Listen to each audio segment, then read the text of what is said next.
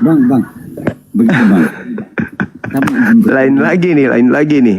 Kristen model baru lagi nih. Tuhan Bapa itu siapa?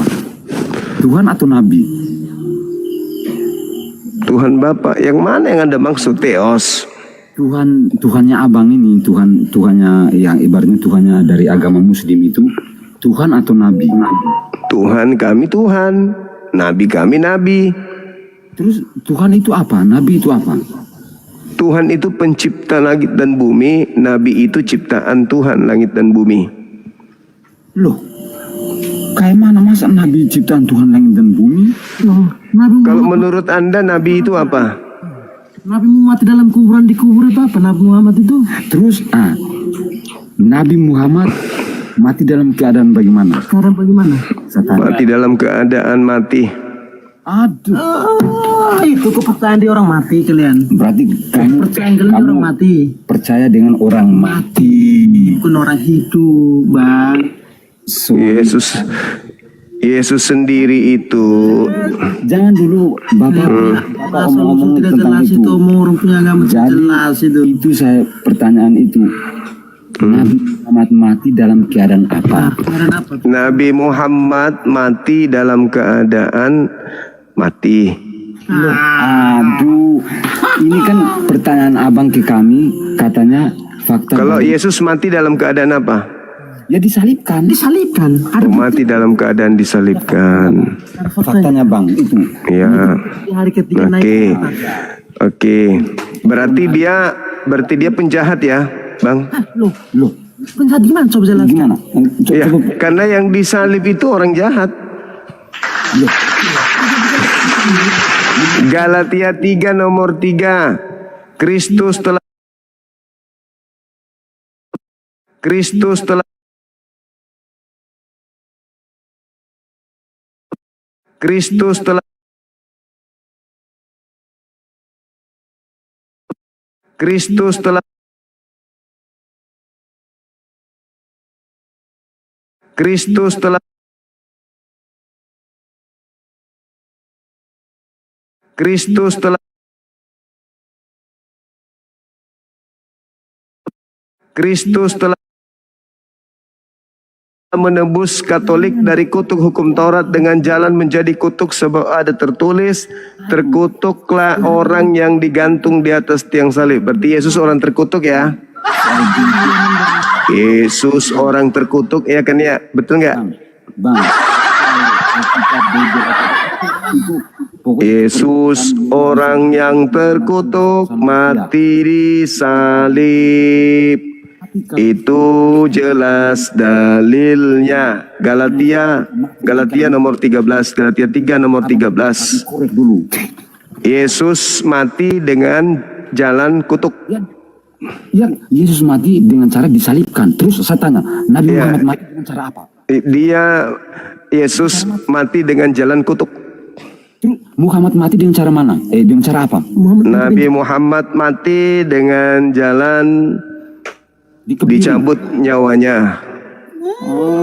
Yesus mati dengan jalan dikutuk. Sebelum dikutuk ditempeleng.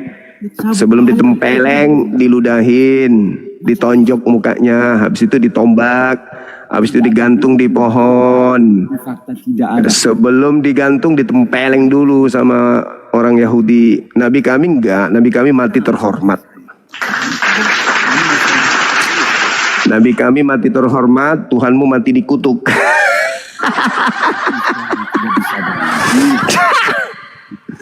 Galatia 3 nomor 13. Yesus telah menebus Kristen dari kutuk hukum Taurat dengan jalan menjadi kutuk karena Kristen. Sebab ada tertulis, terkutuklah orang yang digantung di kayu salib. Yesus terkutuk, teman-teman. Yesus terkutuk, teman-teman. Ya bang. Jadi Yesus mati dengan jalan kutuk. Sebelum dikutuk ditempeleng dulu. Nabiku tidak pernah diludahin mukanya, nabiku tidak pernah ditempeleng. Tuhanmu ditempeleng mukanya. Kamu kok seperti Nabi Muhammad tuh banyak. Aduh, parah. Udah ya. Intinya Yesus tidak disalib, yang disalib oknum lain, yaitu penggantinya, muridnya yang dia pilih sendiri. Jadi yang Anda sembah hari ini adalah Yesus KW yang disalib. Oke bang, bye. Tidur sana, tidur. Benar-benar orang suci ke tidak itu? Tidur, jangan menyembah orang yang dikutuk. Kita mau cari yang IQ-nya tinggi. Materi ini memang tidak mudah untuk diterima, ditelaah sama manusia awam. Harus yang IQ-nya tinggi.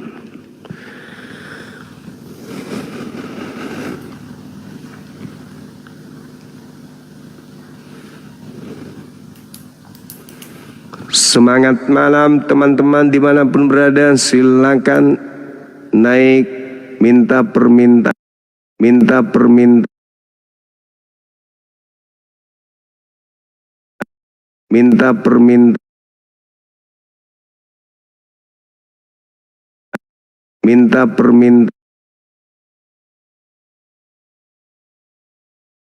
minta permintaan. Ayo rekan-rekan, silakan ajukan permintaan dialog kita.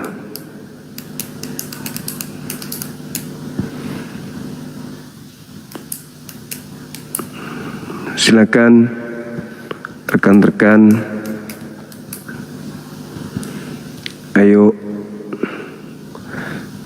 jangan malu-malu.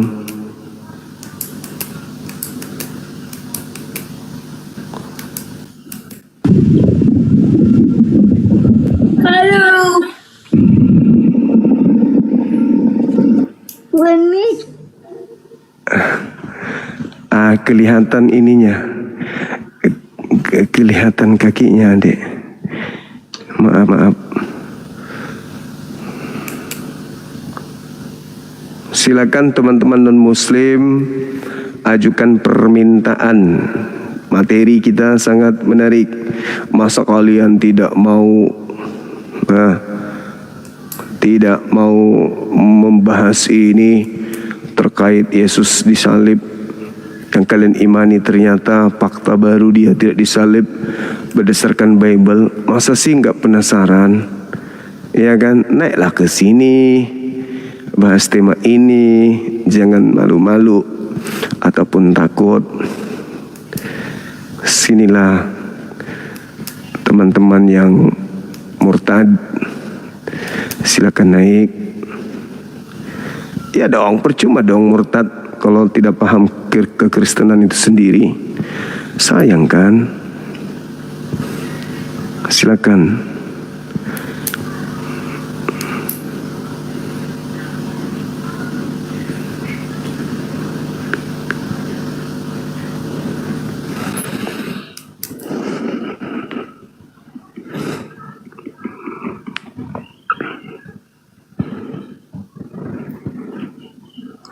KPR Kepurung.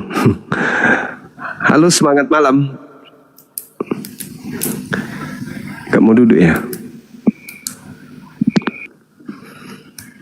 Semangat malam. Halo ketua. Semangat malam. Selamat malam Bang Suma. Katolik Protestan. Protestan Bang Suma. Gak bisa buka kamera ya Bang ya? Oh belum bisa Bang. Gak apa-apa Bang ya. Moderatornya gimana? Daripada nggak ada, Kalau mending. daripada belum ada tamu maksud saya. Iya, ada sih di bawah tapi orang idiot. Masalahnya itu, kalau dia tidak idiot sih bagus. Halo Saudara Fitriani. Dari mana? Fitriani. Iya. Woi, abang lagi flu. Enggak, biasa. Gimana Bang Suma? Boleh ya? Ya, silakan. Sambil Itu Bang. Saya tertarik itu apa temanya? iya, Fakta baru, Yesus tidak disalib. disalib. Betul.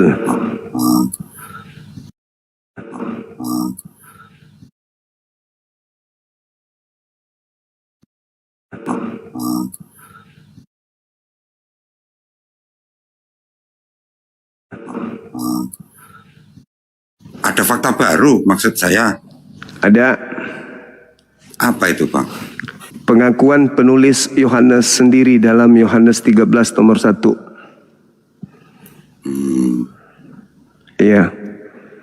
Di situ diterangkan ya. Oh, ya, boleh monggo dilanjut. Di situ diterangkan sebelum hari Paskah Yesus sudah tahu bahwa saatnya dia beralih dari dunia ke Bapa. Saatnya sudah tiba, dia harus pergi ke Bapa. Jadi tidak menunggu hari Paskah. Karena dia mengatakan di sana Yesus sudah tahu bahwa saatnya sudah tiba. Saatnya sudah tiba beralih dari dunia ini kepada Bapa. Waduh. Yohanes berapa Bang? 13 nomor 1. Kalau boleh tahu bunyinya apa? Komplit. Itu tadi. Yang lengkap. Sementara Kesimpulan Bang Suma apa bunyinya ayat begitu? bunyinya begini. Sementara itu sebelum hari Paskah Yesus sudah tahu bahwa saatnya sudah tiba dia beralih dari dunia kepada Bapa. Sama seperti ia senantiasa mengasihi murid-muridnya, demikian juga ia mengasihi mereka sampai kepada kesudahannya. Oh itu begini Bang. Nah, gimana? Kalau pemahaman saya Iya, itu sudah tiba saatnya dia harus disalib maksud saya. Kan ada kronologinya dari atas-atasnya itu. saatnya sudah tiba, Ya. dia harus beralih, Bang. Saatnya sudah tiba, bukan akan tiba. Dan saatnya itu beralih itu berpindah ke Bapa, bukan ke dunia orang mati. Iya, iya. Oh, begitu. Terus jadi dipahami Bang Suma itu untuk mengambil tema ini bahwa atau dijadikan fakta baru bahwa Yesus tidak disalib. Iya, kenapa tidak disalib? Penyaliban memang terjadi. Penyaliban terjadi. Tetapi sebelum Paskah Yesus telah tidak ada bumi. Sebelum Paskah terjadi, sebelum kebangkitan orang yang disalib, Yesus sendiri sudah tidak ada di bumi, sudah beralih dia ke Bapa. Jadi proses penangkapan, penyidangan, kemudian penyaliban, kebangkitan, sampai kepada dia kemudian berputar-putar selama 40 hari dan datang kepada Paulus, datang kepada penulis kitab Wahyu, sampai datang kepada orang-orang Kristen, itu bukan Yesus lagi. Begitu Bang.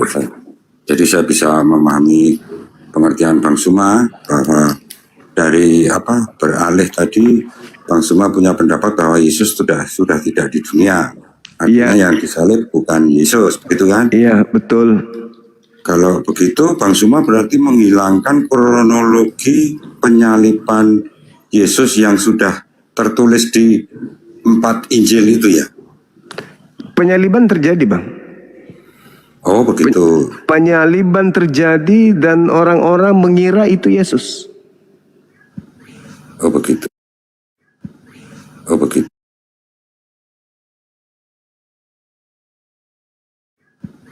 Oh begitu.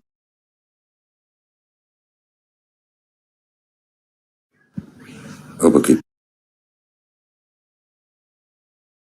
Iya. Terus yang membuat Abang percaya bahwa yang disalib bukan Yesus hanya karena ayat itu tadi? Mas, banyak rangkaian-rangkaian tentang yang ditangkap juga, yang disidang juga, yang disalib juga. Bahkan sampai yang menampakkan diri di Pulau Patmos itu bukti-buktinya sangat akurat kalau itu bukan Yesus. Oke, saya ikuti Bang Suma. Bang Suma artinya kan punya dalil-dalil bahwa Yesus yang disalib bukan Yesus, intinya begitu kan Bang Suma ya? Benar sekali, betul sekali Abang. Tadi Tapi kan Abang boleh diajak gimana? Gimana Bang Suma? Kata aja dulu. Kita bisa diskusi pakai data bukan? Boleh. Oke. Maksudku kan mau tanya dulu Bang Suma. Ya. Artinya ada dalil-dalil yang membuktikan bahwa yang disalib Yesus itu kan diabaikan Bang Suma. Iya, pertama dulu. Ya. Di situ dikatakan Yesus sudah tahu saatnya sudah tiba untuk beralih dari dunia kepada Bapa. Dari dunia loh bang, bukan ke alam kubur. Andai kan dikatakan sudah saatnya beralih dari dunia ke alam kubur, berarti Yesus nih yang dikubur. Tapi dia katakan dari dunia ke Bapa, berarti dari dunia ini ke Bapa. Ingat, alam kubur itu alam yang berbeda, bukan dunia. Alam barza, alam Seol itu bukan dunia. Alam kematian itu bukan dunia. Artinya Yesus tidak singgah di situ, tetapi dia langsung ke Bapa. Nah, pembuktiannya di mana bang? Coba ikuti apa yang saya katakan. Kalau kita lihat dalam Yohanes 13 di data nomor 4, bangunlah Yesus, lalu ia menanggalkan jubahnya, lalu dia mengambil sehelai kain lenan dan mengikatkan pada pinggangnya. Jadi Yesus menggunakan kain apa bang? Kain lenan. Kain lenan. Pada saat proses penangkapan di Markus 14 nomor 50, 51, 52, pada saat ingin ditangkap, ada seorang menggunakan kain lenan, lalu melepaskan kain lenan itu dan lari dalam keadaan tanpa kain. Siapa tadi yang menggunakan kain lenan lolos dari penangkapan?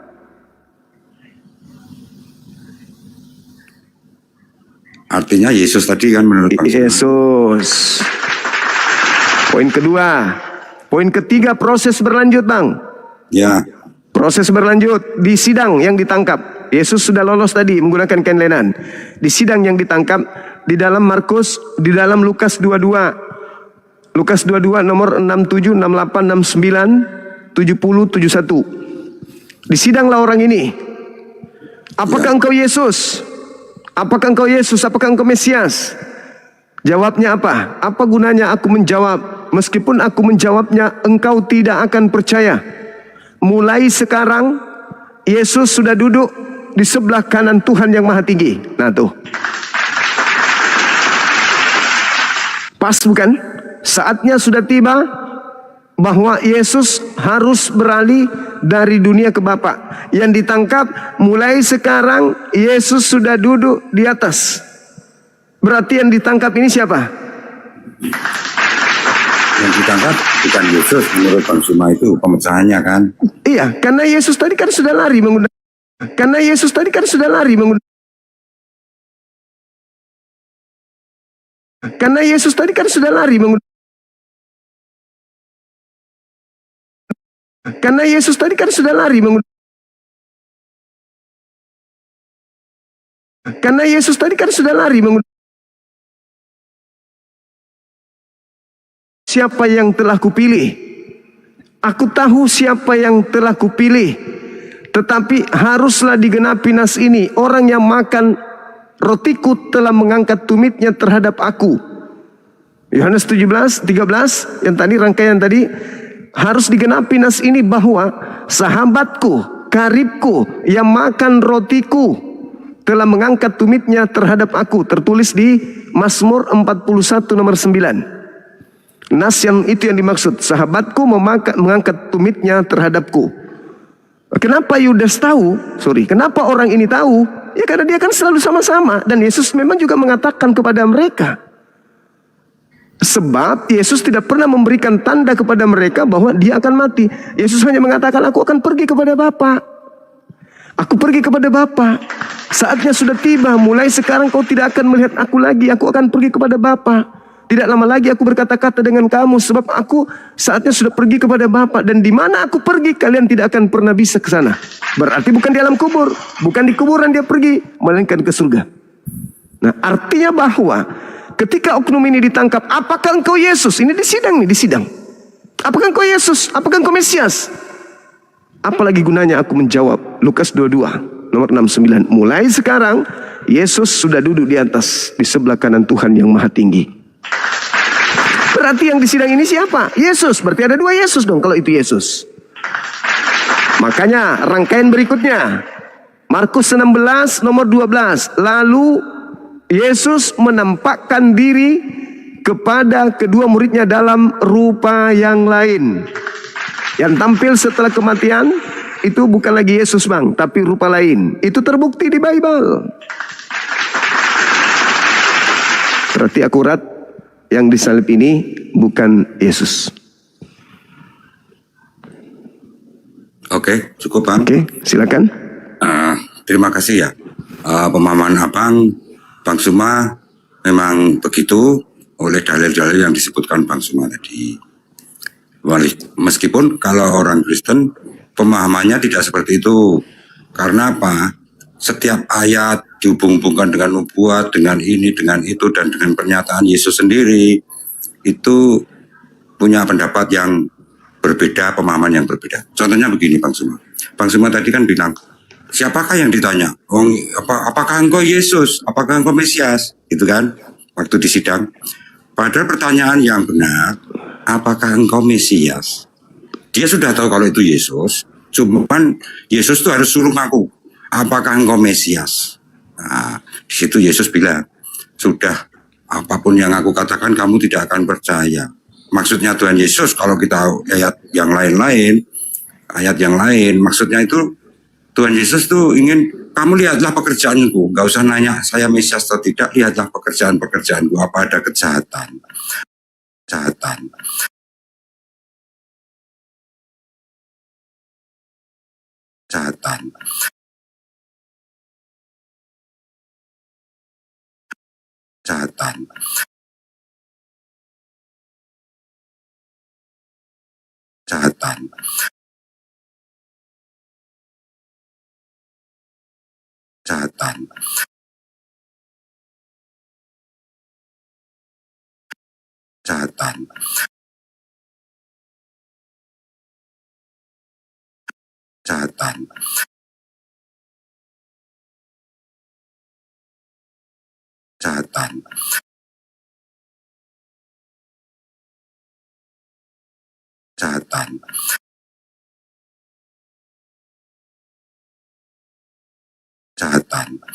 Makan itu dia menampakkan diri datang dan makan bersama, ya kan? Minta ikan dia untuk makan. Nah, dalil-dalil itu kan yang membuktikan bahwa Yesus itu betul-betul disalib, betul-betul mati, 3 hari kemudian bangkit, ya kan? Terus masih ada menemui si Thomas yang tidak percaya. Aku sekali-sekali tidak percaya dengan kalau aku tidak melihat sendiri. Dia pun akhirnya ditemui Tuhan Yesus. Dan itu banyak saksi-saksinya. Nah, makanya kalau di Alkitab, di Perjanjian Baru, Yesus tuh kalau berfirman, itu memang kadang-kadang tidak seperti tidak letterlek, apa yang dikatakan harus begitu, tidak. Karena dia harus menyembunyikan identitasnya yang sesungguhnya sebelum saatnya tiba itu. Tapi pada hari-hari terakhir kan baru Yesus buka siapa dia, muridnya baru tahu, ternyata Tuhan mengaku begini. Proses dari awal semenjak muda sampai mau disalib itu prosesnya begitu Bang Suma. Jadi kalau Bang Suma tidak percaya Yesus disalib dengan tema seperti itu, aku juga nggak ngelarang ya. Bang Suma artinya punya pendapat sendiri, dan pendapat itu betul-betul di Indonesia itu merdeka lah, bebas punya pendapat. Cuma dalil yang dipakai Bang Suma dengan dalil yang dipakai saya kan berbeda. Kalau saya termasuk orang yang percaya bahwa Yesus disalib dan bangkit, gitu. Kalau Bang Suma kan tidak percaya kalau Yesus disalib, karena Yesus sudah dinaikkan ke surga, sudah duduk di sebelah kanan Allah Bapa itu kan, seperti yang kronologi. Maksud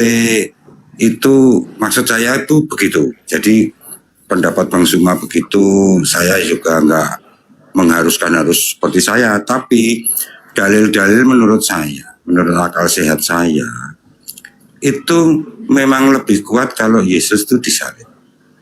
Betul-betul Yesus yang disalib. Karena apa? Satu, firman Tuhan itu ajaran Tuhan sendiri. Jangan berdusta.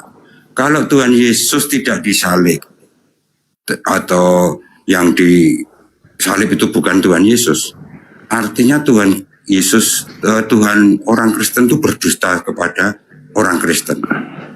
Nah, Tuhan sendiri tidak mungkin melanggar ajarannya. Itu Tuhan datang ke dunia itu memberi teladan. Datang ke dunia itu memberi teladan. Datang ke dunia itu memberi teladan. datang ke dunia itu memberi teladan.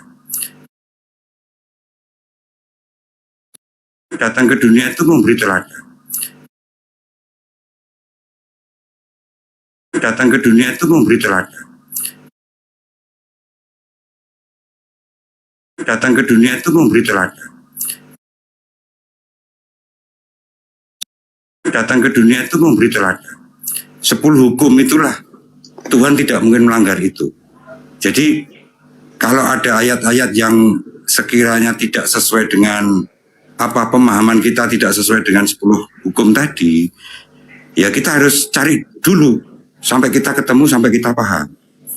Kan gitu. Kalau sekarang gini, Bang Suma, misalnya Alkitab itu atau kitab suci orang Kristen atau orang Yahudi itu sudah sewaktunya harus diganti, itu banyak dicemarkan oleh tangan-tangan manusia, begini-begini, harus diganti yang baru misalnya, ya kan? Nah, dengan pernyataan seperti itu, artinya Tuhan itu mengecilkan dirinya sendiri. Artinya kuasa Tuhan tidak sanggup untuk memelihara firman-Nya. Begitu Bang Suma. Dan itu dalilnya ada semua. Makanya Yesus sebentar Bang Suma, sebentar lagi. Waktu Yesus memberi pengajaran banyak kepada murid-muridnya, dia tidak pernah mengkritisi masalah firman dia di dalam kitab-kitab sebelumnya. Contohnya gini, kitabnya Nabi kitabnya Yunus.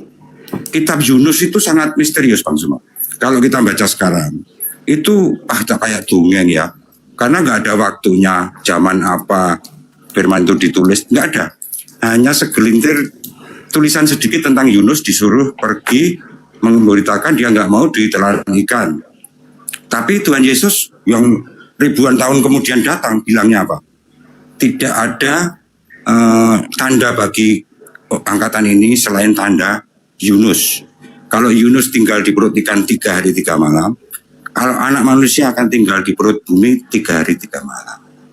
Nah, jadi Tuhan Yesus sendiri tidak pernah mengkritisi kitab-kitab sebelumnya. Karena kalau dia mengkritisi, muridnya tinggal balik tanya. Katanya kau maha kuasa. Kenapa kitabnya jadi berubah? Jadi dirubah manusia. Gitu Bang Sumi. Jadi saya lebih condong, kalau saya pribadi lebih setuju, lebih menurut akal sehat saya, memang Yesus disalib. Yang disalib betul-betul Yesus. Dengan dalil-dalil yang saya sampaikan tadi. Terima kasih Bang Sumi. Monggo. Iya. Oke.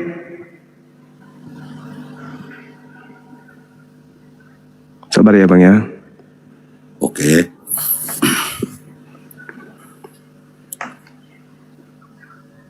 Saya telepon anak dulu. Oke. Jadi gini Bang, sederhana aja dulu. Coba Anda lihat di Markus 14 nomor 50. Markus 14 nomor 50, 51, 52. Data nomor 5-nya, di data nomor, lihat dengan kibeng suaranya putus-putus katanya.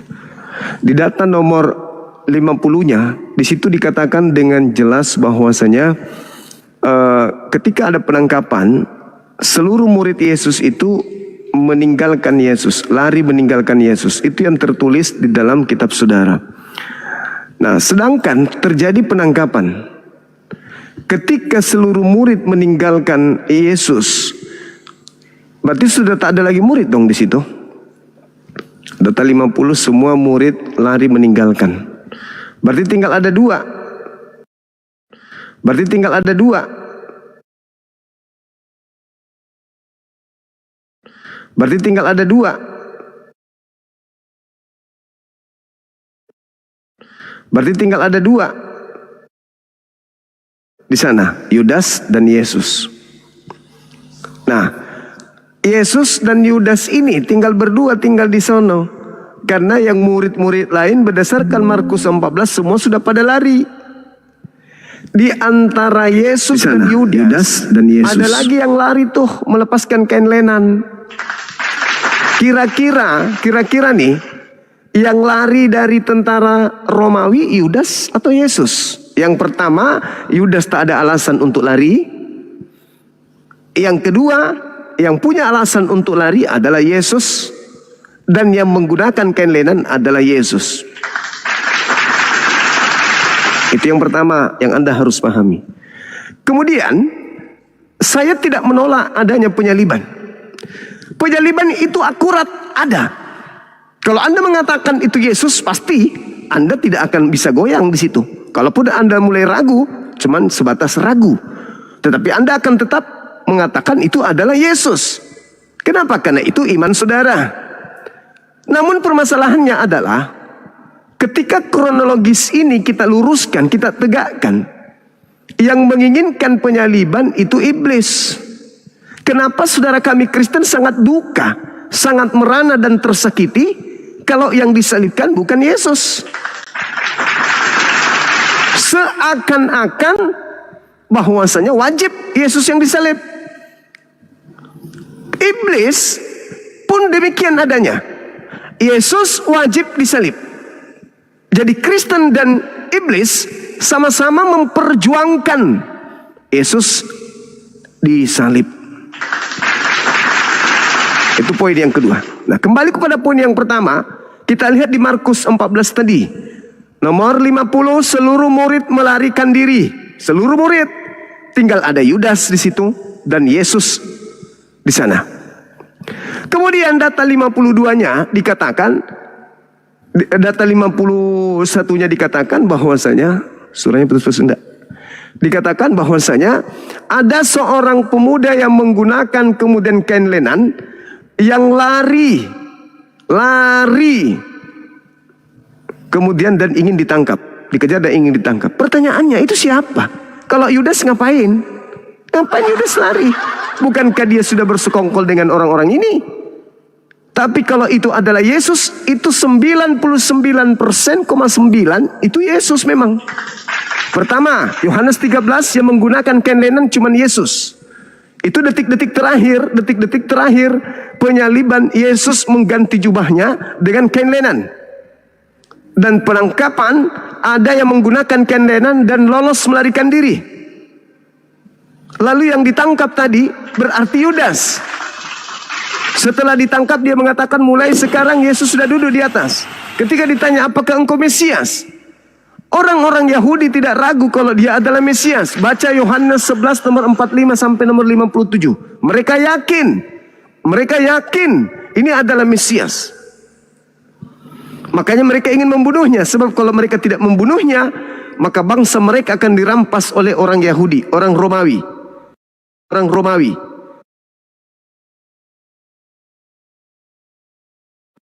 Orang Romawi.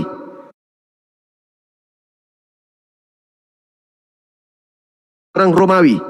Maka mereka, kalau dia mengatakan, ya memang aku ini adalah Mesias, bagaimana mungkin orang itu tidak percaya? Sedangkan faktanya ketika disuruh memilih antara Yesus Barabas dengan Yesus Kristus, mereka memilih Yesus Kristus untuk disalib. Bahkan mereka mengatakan, biarlah darah orang ini aku yang nanggung dan keturunanku yang menanggungnya. Intinya salibkan. Kalau oknum itu mengatakan, aku ini Yudas, barulah orang itu tidak percaya. Tapi kalau dia mengatakan, ya betul akulah Yesus, akulah Mesias, ya semakin disalibkan. Semakin disalib.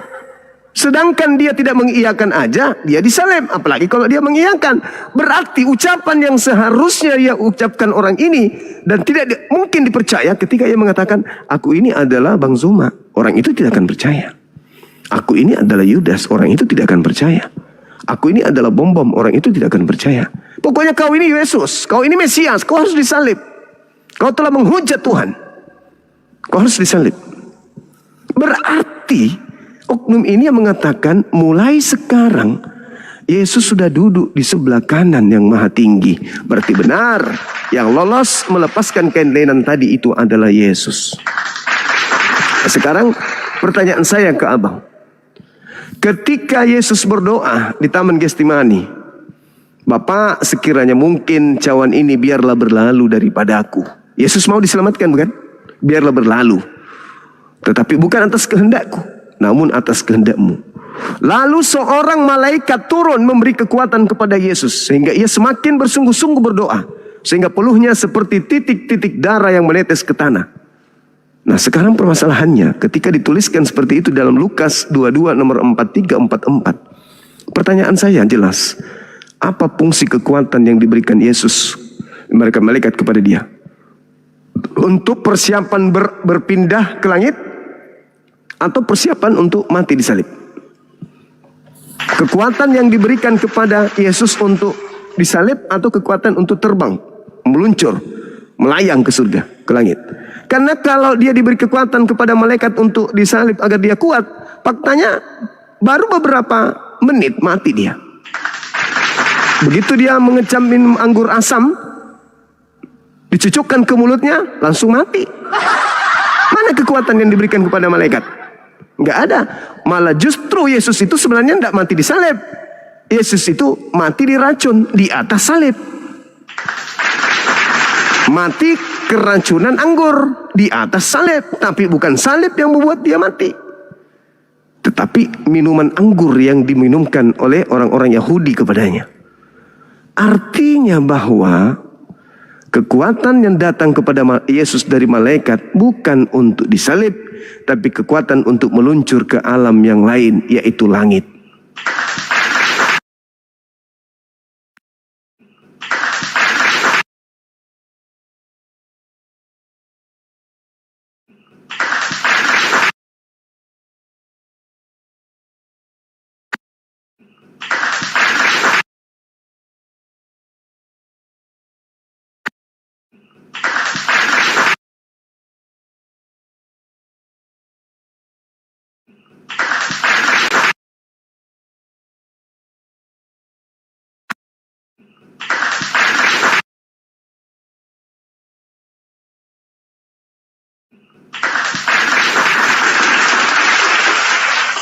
Atau Anda punya jawaban sendiri untuk apa kekuatan diberikan kepada Yesus dari malaikat ketika Tuhan, sekiranya mungkin biarlah cawan ini berlalu daripadaku. Yesus berharap jangan ada masalah ini, please. Jangan aku ditangkap, ku mohon. Tetapi biarlah kehendak ini terjadi atas kehendakmu, bukan kehendakku. Ibrani 5 nomor 7, dan atas kesolehannya doanya dikabulkan. Sebagai manusia ia mempersembahkan doa yang sungguh-sungguh kepada Dia yang sanggup menyelamatkannya dari kematian. Dan atas kesolehannya doanya dikabulkan. Nah, dia berdoa supaya dia diselamatkan dari kematian, jangan sampai kena maut. Malaikat turun memberi kekuatan. Ayo Yesus, berangkat kita. Berangkat. Dia serahkan nyawanya kepada Bapa, berangkat dia ke langit. Diserahkan dirinya ke langit. Itulah kekuatan. Karena meluncur tidak menggunakan pesawat, maka dia datang malaikat memberikan kekuatan persiapan terbang ke atas. Tapi kalau diberi kekuatan untuk disalib, apa fungsinya? Eli Eli lama sabaqtani, Tuhanku Tuhanku mengapa engkau meninggalkan aku? Mana kekuatanmu? Dikasih anggur sedikit langsung mati, belum apa-apa. Sementara orang-orang pada zaman itu ketika dia disalib, minimal sekali 5 hari baru mati. Itu pun setelah dipatahkan kakinya. Yesus tidak dipatahkan kakinya, orang itu enggak dipatahkan kakinya, enggak. Jadi apa yang membuatnya mati kalau dia diberi kekuatan? Untuk apa kekuatan itu? Itulah fakta. Jadi ada beberapa fase di mana saudara-saudara saya Kristen tidak sanggup untuk keluar dari masalah ini. Tapi mereka mengimani disalib. Yes, saya pun mengatakan ada penyaliban itu terjadi. Nah, ketika diimani itu adalah Yesus, selesai. Tapi kalau Anda ingin mengkritisi dengan baik, kenapa saudara Kristen satu kubu dengan iblis? Iblis mau Yesus disalib. Yang mau Yesus disalib adalah antikristus. Yang mau Yesus itu kemudian mati adalah orang yang tidak percaya kepada Yesus. Dan kenapa Kristen ikut mengiyakan hal tersebut? Bahkan Kristen menerima hadiah dari antikristus, yaitu salib. Orang yang menyalib Yesus adalah antikristus. Siapakah yang menerima karya dari antikristus? Kristen. Nah, sedangkan Yesusnya mengatakan apa? Matius 12 nomor 38 sampai 40. Angkatan jahat minta tanda dan tidak akan diberikan satu tanda apapun selain tanda Yunus. Sebab Yunus 3 hari 3 malam dalam perut ikan, demikian juga anak manusia 3 hari 3 malam dalam perut bumi. Jadi yang menerima kebangkitan pada hari ketiga itu adalah orang jahat, angkatan jahat. Kenapa Kristen masuk dalam kategori angkatan jahat? Kenapa merelakan diri mereka menjadi pengikut dari oknum-oknum yang ingin menyalibkan Yesus? Karena hanya iblis yang mau Yesus disalib, dan Kristen mati-matian memperjuangkan Yesus harus disalib. Bedanya iblis dengan Kristen apa? Sama-sama mau Yesus disalib. Sedangkan Islam tidak mau Yesus disalib. Pencipta langit dan bumi, di dalam Keluaran 23 nomor 7 nomor 8, janganlah kau membunuh orang yang tidak bersalah. Jangan kau membunuh orang yang benar, sebab aku Tuhan tidak akan membenarkan orang yang bersalah. Amsal 6 nomor 16 dikatakan, 6 perkara yang dibenci oleh Tuhan, bahkan 7 kekejian yang ada di dalam hatinya, di antaranya ada di antaranya ada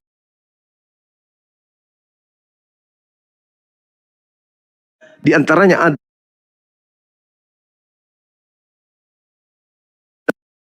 di antaranya ada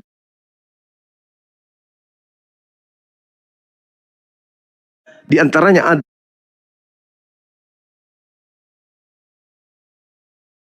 di antaranya ada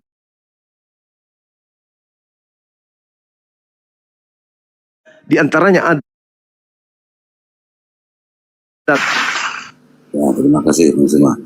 Jadi begini, sesuai pertanyaan Bang Suma aja yang saya jawab ya.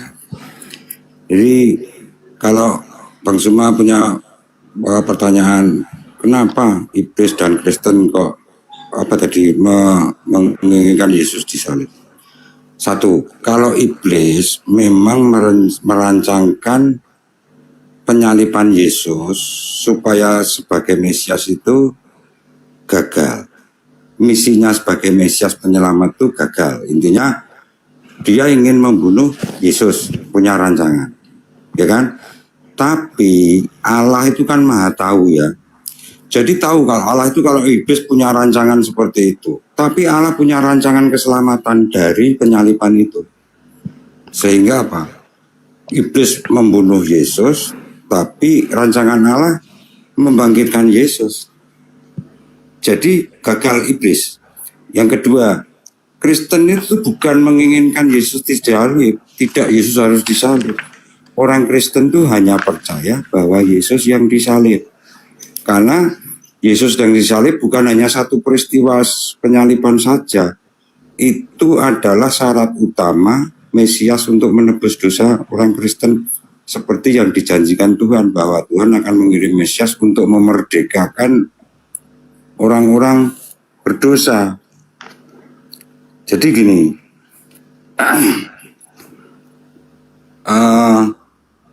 orang Kristen itu kan orang yang percaya dengan setiap firman yang disampaikan oleh Tuhan Yesus semua. Dan firman Tuhan Yesus itu semua kan bersumber dari Taurat. Nah, mengenai Mesias itu hanya penggenapan dari nubuat sebelumnya tentang juru selamat yang dikirim. Kan ada 3 nubuatan Bang Suma ya sebelumnya, biar aku kesana dulu. 3 nubuatan Tuhan lewat nabi-nabi itu ada satu tentang kedatangan juru selamat atau Mesias. Yang kedua tentang kedatangan raja orang Yahudi. Yang ketiga tentang hari kedatangan Tuhan. Nah, 3 nubuat itu bagi orang Kristen dipercayai bahwa 3 nubuat itu semua mengarah pada Yesus yang manusia. Dengan berbagai dalil lah. Dalil Yesus Raja, Yesus pun ada dalilnya. Yesus Mesias, Yesus sendiri sudah mengakuinya.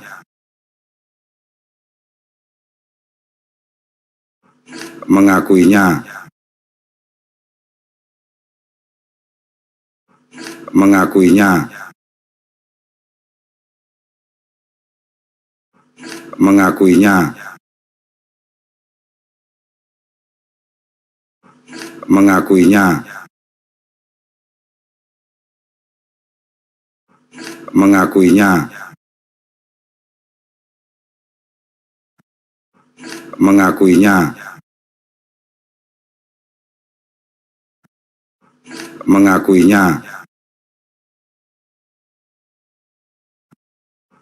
Mengakuinya. Bernubuat demi namamu, terus apa-apa itu kan. Tapi Yesus berkatakan, "Nyala engkau, aku tidak kenal engkau." Jadi orang itu bukan kok. Di situ ditulis begini Bang Suma. Tuhan, Tuhan, Tuhan. Bukan Yesus, Yesus, Yesus. Artinya apa? orang yang tidak mengenal ajaran Yesus, kan banyak yang menyembah Tuhan, tapi tidak mengenal ajaran Yesus. Mereka menyembah Tuhan dengan ajaran yang di luar ajaran Yesus. Tapi yang mendengarkan doa dia tetap Tuhan Yesus juga. Karena Tuhan hanya satu. Makanya ada firman seperti itu. Tuhan, Tuhan. Anda tahu bahwa ilmu-ilmu musuhnya Musa itu ahli sihir semua. Itu juga menyembah Tuhan semua. Menyembah ilah juga. Itu Bang Suma. Jadi tentang pertanyaan Bang Suma tentang iblis dan Kristen tadi, kenapa menginginkan Yesus disalib? Orang Kristen tidak menginginkan Yesus disalib. Iblis memang punya rancangan Yesus disalib. Tapi dari penyaliban rancangan iblis itu apa? Tuhan juga merancangkan keselamatan dari rancangan iblis tadi. Jadi rancangan iblis yang untuk menyesatkan manusia itu gagal. Nah, sekarang makanya tinggal dua orang, pilihan orang itu tinggal dua, percaya enggak, percaya Yesus atau tidak, kan begitu. Nah, di situ sudah menyangkut kemerdekaan orang masing-masing, untuk pendeta, untuk kiai, kan sekedaran menyebarkan firman Tuhan. Siapa yang percaya boleh ikut, nggak percaya ya monggo, kan begitu Bang Suma. Saya kira jawaban saya mungkin sudah cukup untuk yang itu tadi ya, yang khusus Kristen. Kenapa Kristen sama iblis kok sama-sama istilahnya kompak menginginkan Yesus disalib? Sudah saya jawab seperti itu Bang Suma. Ya, baik. Jadi saya rasa adalah aneh abang ini kalau dosa abang tidak mau ditebus oleh Yesus. Abang tidak mau. Anda mau kan dosa Anda ditebus? Berarti Anda mau penyaliban itu terjadi. Kecuali Anda ingin mengatakan, aku nggak mau Bang Suma, aku nggak ingin dosaku ditebus, aku nggak ingin diselamatkan. Semua orang Kristen ingin diselamatkan dengan darah Yesus. Oleh karena pelakunya iblis, maka dikatakanlah kami Kristen tidak ingin Yesus disalib. Itu munafik namanya Bang. Bahkan boleh saya jawab sekarang ya, mumpung belum panjang. Silakan. Jadi orang Kristen itu tidak menginginkan Yesus disalib karena tidak tahu.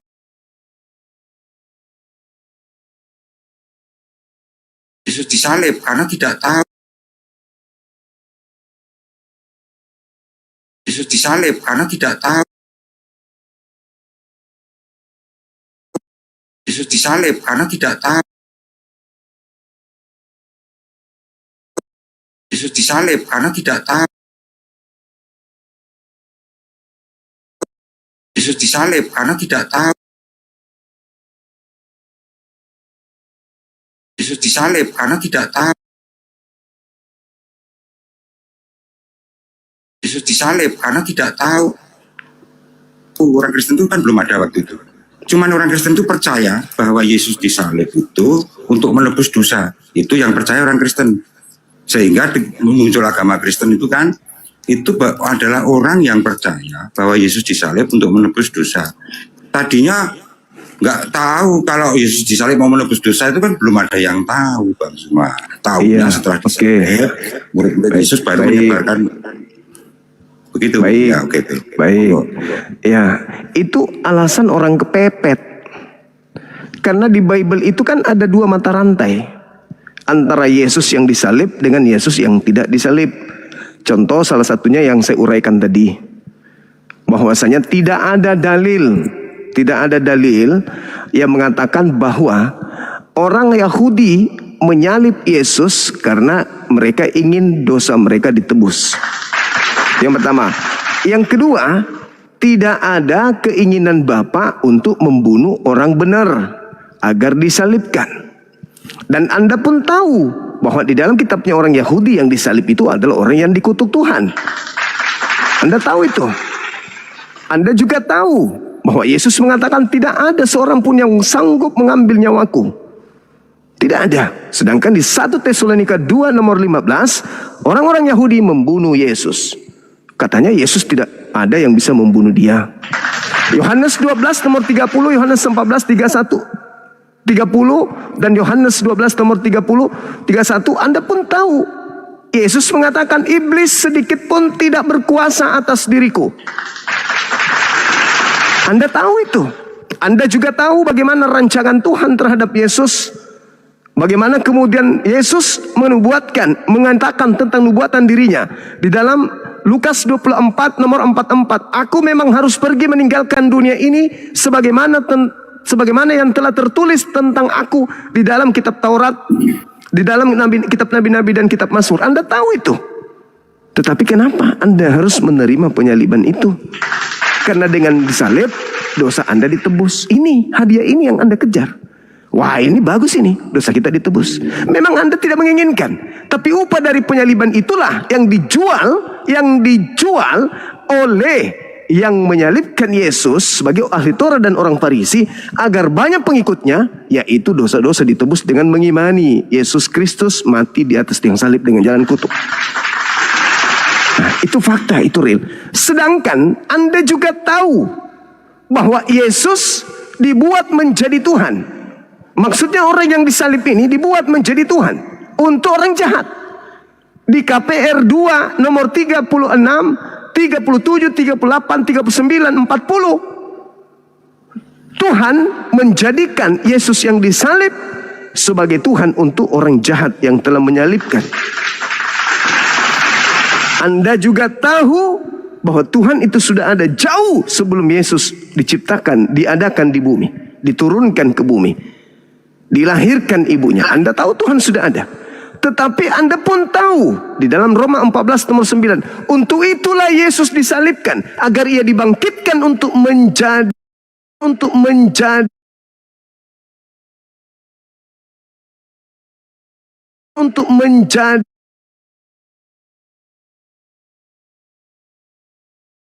menjadi Tuhan. Paulus yang mengatakan itu. Untuk siapa Yesus dibangkitkan? Untuk orang jahat.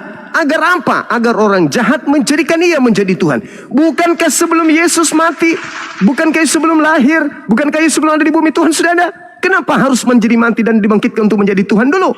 Ternyata dia dibangkitkan untuk menjadi sembahan bagi orang-orang jahat. Roma 14 nomor 9, untuk itulah Yesus mati agar Tuhan Elohim membangkitkannya agar menjadi Tuhan. Nah, untuk siapa Yesus ini dibuat menjadi Tuhan? Ya untuk penyalibnya. Siapa penyalibnya? Antikristus. Berarti Anda menerima hadiah sebagai antikristus. Karena Yesus dibuat menjadi Tuhan untuk antikristus. Sehingga orang-orang yang menyalibkan pada saat itu terheran-heran, terenyuh, sedih sesedih-sedihnya. Lalu bertanya kepada Petrus, apa yang harus aku lakukan? Kata Petrus, berilah dirimu bertobat dan selamatkanlah dirimu dari angkatan jahat ini. Artinya apa? Kau yang telah menyalibkan Yesus, Tuhan marah. Sehingga Yesus yang kau salibkan itu telah dibuat menjadi Tuhan untuk kalian. Lah, kami gak mau. Kami punya Tuhan Elohim. Tidak. Elohim menginginkan. Ini kutukan untuk kamu. Kamu harus menjadikan Yesus itu Tuhan kalian. Atau kalian bertobat segera dan tinggalkan angkatan jahat ini. Nah, sementara orang Kristen bukan meninggalkan, malah mengimani, malah mempercayai, malah menerima salib. Sedangkan orang yang menyalibnya saja mengaku, gimana caranya sekarang kami ini? Kok kami dibuat seperti ini? Kenapa kami harus menuhankan yang kami salib? Kata Petrus, berilah dirimu bertobat dan selamatkan dari angkatan jahat. Nah, itu mereka yang menyalib. Tetapi Kristen justru masuk ke dalam, terperangkap masuk ke dalam, berkongko-kongko masuk ke dalam untuk kemudian mengimani yang disalib ini sebagai Tuhan. Padahal kalau Anda lihat cerita ketika Yakobus, ketika Yohanes, ketika Petrus dibawa oleh Yesus naik ke bukit, di situ mereka bertiga menyaksikan Yesus mengalami perubahan wajah. Wajah Yesus berubah menjadi cahaya yang begitu terang. Wajah dia seperti matahari, pakaiannya menjadi putih bersinar seperti terang sekali. Lalu bagaimana bisa diketahui bahwa yang ditangkap, bahwa yang disalib itu Yesus, sementara Yesus sudah berubah wajah? Matius 17 nomor 1, nomor 2 dan seterusnya. Sebelum penangkapan Yesus sudah berubah wajah. Itu fakta, itu real. Makanya Markus 16:12, lalu Yesus menampakkan diri kepada kedua muridnya dalam rupa yang lain, sudah bukan rupa Yesus. Bagaimana bisa diketahui itu Yesus sementara rupanya sudah tak dikenal lagi? Sekarang kalau kita jujur ingin menyatakan sebuah keadaan, ahli Taurat, orang Farisi, mahkamah agama, imam kepala, mereka adalah orang-orang yang benci dan anti terhadap Yesus. Mereka berupaya melakukan kesaksian palsu, mereka berupaya melakukan tipu muslihat untuk menyalib Yesus. Berhasil nggak? Berhasil. Apakah selesai? Tidak selesai. Tuhan lalu menjadikan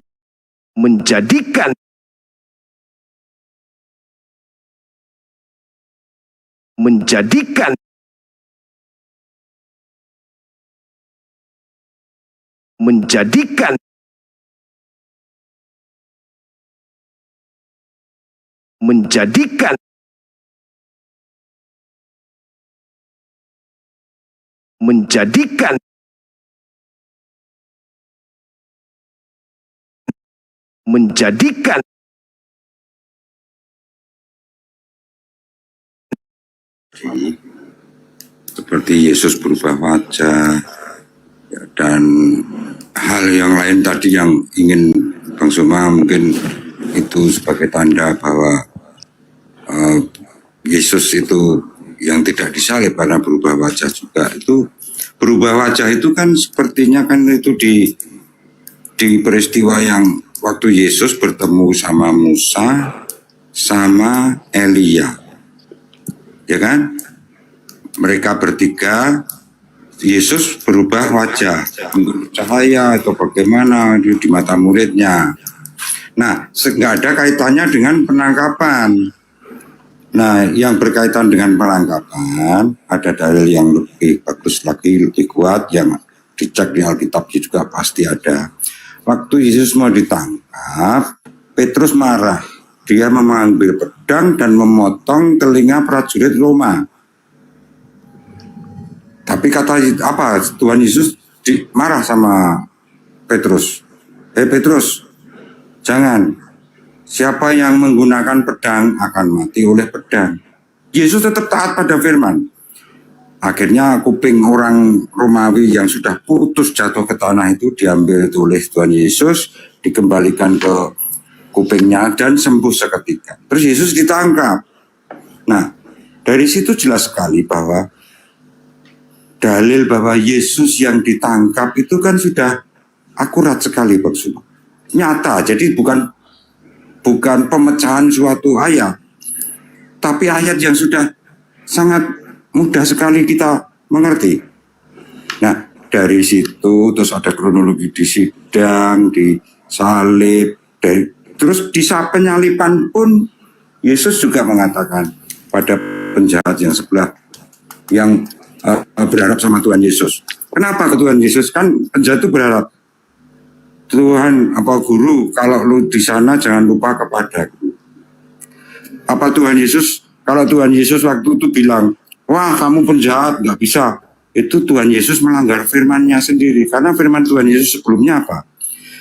Bunyinya begini, siapa yang berharap kepada nama Tuhan akan diselamatkan. Nah, penjahat itu orang yang terkutuk, orang yang dikutuk di kayu salib, itu berharap pada Tuhan pada saat detik-detik terakhir. Apa kata Yesus langsung? Hari ini juga kamu ikut aku ke Taman Firdaus. Nah, di situ kan terus Yesus, Anda bilang Yesus tidak, katanya harusnya tidak bisa, katanya harusnya tidak bisa, katanya harusnya tidak bisa, katanya harusnya tidak bisa, katanya harusnya tidak bisa, katanya harusnya tidak bisa, katanya harusnya tidak bisa, katanya harusnya tidak bisa, katanya harusnya tidak bisa, katanya harusnya tidak bisa.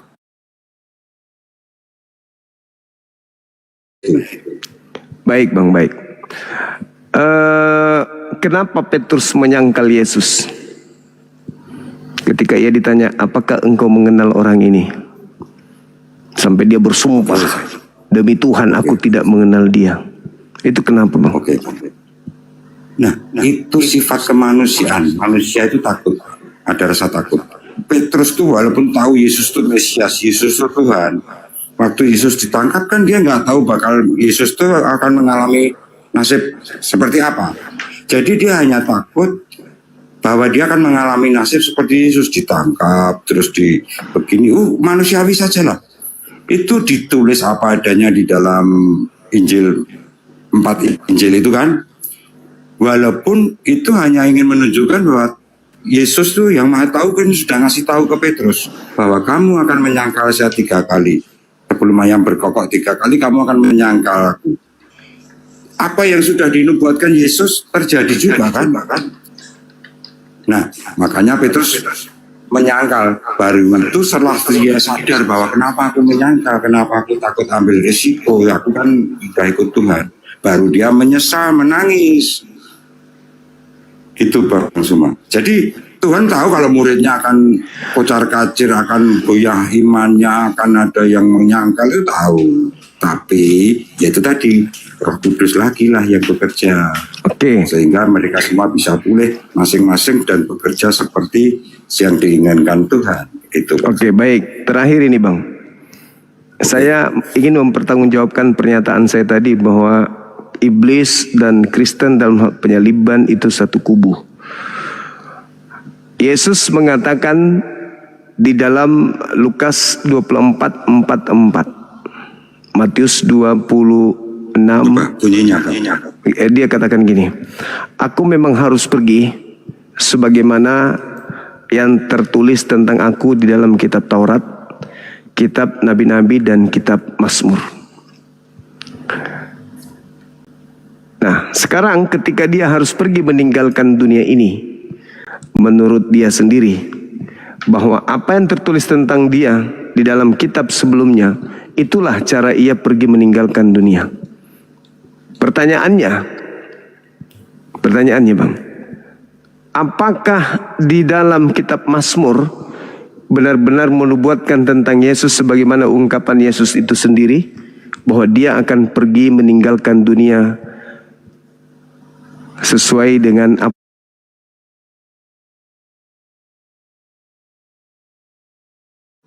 sesuai dengan apa sesuai dengan apa sesuai dengan apa sesuai dengan apa sesuai dengan apa sesuai dengan apa dia akan pergi meninggalkan dunia sesuai dengan yang tertulis di dalam kitab Roma, kitab Paulus. Mana yang betul menurut Abang? Yesusnya mengatakan dia harus pergi berdasarkan yang ada di kitabnya Nabi Daud, atau Yesusnya mengatakan memang aku harus pergi sesuai dengan apa yang tertulis tentang aku di dalam kitabnya Paulus, bahwa dia harus mati dikutuk, dia harus ditampar, diseret, diludahin, bla bla bla dan seterusnya. Menurut Abang, Yesus pergi meninggalkan dunia sesuai dengan apa yang tertulis tentang dia di kitab Mazmur atau di kitab Paulus, misalnya di Galatia? Begini, Silakan. Siap. Bang Suma, maaf ini ya Bang. Pertanyaan Iya. Bang Suma salah. Pertanyaan Bang Suma salah. Yang benar? Yang satu yang benar. Ya, yang tertulis di Paulus itu yang dipakai Bang Suma untuk pertanyaan itu salah. Karena Paulus itu menulis setelah Yesus sudah pergi. Oke. Nah sekarang Kristen Kristen mengimani kepergian Yesus itu meninggalkan dunia ini berdasarkan di Mazmur atau yang berdasarkan di PB atau yang di PL? Jadi begini Bang Suma, Saya selama jadi orang Kristen ini tidak pernah menemukan ayat yang disebutkan Bang Suma tadi bahwa akan pergi meninggalkan dunia ini sesuai dengan kitab Mazmur. Saya belum pernah menemukan ayat itu. Coba kalau ayat itu memang ada, sebutkan saja. Di dalam Lukas nomor berapa? Lukas 24 nomor 44 tadi, Matius 26 nomor 24 juga. Lukas 24 nomor 44. Oh, tertulis sesuai kitab Mazmur begitu? Iya. Ya, kalau yang ini saya maaf, saya merasa belum pernah menemukan ayat itu, jadi saya nggak berani jawab. Kalau saya jawab nanti bisa salah, jadi saya nggak jawab gitu. Yang mengatakan bahwa dia harus pergi sesuai dengan apa yang tertulis di dalam kitab Nabi Musa, kitab Nabi-Nabi, dan kitab Mazmur. Nah, kalau begitu benar. Nah, Jadi dia harus pergi sesuai dengan nubuatan sebelumnya. oke. Jadi kalau ada ayat itu mungkin itu benar, walaupun aku belum pernah baca itu. Bukan cerita-cerita yang dibangun kemudian oleh kitab kanonik dan Paulus. Oh tidak, ini Bang Suma. Jadi bapak-bapak gereja dulu itu kan orang-orang yang taat pada setiap firman. Contohnya begini Bang Suma. Di Alkitab itu ada tertulis, misalnya mengerahkan tentara sebanyak 3.000 tentara, sekian kereta kuda gitu ya Bang. Di kitab yang lainnya tertulis 30.000. Nah, bapak-bapak gereja kita itu sangat bijaksana. Dia menemukan apa dasar itu yang dipakai mau bikin dikanonkan. Akhirnya ditulis apa adanya. Sehingga pembaca seperti saya ini, kalau orang lain melihat itu kan sebagai kontradiktif, beda, sudah beda kan. Tapi bagi orang yang percaya, justru dari situlah bahwa kitab Bible itu ternyata orisinil. Karena apa? Yang berbeda saja ditulis apa adanya. Bapak-bapak gereja nggak berani bohong terus.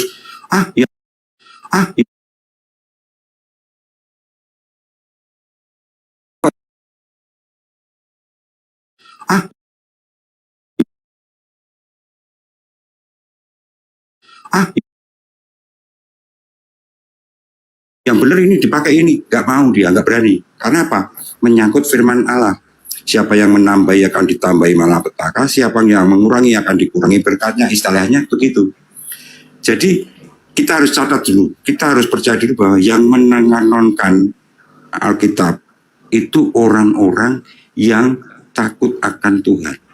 Jadi dia nggak mungkin dia akan berbuat yang macam-macam, selektif dan semua ada datanya. Nggak percaya boleh dicek di gereja tertua itu kan orang Katolik, pasti punya datanya, punya data, punya dalil, punya apa sajalah yang dipakai untuk dasar. Oke, baik bang. Di dalam Matius, saya ingin tahu dari abang, pada saat Yesus melakukan pengajaran penginjilan kepada murid-muridnya, kitab yang sudah tertulis di situ PL atau PB? Yang dipakai Yesus untuk mengajar itu tidak ada PL, tidak ada PB. Pada saat Yesus mengajar, apakah sudah tertulis PB? Belum. Nah, kita lihat di dalam Matius 26 nomor 24. Apa kata Yesus di situ? Dikatakan gini. Anak manusia memang akan pergi sesuai dengan apa yang ada tertulis tentang dia. Berarti ini merujuk ke PB atau ke PL? Itu ke PL kan? Nah, ke PL. Sekarang kita lihat. Ketika merujuk ke PL, berarti tata cara Yesus meninggalkan bumi ini itu bukan dengan cara disalibkan. Tetapi malaikat datang turun ke bumi menatang ia di tangannya dan mengangkatnya ke langit. Mazmur 91. Itu tertulis tentang Yesus. Di dalam Matius 4 nomor 6 iblis datang kepada Yesus. Yesus, ada yang tertulis tentang engkau, bahwa Tuhan mengutus malaikat untuk menatang engkau di tangannya agar kakimu tidak terantuk kepada batu. Mazmur 96 diterangkan Yesus hanya melihat pembalasan orang-orang yang mengkhianatinya. Yesus menonton kejadian penyaliban. Nomor 8, nomor 9, nomor 10, 11, 12, Yesus menonton penyaliban yang terjadi. Nomor 16-nya, Yesus diangkat ke langit dan dikenyangkan dia di atas langit. Dia hanya menyaksikan kemudian kebesaran-kebesaran Tuhan yang diperlihatkan kepada dia. Berarti kepergian Yesus memang sudah dinubuatkan untuk meninggalkan dunia itu seperti itu. Bukan tulisan-tulisan yang akan datang sesuai dengan keinginan orang-orang Roma dan Yunani terhadap Yesus. Itu fakta. Jadi dia harus pergi meninggalkan dunia. Kecuali kalau Anda tidak percaya kepada Yesus. Saya Muslim, saya percaya. Kata dia, anak manusia memang harus pergi sesuai dengan yang ada tertulis tentang dia. Aku, Yesus, memang harus pergi. Aku, Yesus, memang harus pergi. Yesus memang harus pergi. Yesus memang harus pergi. Yesus memang harus pergi. Yesus memang harus pergi. Yesus memang harus pergi. Yesus memang harus pergi. Yesus memang harus pergi, mengatakan, aku melepaskan kaki dari pijakan bumi sesuai dengan apa yang sudah tertulis tentang aku jauh sebelum aku turun ke bumi. Sudah tertulis tentang aku di dalam kitab Mazmur, di dalam kitab Torah. Makanya abang, kalau saya bertanya kepada saudara kami Kristen, apa yang saya tanya kepada mereka?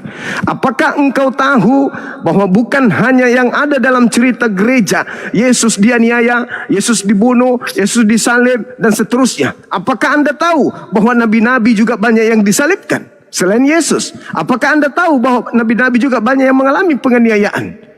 Mereka katakan tahu. Bahkan Yesus mengutuk mereka yang telah menyalibkan nabi-nabi.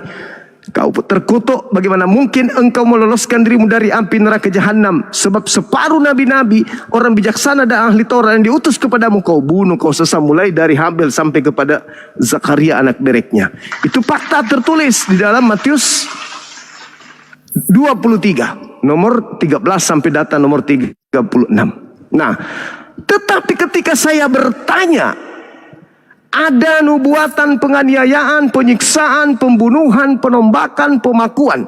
Tapi apakah ada nubuatan kebangkitan Mesias pada hari ketiga di kitabnya orang Yahudi? Tidak ada. Berarti kesimpulannya, kebangkitan pada hari ketiga murni hanya tanda untuk orang jahat saja. Matius 12, 38 sampai nomor 50, Matius 27 dan seterusnya. Itu fakta, itu real. Jadi ketika kita berbicara mengenai penyaliban, maka harus kembali kepada lisan Yesus. Belum lagi kalau kita melihat bang, maaf nih, di dalam KPR 4 nomor 11, Yesus adalah batu penjuru yang dibuang oleh tukang bangunan. Mazmur 118 nomor 22, di situ dikatakan batu penjuru yang dibuang itu, batu penjuru yang dibuang oleh tukang-tukang bangunan telah menjadi batu sandungan untuk mereka. Data 17-nya, aku tidak akan mati, melainkan aku tetap hidup dan menyaksikan musuh-musuhku kemudian dikalahkan kemudian oleh Tuhanku. Belum lagi Yohanes 13 yang tadi. Bahkan sahabat karibku mengangkat tumit, yang makan rotiku telah mengangkat tumitnya untukku. Mazmur 41 nomor 9, kalau Anda baca data itu satu perikop, betapa indahnya penyelamatan Tuhan terhadap Yesus dari sahabatnya yang mengangkat tumitnya kepada Yesus. Coba Anda baca Mazmur 91. Ingat tadi, aku memang harus pergi sesuai dengan apa yang tertulis tentang aku di kitab Mazmur. Mazmur 91 Mazmur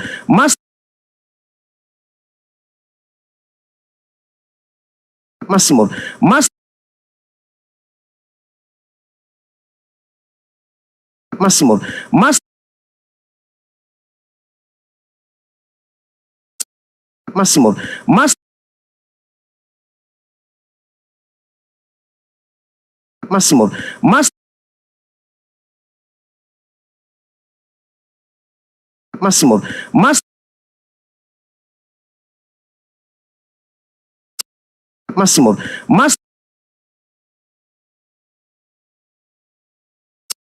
Mazmur.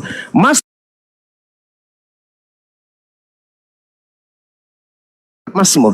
Mazmur engkau dan akan aku memperlihatkan keselamatanku terhadap dirimu. Wow, itu janji Tuhan. Makanya ketika Petrus menarik Yesus di Matius 16, Petrus menarik Yesus ke samping. Lantas apa kata Yesus? Enyalah iblis, engkau adalah satu batu sandungan. Engkau hanya memikirkan apa yang dipikirkan manusia. Engkau tidak memikirkan apa yang dipikirkan oleh Tuhan. Apa yang dipikirkan oleh Tuhan? Aku telah merancang sebuah keselamatan untukmu, wahai Yesus. Itu. Makanya dia berdoa. Sekiranya mungkin cawan ini berlalu, biarkanlah berlalu ya Rob, ya Tuhanku. Tetapi atas kehendakmu, bukan atas kehendakku. Karena kalau kehendakku sih aku mau selamat. Tapi kamu pasti punya ide, kamu pasti punya pemikiran sendiri. Silakan, aku turuti saja. Semuanya aku serahkan nyawaku kepadamu. Malaikat turun untuk menatang Yesus di tangannya, terangkat ke langit. Nah, poin ini jelas tertulis di Bible. Tapi kenapa saudara kami Kristen menginginkan harus disalib? Harus disalib. Bedanya dengan iblis apa? Tujuannya apa? Ketika orang percaya penyaliban, apa tujuannya?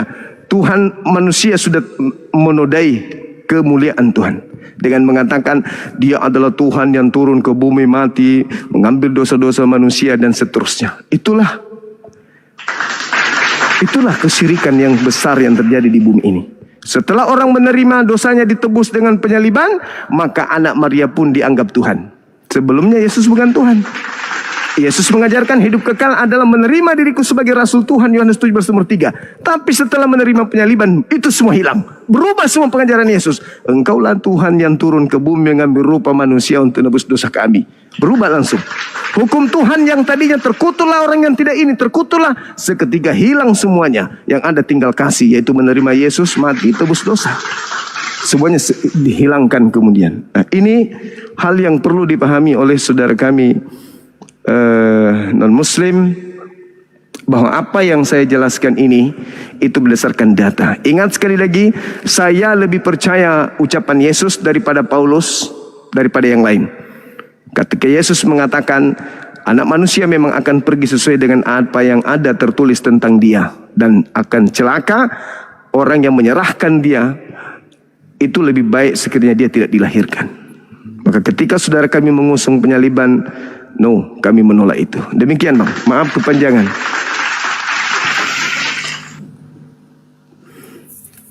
Oke, jadi Bang Sumai tadi kan membuat banyak pernyataan-pernyataan.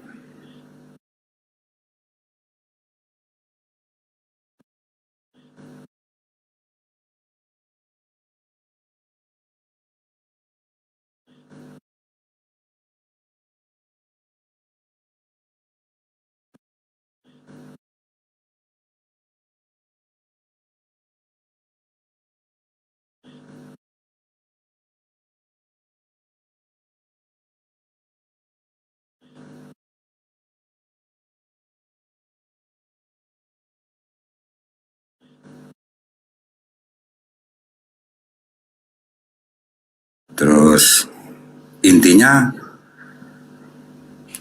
bahwa Yesus tetap tidak disalibkan. Ya itu hak Bang Suma. Tapi dalil-dalil tentang penyaliban Yesus, nubuat-nubuat tentang Yesus, semua itu sudah ada memang. Tentang yang disampaikan Bang Suma bahwa Yesus harus pergi sesuai dengan apa yang tertulis dalam kitab nabi-nabi, itu memang ya Yesus sendiri mau pergi. Nah, berdoa seperti itu pada saat-saat penyaliban sudah dekat. Nah, sebagai manusia dia merasakan, kan harus merasakan manusia apa yang dirasakan manusia. Dia mau disalib itu ya takut. Sehingga punya keluhan seperti itu, walaupun Yesus tetap menjalani penyaliban itu pada akhirnya karena ketaatannya kepada Bapa. Yesus tahu bahwa penyaliban dirancang oleh iblis lewat orang-orang ahli Taurat. Tapi Tuhan punya rancangan keselamatan. Jadi dia tetap taat sampai akhir kepada bapaknya itu tadi. Dia tidak minta kok jangan disalib. Kalau dia minta, Tuhan aku nggak mau disalib, ya dia nggak bakal disalib. Gitu loh, Bang Suma. Jadi justru di sini ayat itu menguatkan bahwa yang disalib itu betul-betul Yesus. Karena apa? Nubuat-nubuat oleh karena nubuat Allah yang Maha Tahu tadi itu sudah tahu kalau iblis mau berbuat begitu. Dia punya rancangan seperti itu pada masanya Yesus datang. Makanya Yesus pun mau bekerja itu juga ada saatnya, nunggu waktu. Contohnya begini.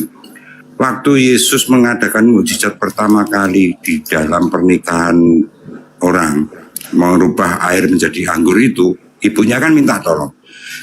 Maksud ibunya, Yesus misalnya, ini anggurnya kehabisan, tolong berbuat sesuatu lah. Maksudnya bunda ibunya itu kan berbuat sesuatu tuh ya beli apa cari tetangga. Tapi Yesus yang dilakukan Yesus apa? Ambillah tuh ke gayung-gayung apa tempat-tempat air itu, cedoklah udah jadi anggur. Tapi waktu itu kan Yesus bilang, Ibu saatku belum tiba. Sebenarnya Yesus belum pada saatnya belum menjadi pengajar.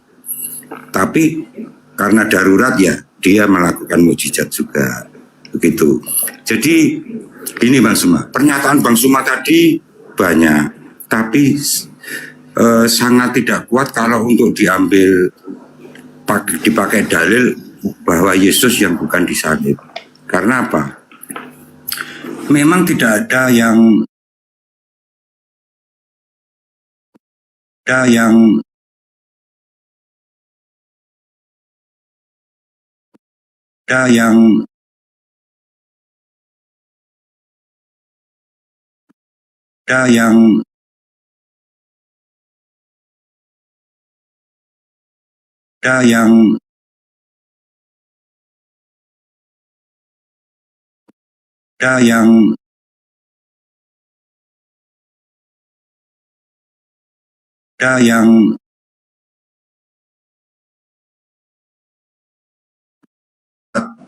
ada dalil yang paling kuat-kuat itu justru mengarah kepada penyaliban Yesus.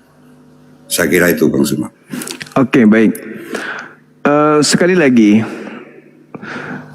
saudara kami Kristen, seakurat apapun data yang saya sajikan tetap akan menerima penyaliban. Siapa sih yang nggak mau dosanya ditebus? Kan gitu. Kalau dikatakan percaya penyaliban maka utangnya akan dilunasi, kurasa orang akan mengatakan bullshit, faktanya utangku masih banyak. Tapi kok dikatakan dosanya ditebus, atau siapa yang percaya penyaliban umurnya akan lebih dipanjangkan, itu bullshit juga, karena banyak orang Kristen yang mati.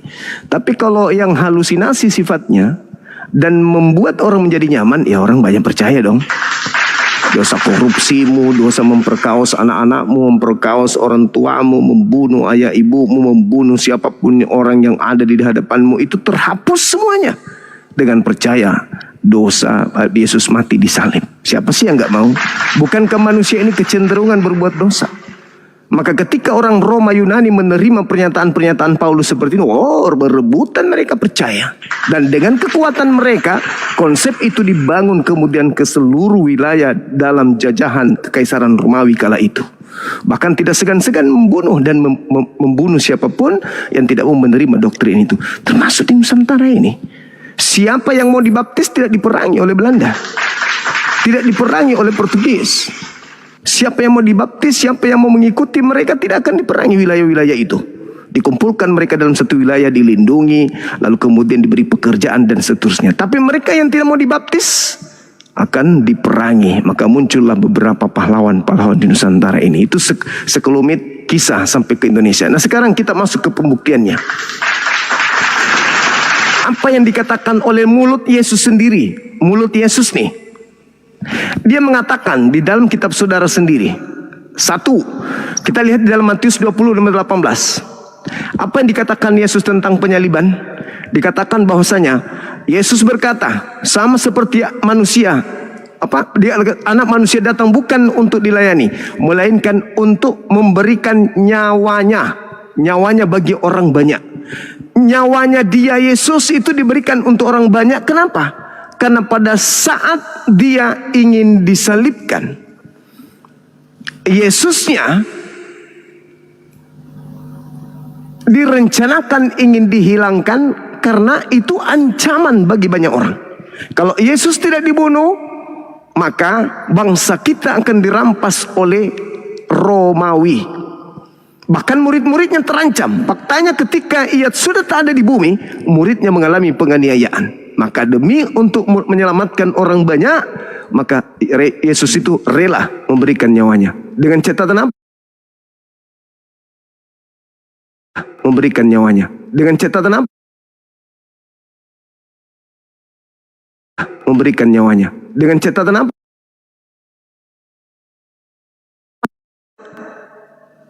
Markus 9 nomor 31. Nah, di situ Yesus menerangkan bahwa anak manusia akan diserahkan kepada manusia dan mereka akan membunuh dia. Bukan membunuh aku, tapi membunuh dia. Lalu dia katakan lagi di Markus 10 nomor 33 bahwasanya mereka akan menyerahkan dia, bukan menyerahkan aku. Ini sudah ucapan Yesus nih. Mereka akan menyerahkan dia. Belum lagi dikatakan dalam Lukas 18 nomor 33. Yesus berkata, mereka menyesal dan membunuh dia. Mereka menyesal dan membunuh dia. Ada lagi yang dikatakan di dalam Yohanes 13 nomor 1 yang saya utarakan tadi, bahwasanya Yesus sudah tahu sebelum Paskah itu terjadi bahwa dia harus pergi. Dia harus pergi. Dia harus pergi beralih dari dunia ke Bapa. Sedangkan Yesus di tempat yang lain mengatakan bahwa Markus 9 misalnya, Markus 9 30 31 yang tadi yang saya katakan, mereka akan membunuh dia dan pada hari ketiga dia akan bangkit pada hari ketiga. Setelah membunuhnya, dia akan bangkit pada hari ketiga. Dia tidak mengatakan aku akan bangkit, tapi dia. Mereka akan menyiksa dia, mereka akan menangkap dia, mereka akan membunuh dia, dan setelah dia mati, pada hari ketiga dia bangkit. Bukan aku, tapi dia. Nah, jadi kalau saudara saya menerima kemudian bahwa penyaliban itu untuk Kristen, Bang Suma tidak mau menerima, ya kita memiliki dua keadaan di mana Anda memilih penyaliban, saya tidak memilih penyaliban itu. Kenapa? Karena kalau dalam keyakinan saya, untuk apa Yesus mati di salib? Untuk apa? Untuk nebus dosa manusia. Akankah Tuhan itu tidak mengampuni dosa kita ketika kita melakukan pengakuan? Hanya dengan datang kepadanya, Tuhan, aku mengaku berdosa, ampuni dosa-dosaku. Terhapus gak? Terhapus. Terhapus. Tetapi misi sebenarnya bukan di situ. Misi sebenarnya adalah dia yang mengajarkan tentang penyaliban ini ingin menghapus hukum Tuhan. Ingat, Paulus mengajar pertama kali, itu yang diajarkan adalah orang-orang Yahudi yang sudah tidak hidup sesuai dengan Torah.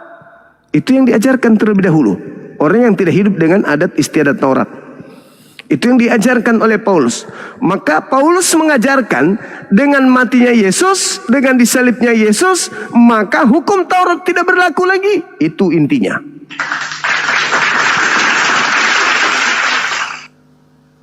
Penyaliban terjadi bukan karena ingin nebus dosa, itu poin kedua. Poin pertamanya, Paulus ingin membatalkan hukum Tuhan.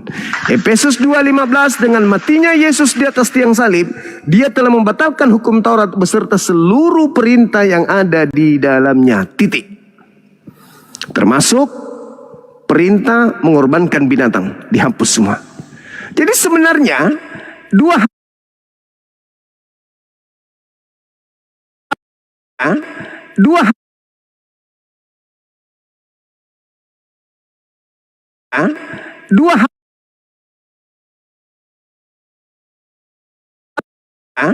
dua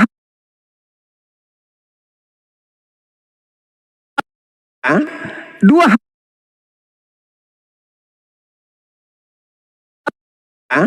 dua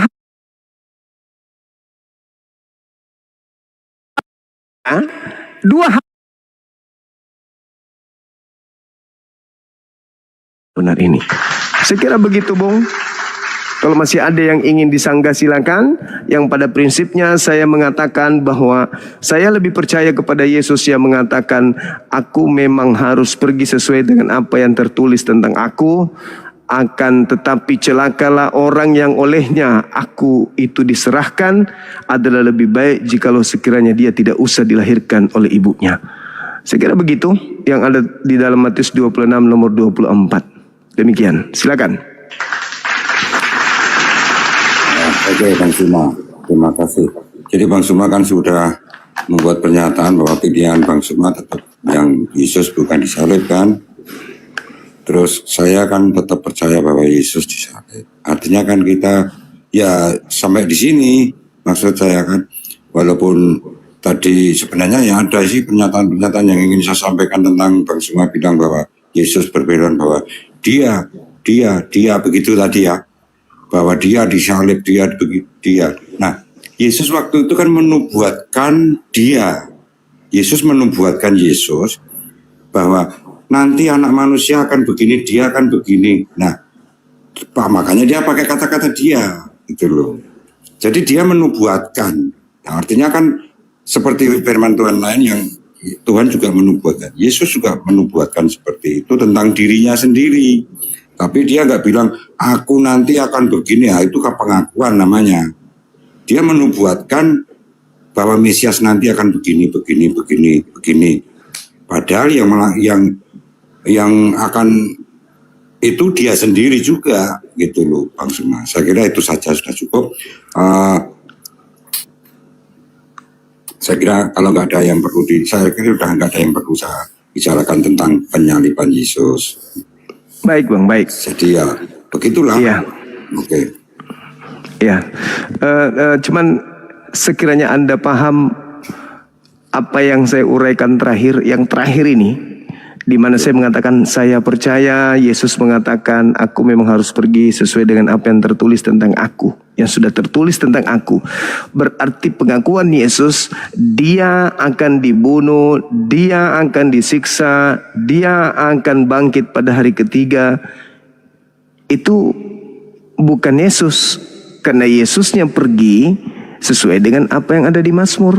Sedangkan di Mazmur dikatakan dia tidak mati, dia tidak dianiaya, dia tidak dizolimi, sedikit pun tidak. Nah, berarti dia yang dimaksud di sana oknum lain. Karena rujukan Yesus kepergiannya adalah Mazmur, Taurat dan kitab nabi-nabi, bukan Markus. Sedangkan yang saya kutip itu di Markus, di Lukas, dan juga ada di Yohanes dan Matius. Nah, sedangkan kepergian Yesus bukan berdasarkan dalil-dalil itu. Berarti Yesus bukan berdasarkan dalil-dalil itu. Berarti Yesus bukan berdasarkan dalil-dalil itu. Berarti Yesus bukan berdasarkan dalil-dalil itu. Berarti Yesus bukan berdasarkan dalil-dalil itu. Berarti Yesus bukan berdasarkan dalil-dalil itu. Berarti Yesus bukan berdasarkan dalil-dalil itu. Berarti dalil-dalil dia akan dibunuh pada hari ketiga dia bangkit itu bukan untuk dia, karena dia pergi berdasarkan yang ada di Mazmur. Begitu abangku. Tapi nggak apa-apa. Memang kita harus ada berseberangan jalan supaya kita ada memberikan edukasi sepanjang zaman kepada anak bangsa. Silakan. Oke, Bang Suma. Baik. Bang Suma kan berkali-kali mengingatkan tentang Mazmur. Apa sudah menemukan di Mazmurnya bunyi apa? Coba aku ingin tahu. Ya, itu Bang, yang tadi saya terangkan. Kalau Anda percaya Yesus itu batu penjuru ini tidak mengalami kematian. Enggak, maksud saya tentang kepergian Yesus sesuai dengan kitab Mazmur itu loh. Iya, Mazmur 91. Malaikat turun menatang Yesus di tangannya, sehingga Yesus kakinya tidak terantuk kepada batu. Dan Yesus menonton kejadian penyaliban. Setelah itu Tuhan mengangkatnya ke langit dan diperlihatkan kepadanya keselamatan yang ada pada diri Tuhan. Coba Anda baca Mazmur 91 dari data nomor 1 sampai data nomor 16. Dan Anda baca di Matius 4 nomor 6. Iblis datang menggoda Yesus dan mengatakan, Yesus, jikalau engkau ini adalah anak Tuhan, maka jatuhkanlah dirimu ke bawah. Artinya bunuhlah dirimu atau ancamlah dirimu pada posisi dalam keadaan ingin mati. Sebab ada tertulis tentang engkau bahwa itu tidak akan terjadi. Sebab Tuhan akan mengutus malaikatnya untuk menantang engkau di tangannya agar kakimu tidak terantuk kepada batu. Nah, di mana tertulis? Mazmur 91. Ternyata di Mazmur 91 itu Tuhan sudah merancang keselamatan untuk Yesus dan Yesus merujuk ke situ. Matius 26 nomor 24. Matius, Yesus menerangkan dia akan pergi sesuai dengan yang ada di Mazmur. Lukas 24:44, Yesus harus pergi sesuai dengan apa yang telah dinubuatkan di dalam kitab Mazmur. Tidak dalam kitab Markus, tapi di dalam kitab Mazmur dan seterusnya. Kurang apa lagi? Tetapi penyaliban itu terjadi. Al-Quran juga mengatakan. Hanya masalahnya yang menggantikan Nabi Isa alaihissalam ini itu diangkat menjadi Tuhan untuk orang-orang yang membenci Yesus. Abang nggak tahu betapa murkanya Tuhan kepada Bani Israel. Mulai dari sejak zaman Nabi Musa alaihissalam. Nabi Musa mengatakan, aku telah menolongmu, waqad ta'lamuna anni rasulullahi ilaikum, aku telah membuat engkau keluar dari Mesir, dari perbudakan, aku memenangkan engkau, aku datangkan kemuliaan Tuhan kepada kalian, aku minta kepada Bapa agar Bapa menurunkan makanan dari langit, semua yang kau inginkan, aku perlihatkan mujizat-mujizat dari Tuhanku. Tapi kenapa engkau masih tegar tengkuk?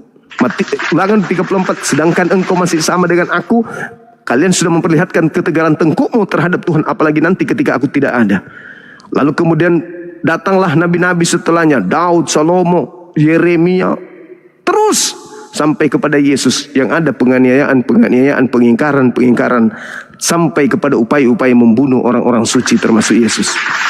Tuhan marah dong sama dia, murka dong sama dia. Makanya Yesus mengatakan, dia mengatakan apa? Dia mengatakan apa?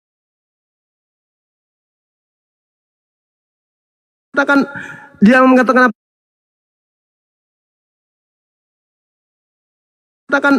Dia mengatakan apa?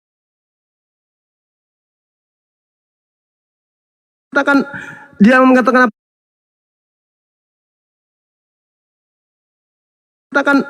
Dia mengatakan apa?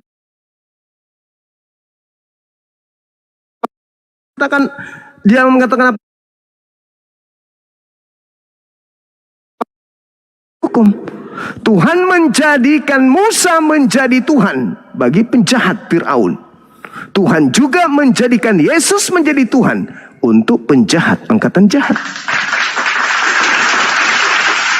Jadi ketika dikatakan di dalam KPR 2:36, seluruh orang Israel harus tahu dengan pasti bahwa Allah membuat Yesus yang kau salibkan untuk menjadi Tuhan.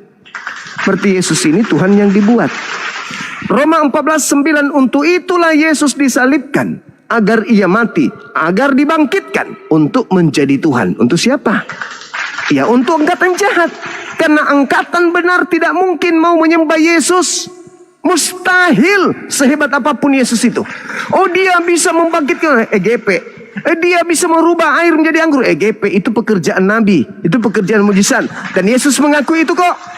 Yohanes 5 nomor 36. Segala pekerjaan, ada kesaksian yang lebih penting dari Yohanes Pembaptis. Bahwa segala pekerjaan mujizat yang aku kerjakan, pekerjaan itulah yang aku kerjakan sekarang. Dan pekerjaan itu yang bersaksi bahwa Bapa lah yang telah mengutus aku.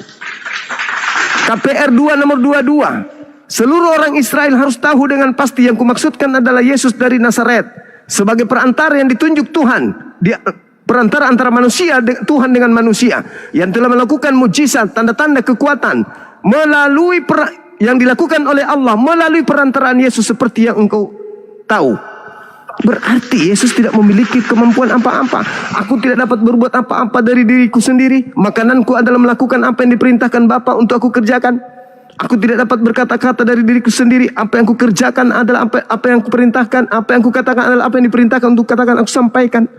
Artinya, ketika Yesus dibuat menjadi Tuhan, orang yang waras, orang yang beriman tidak akan mau. Kenapa?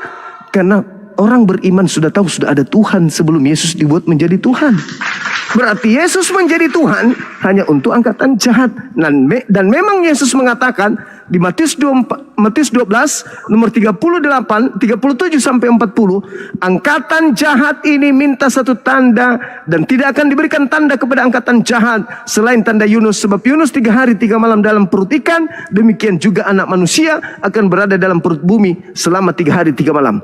Siapa ini yang diberi tanda ini? Angkatan jahat. Siapa yang merayakan kebangkitan Yesus setiap tahun? Orang Kristen. Berarti Kristen masuk dalam kategori apa? Angkatan jahat.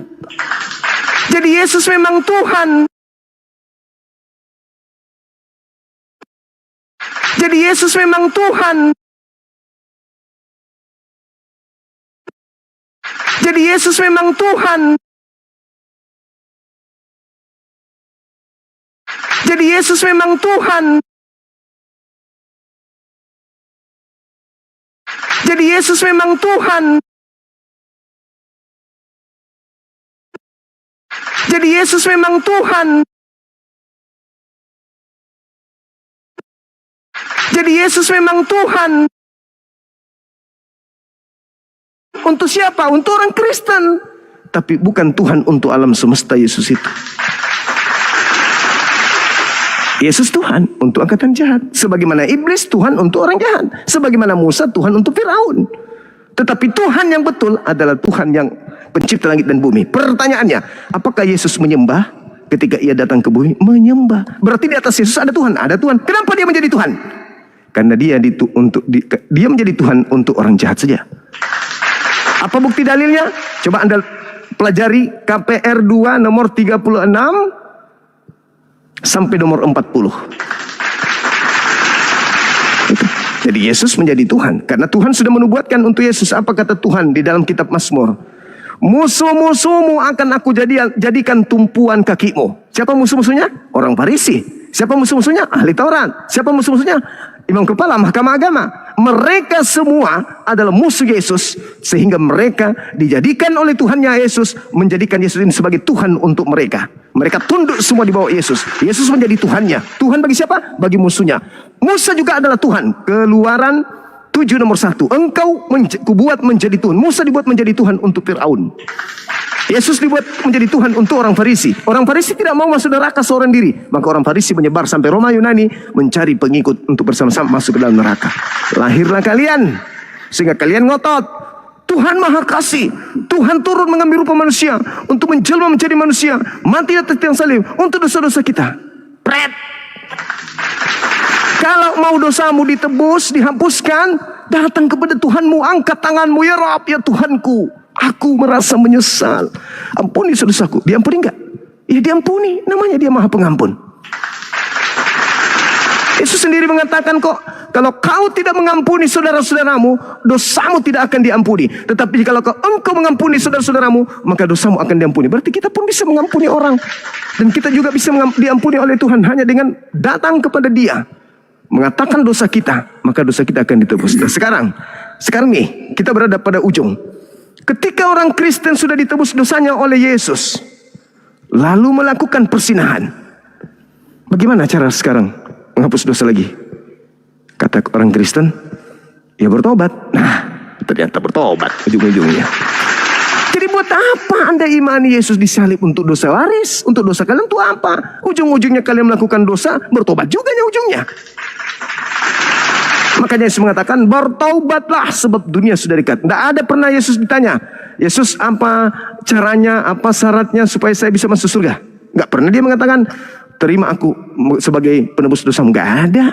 Itu muncul ajaran Paulus belakangan setelah Yesus ada di bumi. Tapi Yesus ketika ditanya seperti itu, Matius 16, ketika ditanya, bagaimana caranya supaya saya bisa masuk surga? Kata Yesus apa? Lakukan segala perintah Bapa. Mana perintah Bapa itu? Taurat. Sudah kulakukan. Jual seluruh hartamu, berikan si miskin.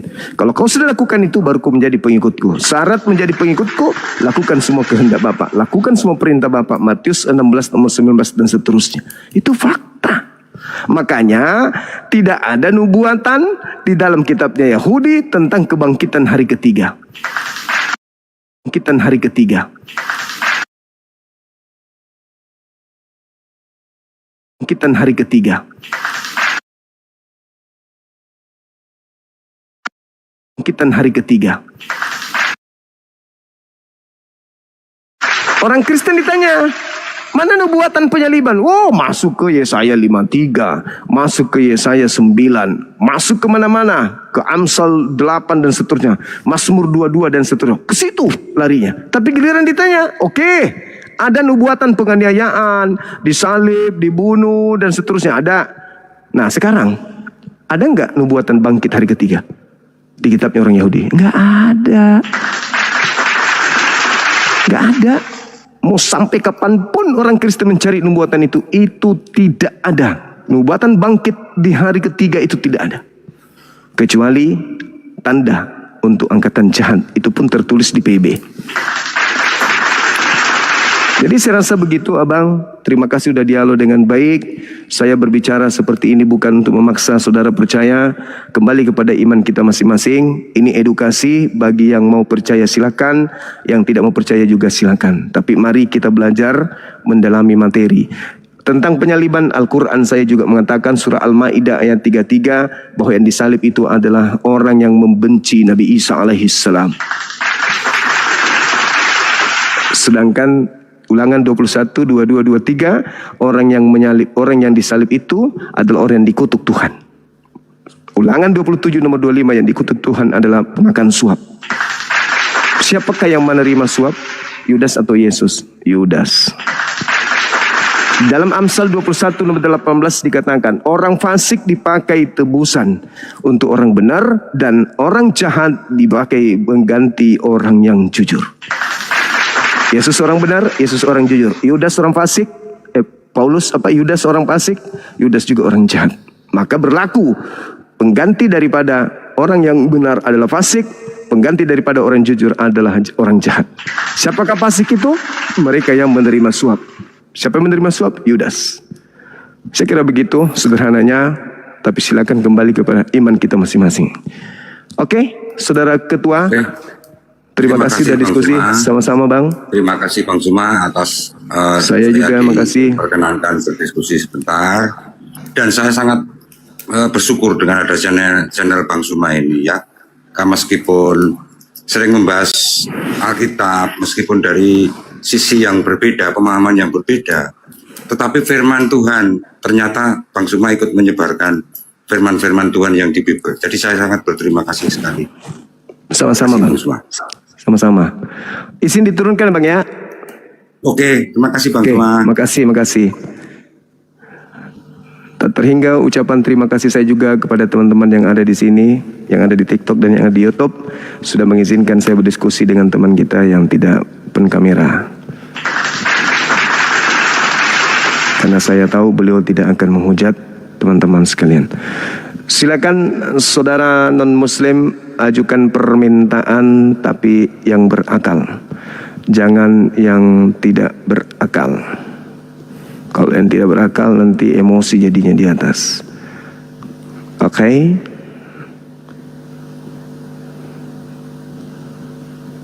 Silakan ajukan permintaan.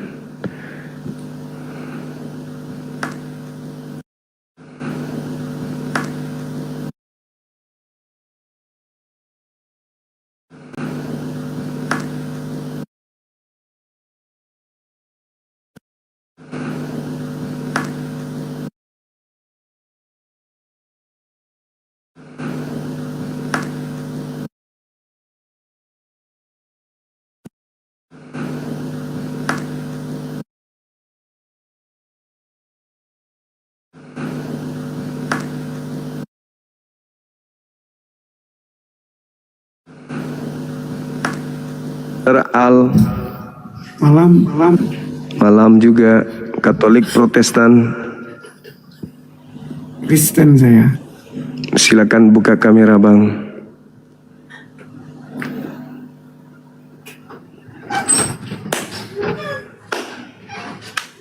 Silakan. Iya, diskusi kita di sini harus buka kamera bang. Silakan.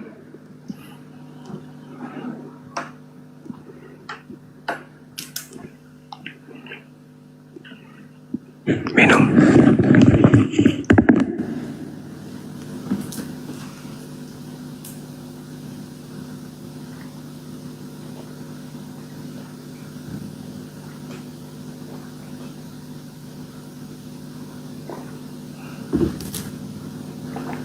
Alhamdulillah.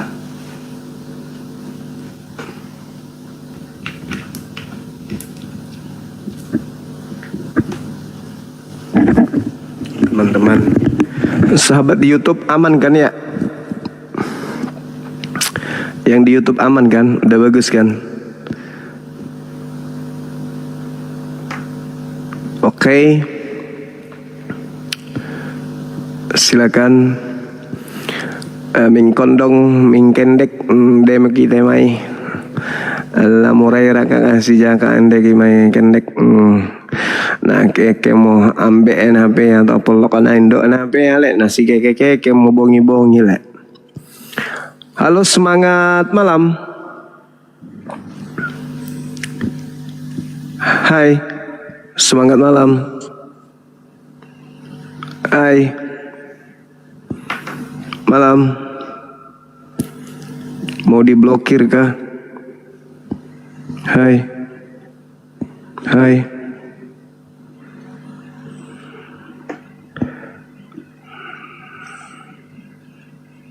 Alhamdulillahirabbil alamin. Masya Allah. Kabar gembira sahabat-sahabat sekalian. Sahabat kita, mualaf andalan kita, Sekretaris Apologet Islam Indonesia, Koko Julius, bininya telah melahirkan dengan selamat. Lahir di sesar tapinya ya teman-teman.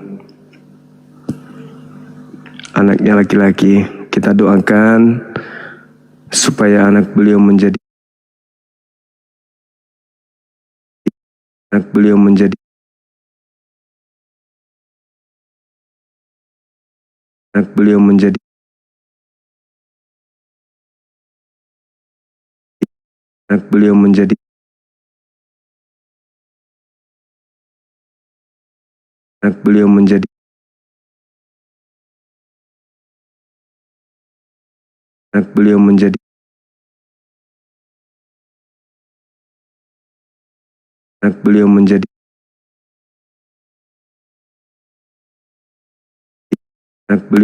anak yang soleh, menjadi tokoh agama dan tokoh bangsa yang insya Allah akan menjadi kebanggaan kita bersama. Amin.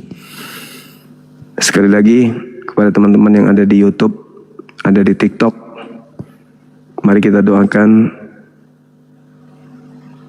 anak kita, ponaan kita, dari anak saudara kita, Koko Julius, Sekretaris Apologet Islam Indonesia, agar anaknya menjadi anak yang soleh, menjadi berkah buat Indonesia, buat Islam, buat kedua orang tuanya dan keluarganya, menjadi cahaya di tengah-tengah umat dan bangsa dan juga di keluarganya. Amin amin ya rabbal alamin. Terima kasih teman-teman atas doanya.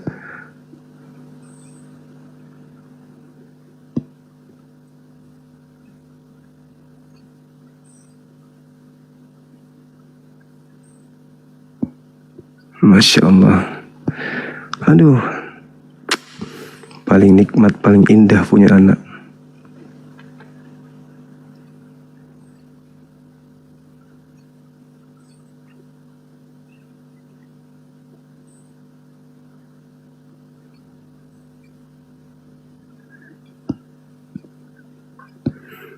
Oke, semangat masih ada orang ini. Udah turun bang, turun. Hus.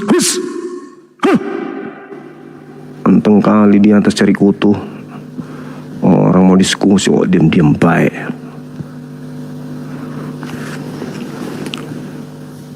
Makasih teman-teman udah diaminkan doanya ya. Doa sederhana tapi insya Allah diijabah. Ayo teman-teman non muslim, ajak pendeta pastornya naik ke sini. Silakan.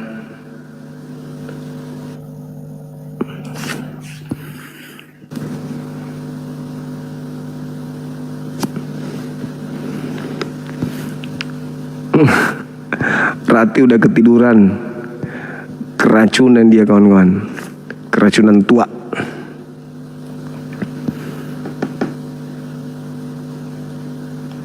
Banyak yang kita naikkan tapi nggak nyangkut-nyangkut.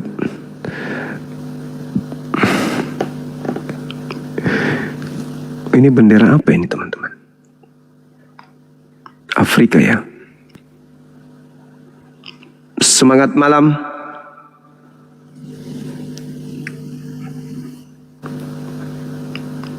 Oh, bendera Provinsi Aceh rupanya.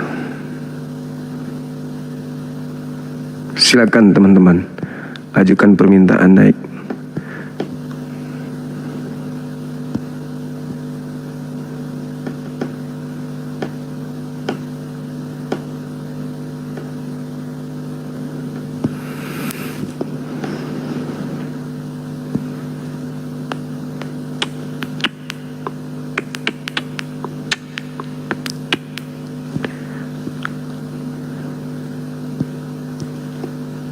Kita cari lagi ya yang hebat.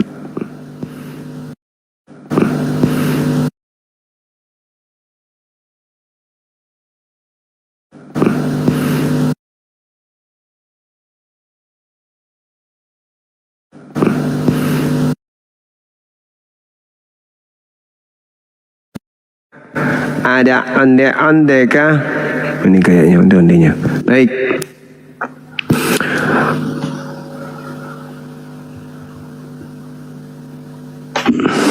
Halo, semangat malam. Naikkan Yesus. Ada aja bang ini. Semangat malam. Halo. Halo abang. Semangat malam. Halo. Siluman ubur-ubur. Ada Rames, Sikolak kedondong, otak ditumit.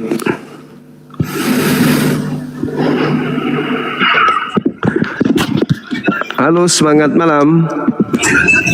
Halo, halo, Halo. halo, halo. Katolik, Protestan. Hindu bang, Hindu. Kenapa Hindu masuk di komal-komal Islam ini? Saya ingin lebih tahu Islam bang. Kenapa bisa? Panggilan hati bang. Mau gitu loh bang. Asyhadu. Yang apa, belajarin dulu apa itu Islam itu bang. Ya. Ya udah, buka kameranya silakan. Gelap bang di sini bang. Nggak apa-apa, katanya mau belajar Islam. Nggak bisa bang. Kenapa nggak bisa? Sedikit anunya, followernya. Oh iya betul. Cari ini dulu, cari dulu apa? Cari akun yang bisa buka kamera. Assalamualaikum, apa kabar? Ini saudara. Apa kabar saudara? Apa kabar saudara? Apa kabar? Ya, baik. Kabarnya. Baik. Kita diskusi ya. Tadi Ustaz Suma mengatakan bahwa Ustaz tolong Suma. tunjukkan kepada Ustaz Suma di mana nubuatan tentang Yesus di dalam perjanjian. Itu Ustaz Suma minta itu, tapi Ustaz Suma juga bahkan yang menunjukkan sendiri, yaitu tertulis di Mazmur. Tadi saudara sempat kutip. Saya tambahin lagi ya, itu di Yesaya pasal 9 ayat 5 itu juga ada, di Yesaya 5 juga ayat 10 sampai 11 juga ada. Ya, jadi tadi saudara sudah menjawab di Mazmur ada, di Yesaya juga ada. Nubuat kebangkitan terlepas- hari ketiga Cahayu. Yesaya 59 ayat 10 sampai 11. Kebangkitan. Kebangkitan.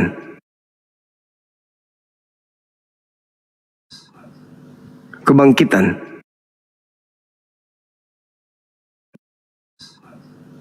Kebangkitan.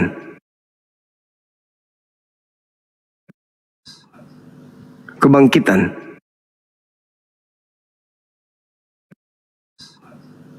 Kebangkitan.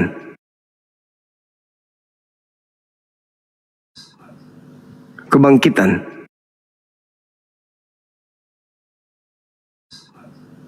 Kebangkitan.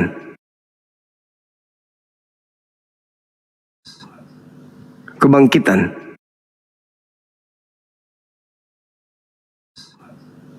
Kebangkitan.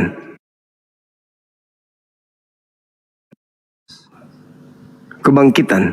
Tanda hanya diberikan satu tanda. Itu bukan Yaitu tanda tanda- Yunus di situ. Tanda Yunus itu. kerupuk. Lukas 24 Sekarang- bukan tanda Yunus di situ. Enggak tentang kebangkitan kan? Sama Saya minta tentang kebangkitan di kitabnya orang Yahudi bangkit pada hari ketiga itu di mana tertulis? kan Yesus kutip ini Yunus itu kan di kitabnya orang Yahudi. Iya. Saya boleh bertanya ya, saya tanya ya, saya tanya Ustaz, yang saya mau tanyakan ini Ustaz, itu kan menurut Ustaz apa Tuhan tidak tahu bahwa utusannya yang akan diutus ini akan dituhankan sama orang, ya kan? Nah kalau Tuhan itu tahu, mengapa Yohanes 5:21? Sebab sama seperti Bapa membangkitkan orang mati, barang siapa yang dia kehendaki, demikian juga anak menghidupkan barang siapa yang dia kehendaki. Berarti sama-sama, sebab sama seperti Bapa. Berarti dua-duanya harus membangkitkan. Nah dalam hal ini tertulis di Markus 5 ayat 41, anak Yairus mampu dibangkitkan tuh. Seharusnya kalau Tuhan tahu kan harusnya tidak boleh dibangkitkan gitu loh. Kenapa dibangkitkan? Yesus sudah mengakui itu. Makananku adalah melakukan apa yang dikerjakan oleh Bapa. Pertanyaan saya disimak baik-baik Ustadz ya. Pertanyaan saya, apakah Tuhan itu tidak tahu bahwa Tuhan tahu. utusan yang akan dia utus ini Tuhan Maha tahu. Tuhan Maha tahu. tahu. Ya, kenapa dikasih mujizat? Apa hubungannya? Maha tahu. Ya Tuhan Maha tahu. Makanya Yesus dikasih. Firaun mau jadi Tuhan saja itu dihukum. Firaun loh, dia menjadi Tuhan, mau jadi Tuhan saja dihukum. Kan Firaun bukan Musa. utusan Tuhan. Loh harusnya dia nggak lolos dong jadi utusan dong. Ya memang dia bukan utusan Karena Tuhan. Firaun itu. dia menyetarakan, Yesus menyetarakan dirinya dengan Tuhan. Kata Sebab siapa? sama seperti Bapa. Yohanes 5 ayat 21. Sama seperti Bapa memberikan hidup yang kekal, demikian juga anak memberikan hidup yang kekal itu. Kenapa bisa demikian? Membangkitkan. Ya. Ya kenapa bisa demikian? Ya karena dia diberi kuasa kan? Itu menyetarakan diri ya. Dia diberi kuasa. Coba Yohanes 5:36 ad. Coba Yohanes 5:36 ad. Coba Yohanes 5:36 ad. Coba Yohanes 5:36 ad. Coba Yohanes 5:36 ad.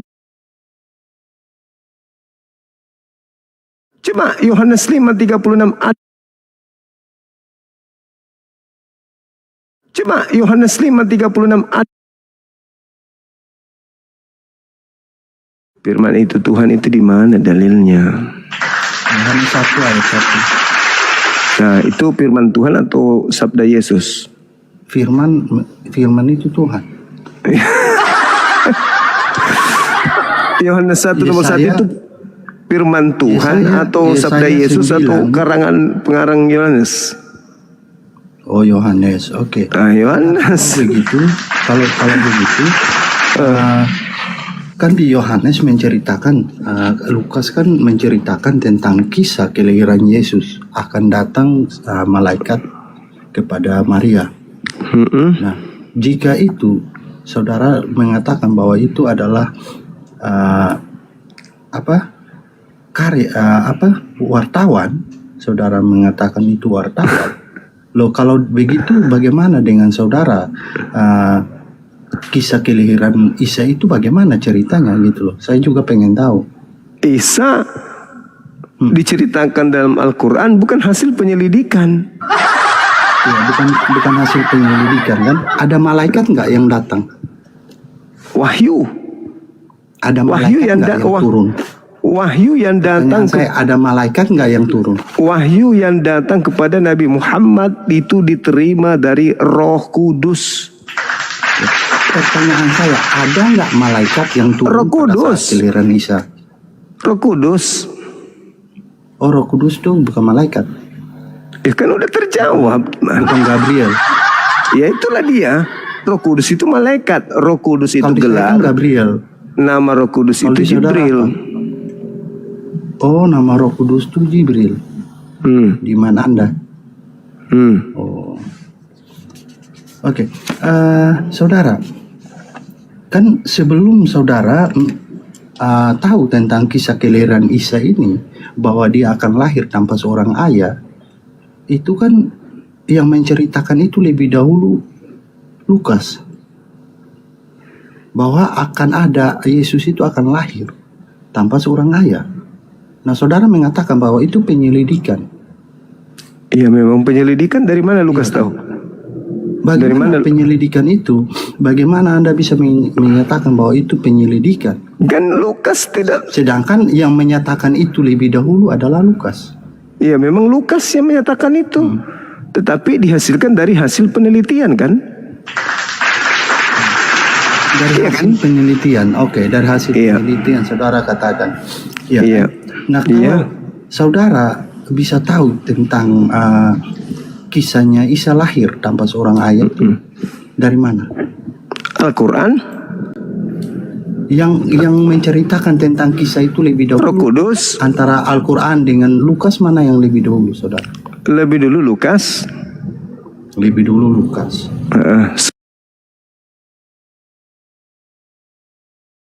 Lebih dulu Lukas. Lebih dulu Lukas. Lebih dulu Lukas.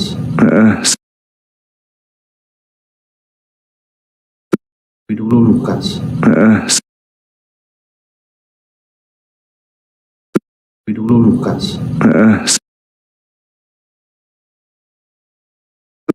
Lebih dulu Lukas.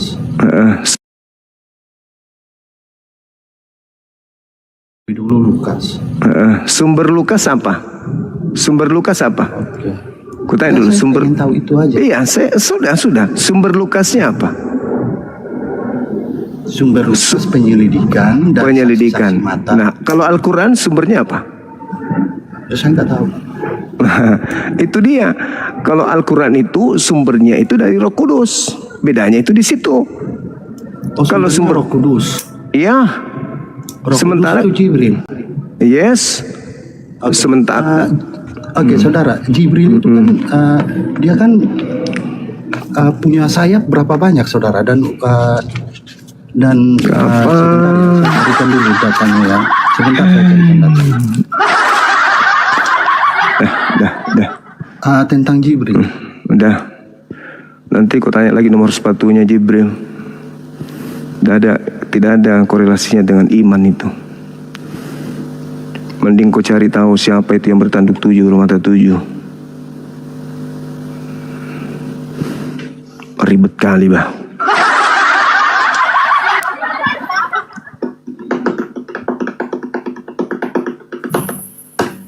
Selamat malam Bang. Malam juga abang. Halo. Ya, selamat malam. Katolik Protestan. Ini maksudnya yang mau bertanya Katolik atau Kristen ini Ya biar ya konsep topiknya apa ini? buka kamera dulu bang. Kalau non Muslim silakan. Oh, oke lah. Hah? Oke. Silakan.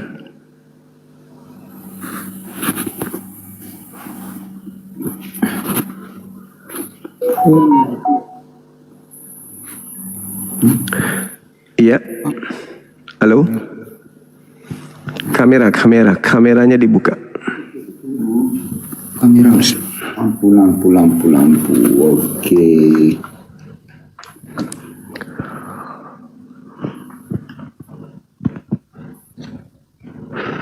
Kamera jelek ini. Kamera yang jelek atau abang? Ya, orangnya juga sama. Sama kita berarti bang. Nasib kita sama. Wah gantengan abang. Ya, ini syukuri saja Iya. ya. Tentukan. Iya betul. Ini tema bang. Fakta baru Yesus tidak disalib. Oh, yang ini kayaknya enggak ini.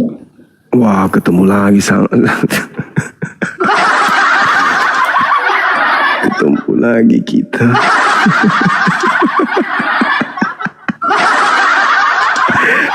Aduh, gimana bang? Gimana? Kenapa saudara sebagai seorang Katolik itu menerima hadiah dari antikristus penyaliban ini? Kenapa? Emangnya ulang. Kenapa Anda sebagai Katolik menerima hadiah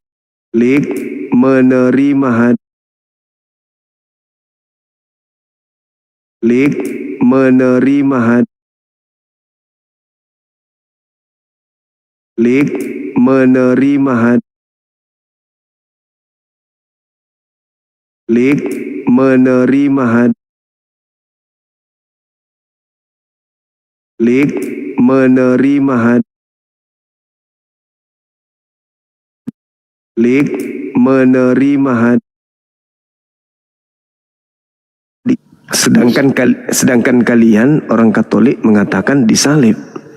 Apa yang kalian kejar dari penyaliban itu? Ya, Kawan, Nabi Isa tidak disalibkan, terus diapain? diangkat ke langit beliau. Setelah mengalami pencobaan pembunuhan oleh kaumnya, Pencipta mengangkatnya ke langit, menyelamatkan beliau. Nah sekarang saya balik nanya nih sama Anda nih, apa yang kalian kejar dengan penyaliban itu? Kalau menurut kepercayaan kami ya, penyaliban Iya. itu menandakan anak apa? anak Allah. Maksudnya anak Allah itu maksudnya anak Tuhan. Iya, anak Tuhan punya anak. Tuhan punya anak. Ya itu ini kan pertanyaan kami ya. Jadi ibarat fakta baru Yesus tidak disalibkan. Nah, jadi menurut kami dalam agama Katolik, Yesus disalibkan itu tujuannya tahu sampai Yesus disalib itu karena apa kan? Jadi tujuan itu untuk menyelamatkan dosa-dosa manusia. Hei, masoleng dengan rambang. Apa? Gimana? Untuk menyelamatkan dosa-dosa, kenapa harus berdosa? Membunuh Yesus dosa atau tidak? Ya itu kan menurut cerita aja mungkin.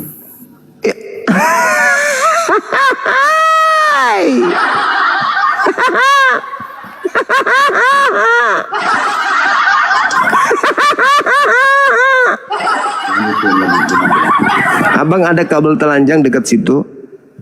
Ya ada ini. Coba sambung ke lidah.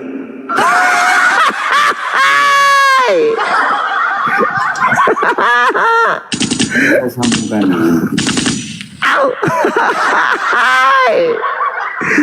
Masolang generasi. Kenapa? Penyaliban itu kan mengakibatkan dosa. Jangan kau membunuh. Membunuh Yesus mengakibatkan dosa. Kenapa pula di Katolik malah menghapus dosa?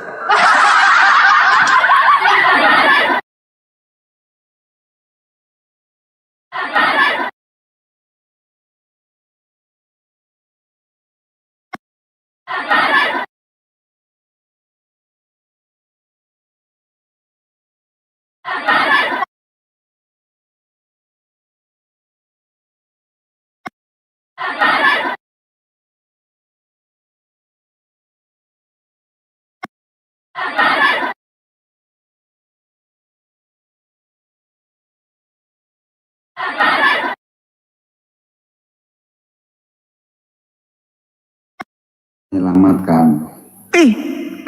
Menyelamatkan. Karena dosa yang dibuatkan oleh manusia. Dia yang menyelamatkan. Ibaratnya dia yang mengayomi.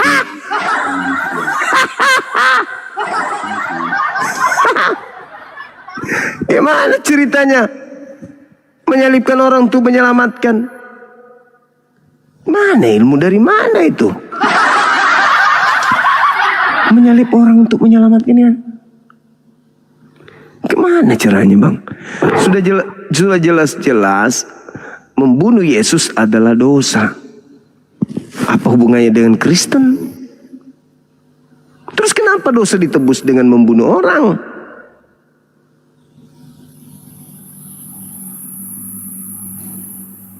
Apakah Tuhan abang kalau abang datang kepadanya bertobat, dia nggak sanggup menghapus dosa abang?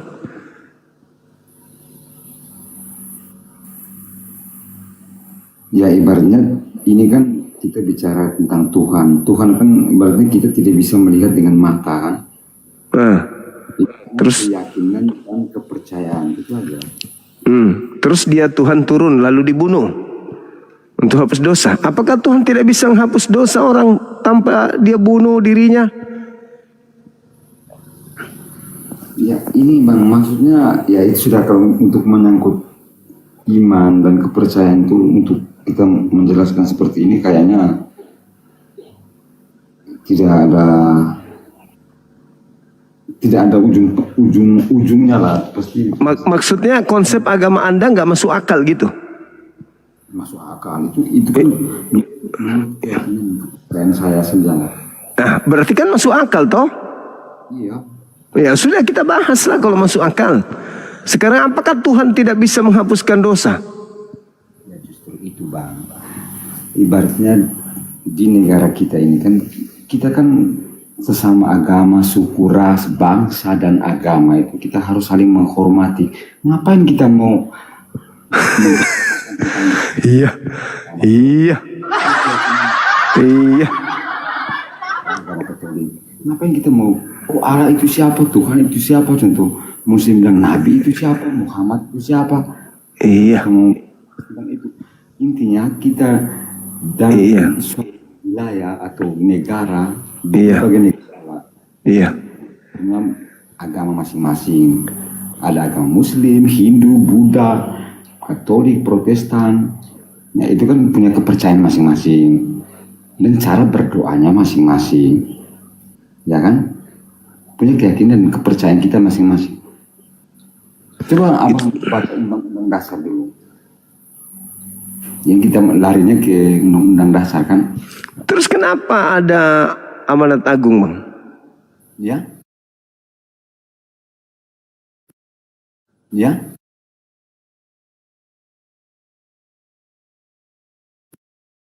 Ya?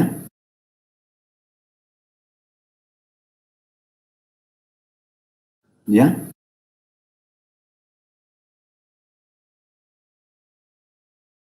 Ya?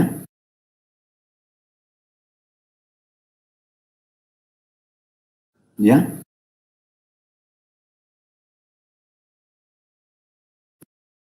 Ya, Kenapa ada amanat agung? maksudnya amanat agung dari mana? Dari Matius 28 nomor 18 19. Nah itu. Jadikanlah seluruh bangsa menjadi Kristen. Nah sudah ya bang. Dari bahasa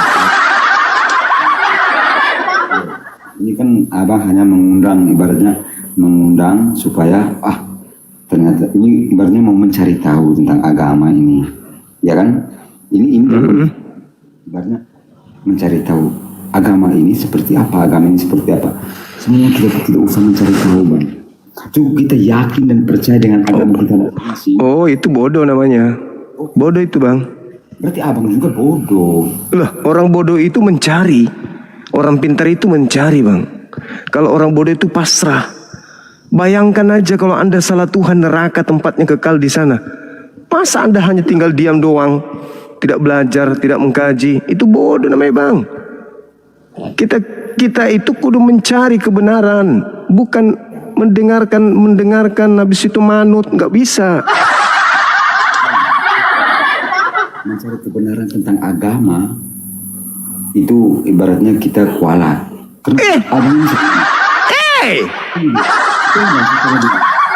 Kok kualat?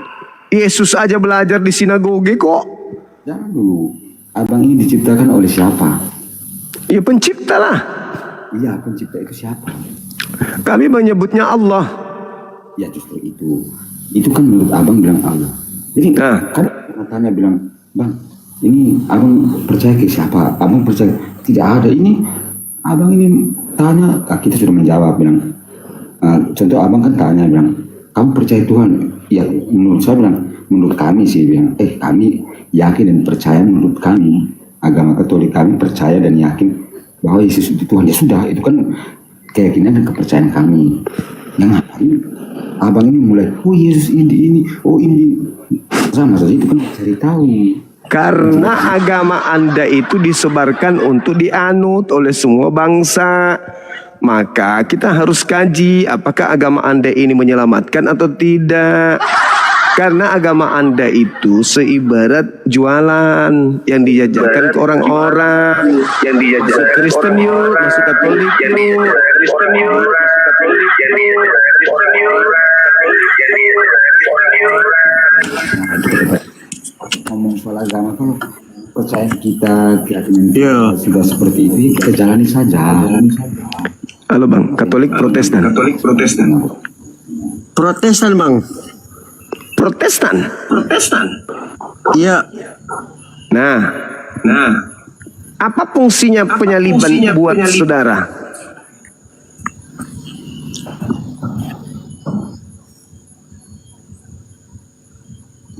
Menurut abang kayak mana bang? Malang. Habis apa? Tuak.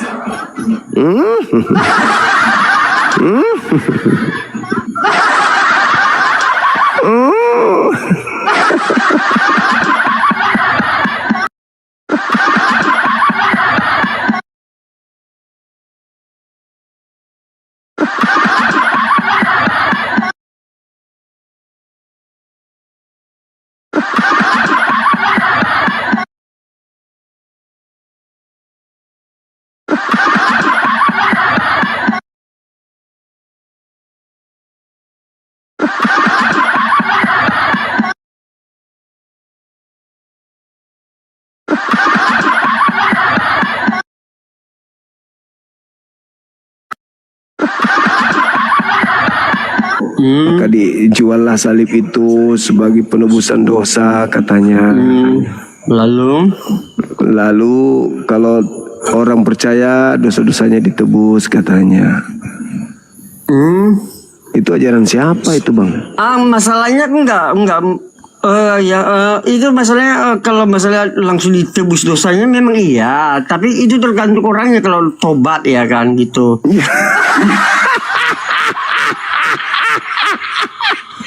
Kenapa lagi harus ditebus dosanya kalau dia tobat? Ngapain nggak tobat aja?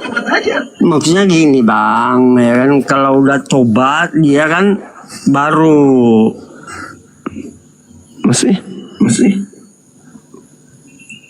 Maksudnya kalau tobat baru dosa ditebus, maksudnya apa? Nggak dosa lagi lah, maksudnya kayak mana ngomongnya ya? Kayak juga juga sih. bingung. Bingung, Bang. Tapi yang penting intinya gini bang, ya kan? Yang penting ajaran Kristen itu kan nggak ada yang buruk bang. Kata siapa? Kataku dan kata Firman. Kata abang. Iya lah bang. Eh, percaya penyaliban itu nebus dosa itu ajaran siapa? Itu kan dia Alkitab loh. Nah, Bible ini sendiri apa? Apakah Yesus mengenal Bible Anda? Enggak, masalahnya gini, aku kan nggak pinter masalah agama bang. Masalahnya gini, yang di Alkitab kami kan yang baik-baik aja yang diajarkan bang. Nggak ada yang namanya mungkin maksudnya yang baik-baik aja lah. Nggak ada Mana yang ada baik? Penyaliban itu mana baik penyaliban? Baik nggak penyaliban itu? Terserah lah menurut abang kayak mana itulah. Yang penting ajarannya di dalam Kristen itu bang kasih bang. Kasih Musuh apa? kami Kasih binasa musuh gitu. kami. Terserah abang itu menurut abang ya. Tapi yang namanya intinya di kekristenan ini bang kasihanilah musuhmu. Beda Siapa? sama agama yang lain bang. Siapa musuhnya? Orang Kristen ini musuhnya siapa? Siapa aja musuh kita lah, seperti ya aku nggak bilang abang lah ya kan Ya, yang lalu saling Siapa yang musuhnya? yang memusuhi kami lah, siapa yang memusuhi kami. Tahu Siapa sendiri yang lah memusuhi itu lah abang? bang. Kita kan nggak bisa ngomong kayak gini, nggak bisa ngomong kayak gini, nggak bisa ngomong kayak gini, nggak bisa ngomong kayak gini, nggak bisa ngomong kayak gini, nggak bisa ngomong kayak gini, nggak bisa ngomong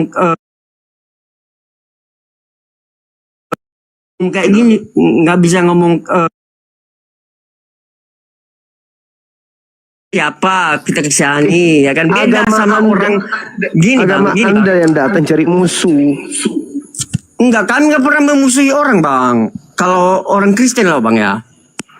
Terus Kalau agama kami nggak pernah nggak pernah diajarin musuh lawan agama musuh gitu Anda aja. datang ke Nusantara ini melalui pembantaian, penganiayaan, penjajahan, perbudakan, kerja rodi. Lalu apa kaitannya sama kasih kami bang? Nggak ada kaitannya bang. Kasih itu nanti Indonesia merdeka baru ada. Setelah umat Islam berhasil mengusir penjajah, baru kalian punya slogan kasih. Terserah bang, Itu fakta. terserah menurut abang mau umat Islam untuk baru-baru yang gini aja bang. Kita kan apanya kan yang intinya aja di dalam kitab kita masing-masing. Bagus enggak kitab abang itu? Iya bagus. Intinya aja jangan belok gitu bang. Kalau kitab Bagus kami dong. kan udah aku bilang bang gini bang. Kalau kitab kami ngajarin yang benar. Apa yang benar? Mengasihi sesama. Nah, kalau kitab abang kayak mana bang? Gini aja bang. Kitab abang ngasih enggak kitab abang ngasih sesama enggak bang? Pertanyaannya Aku nanya begini. enggak. Aku nanya itu dulu bang. Ya oke, jawabannya. Soalnya kan abang kan nanya mulu sama Iya, kami. Soalnya iya. kami kan bisa Iya, jawab kan. iya, iya, Sekarang iya. aku nanya bang. Iya, iya, Kitab abang nyuruh kasih musuhmu enggak bang? Iya dong. Mengasihi musuhmu. Oh, enggak. Kalau itu musuh kami iblis, kami nggak diizinkan untuk mengasihi iblis. Enggak. Kalau misalnya yang beda agama, yang beda agama kayak mana bang? Buktinya kalian damai di sini di tengah-tengah kami. Enggak, aku nanya sama abang. Iya karena agama saya itu yang di kitab enggak. Jangan dulu bang, sorry ya bang. Di kitab abang dulu. Apakah katanya itu kasihanilah sesamamu atau musuhmu seperti yang beda agama lah.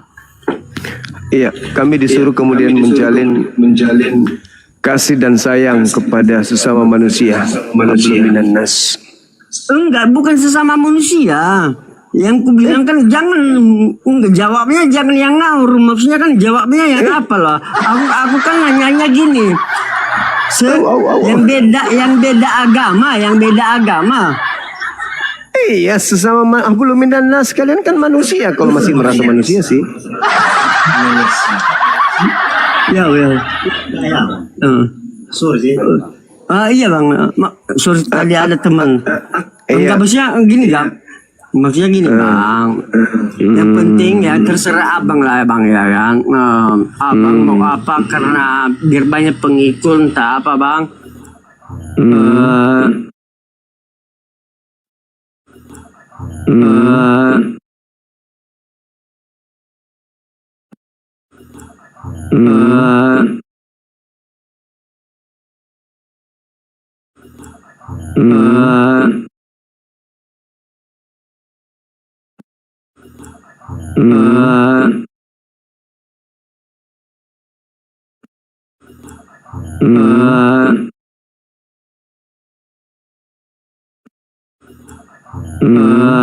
Kalau bagi kami ya, kami ya kan, yang bagus-bagus aja ya kan, nggak mau. Sekarang nggak mau.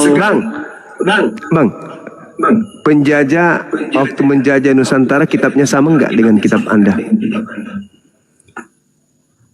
Kalau itu nggak nyampe sih di pikiranku bang. Yang penting ya nggak. Penjajah yang mengakibatkan jutaan pribumi mati itu kitabnya sama nggak dengan kitab Anda? Aku kurang tahu bang, soalnya aku nggak pala ngerti kali itu yang sekarang ya. Lalu apa sangkut pautnya bang? Sangkut pautnya apa tuh? Loh, katanya ajaran kasih. Kenapa mereka menjajah, merampas, membunuh, menganiaya, memperbudak? Yang merampas siapa? Ya mereka dong, merampas kekayaan rempah-rempah yang ada di bumi pertiwi. Iya, yang merampas siapa? Maksudnya agama siapa? Penjajah Belanda, agamanya apa? Aku nggak tahu lah bang. Oh. Menurut abang yang jajah itu agama apa bang? Aku juga nggak tahu. Kayaknya Islam deh. Ya, makanya abang pun kayak mana abang? Kalau nggak salah penjajah itu Islam. Makanya dia mendirikan gereja-gereja, mendirikan lembaga Bible Indonesia, sekolah-sekolah Katolik didirikan. Karena masalah itu bang, aku kurang tahu lah ya. Yang namanya penjajah itu kan yang namanya kan negara itu loh bang. Bukan orang itu kan menjajah bukan berdasarkan agama bang. Itu aja bang. Iya. Orang itu kan menjajah bukan bilang ini aku agama Kristen biar ku jajah kalian ya. Aku agama Islam biar ku jajah kalian ya. Enggak kan? Itu kan negara. Yang namanya negara, yang namanya tapi kasih. Ya udah sekarang gini, ceritakanlah kasih entah Al-Quran kalian lah bang. Iya, Kristen kan katanya kasih. Iya, itu yang diajarkan di Alkitab bang. Tapi itu tergantung orangnya. Itu tergantung orangnya bang. Terus kenapa ada di dalam Bible perintah bunuh semua manusia? Mana ada? Ya dong. Yang Nggak sudah ada, Bang. tidak perawan lagi bunuh semua laki-laki. Nggak ada bang. Bilangan 31 nomor 17-18. Kasih nampak bang. Coba nih bang. Baca dong. Soalnya handphone kan cuma satu bang, nggak bisa ku apa loh bang. Iya. Masa Anda nggak tahu kitab? Berarti selama ini Anda berbicara agama kasih, tapi Anda nggak tahu Bible. Aku cuma tahu kasih aja bang. Aku nggak gini bang. Gimana? Kalau Cuma sama aku ya kan. jualan doang, cuma tipu Gini, Bang. doang, karena Anda nggak tahu Gini, isi Bang. Bible isinya di dalam perintah membunuh. Gini bang. Intinya aja yang kita tahu bang. Kalau di Intinya, Kristenian itu bang, cuma kasih aja bang. Kayak abang lah ya kan. Cobalah abang maki-maki aku nggak kulawan. Tapi ada juga orang yang mau melawan. Tapi itu nggak diajarkan itu di agama kami lah bang. Beda Lalu yang di menjajah agama siapa? di Menjajah agama siapa? di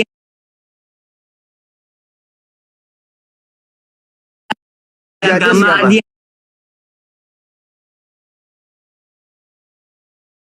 Jajah agama siapa? dia Jajah agama siapa? dia agama sebelah ya. Lalu yang menjajah siapa di Nusantara ini, agamanya apa, Cak Ayu? Bang, Giliran menjajah, membunuh, merampas, itu kan bukan agama, itu kan negara politik. Tapi agamanya apa pelakunya? Bang, aku nggak tahu abang ini pinter apa bodoh.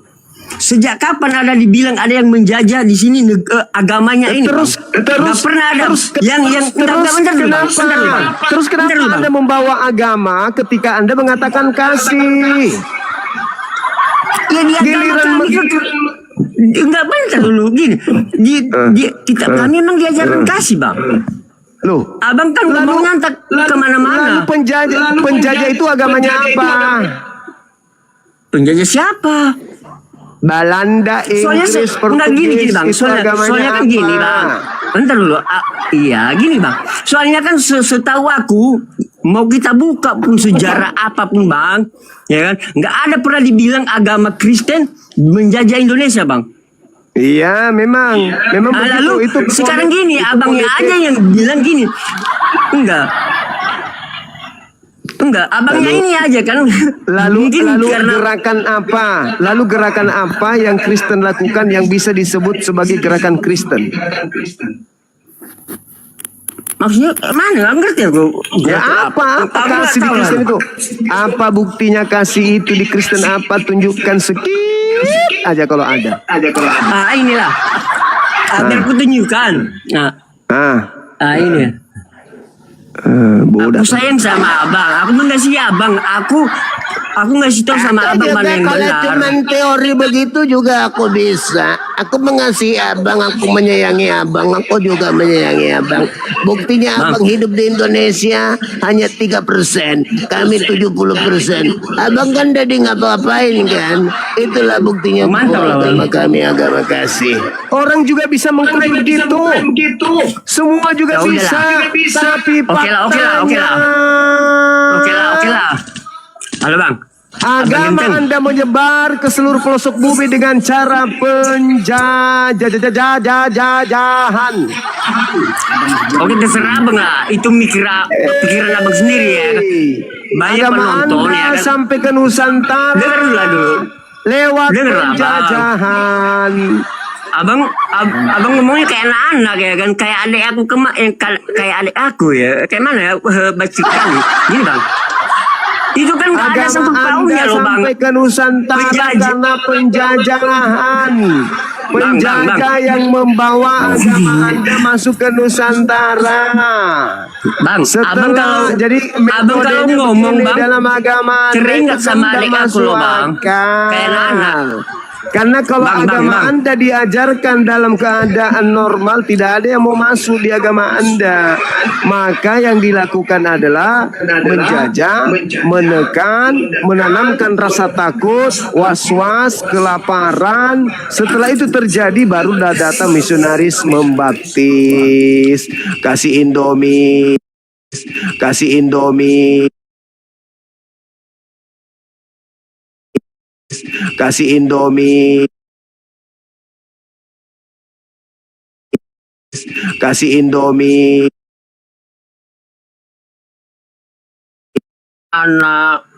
Adik aku pun Ini ngomongnya kayak gitu loh. kamu kena pelanggaran karena kamu kayak orang mabuk.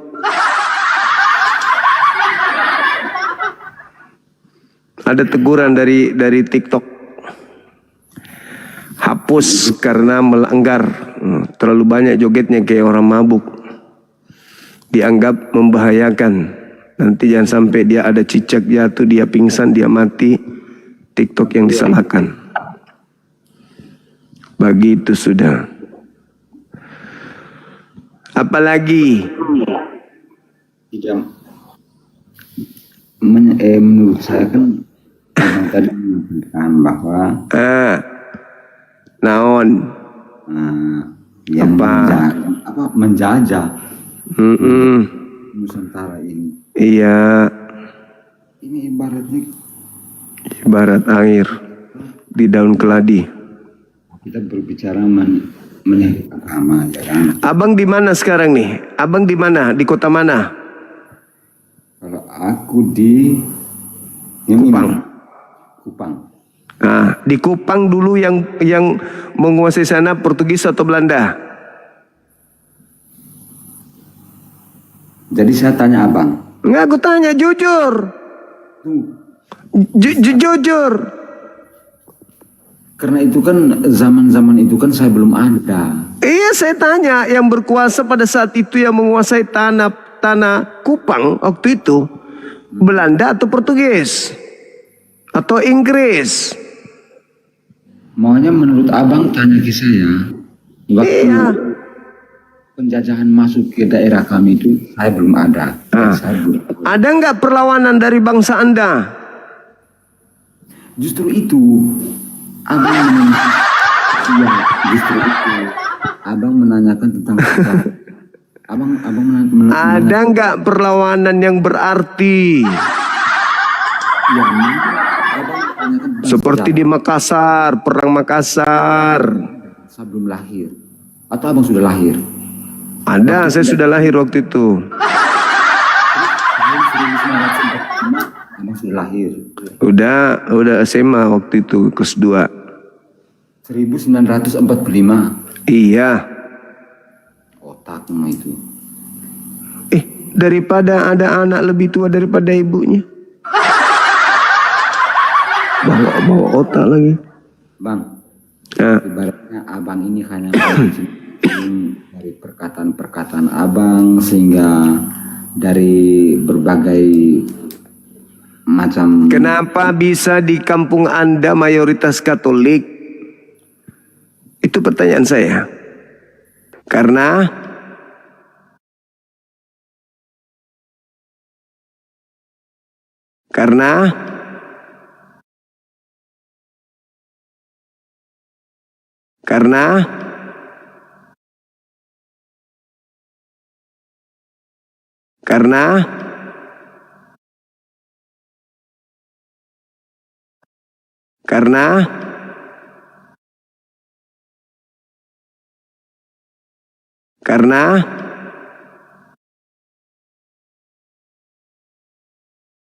Karena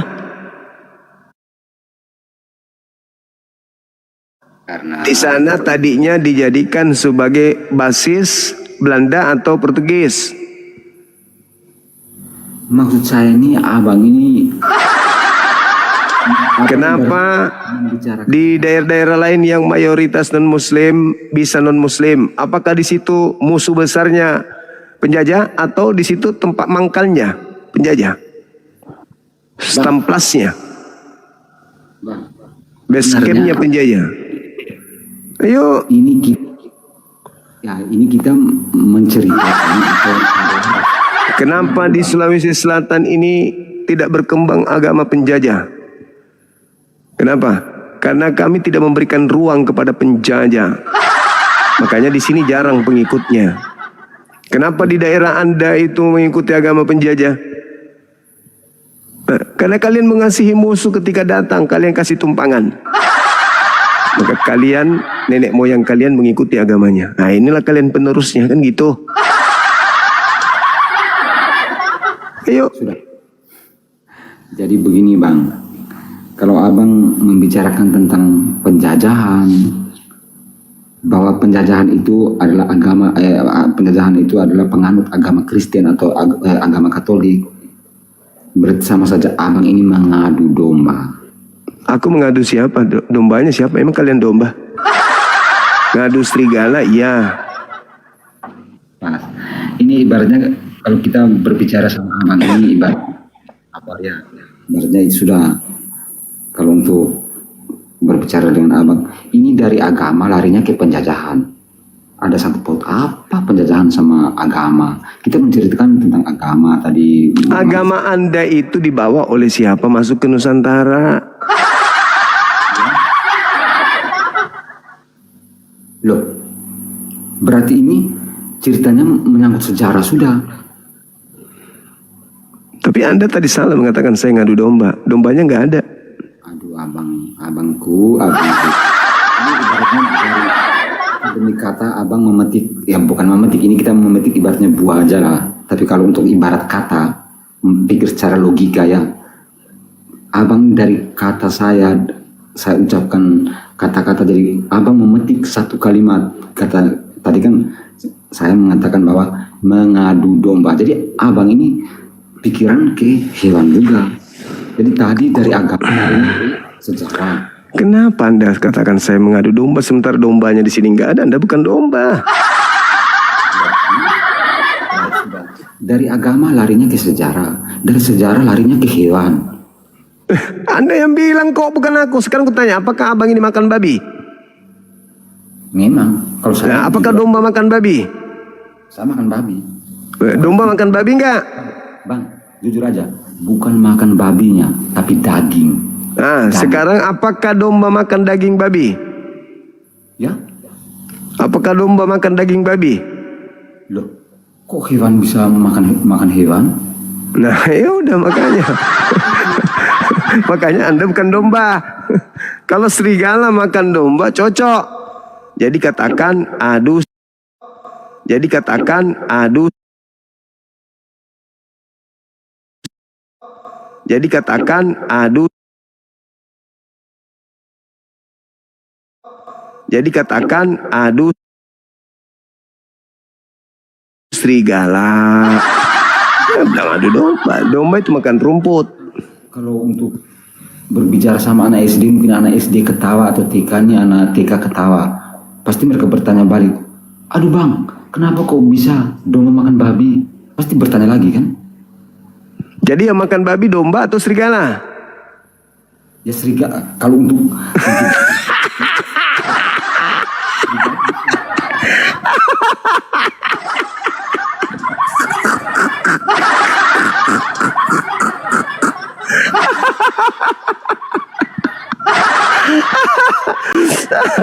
Jadi jangan pernah merasa domba kalian ini, jangan. Kalian ini bukan domba, domba itu makan rumput. Allahu Akbar. Oke bang, kita istirahat ya bang ya. jadi aman aja ya bang. Ini pesan saya saja untuk. Iya ada pesan teman-teman, ada pesan. Apa itu? Ya aman saja. Ya ibaratnya haters lah untuk yang typing yang di bawah ini mungkin ada salah kata, memang mungkin saya ada salah bahasa atau mungkin kita saling berdebat mungkin panas atau apa ya, saya minta maaf. Mungkin Ya saya juga minta maaf ya bang. juga minta maaf. Siap. Semua itu kita saling menghargai, itu aja. Iya oke. Ibaratnya kita ini kan hidup di dunia ini hanya untuk sementara saja bang. Iya oke. Atau kita mati juga, tidak mungkin kita untuk selamanya, tidak mungkin kan? Atau abang mau hidup untuk selamanya? Ya, tidak ada kematian bagi umat Islam itu. Cuman pindah alam. Iya justru itu ya kalau menurut abang bilang pindah alam ya itu sudah saya juga ikuti ya. Kalau Pindah alam juga. ya ibaratnya Oh, iya. semua manusia yang hidup di bumi pasti akan kembali ke Neraka. Bagi yang ya tergantung, kalau neraka yang mungkin berbuat yang tidak bagus, berbuat jelek, memfitnah orang, menzolimi orang, memfitnah Tuhan. neraka. Kalau dia di dunia dia banyak berbuat baik, sedekah, ini Ada sedekah juga. memberi jadi sedekah. Itu kan Iya. Baik bang, baik. Thank you ya. Hati-hati di jalan bang. yo mantap. Ya semangat malam.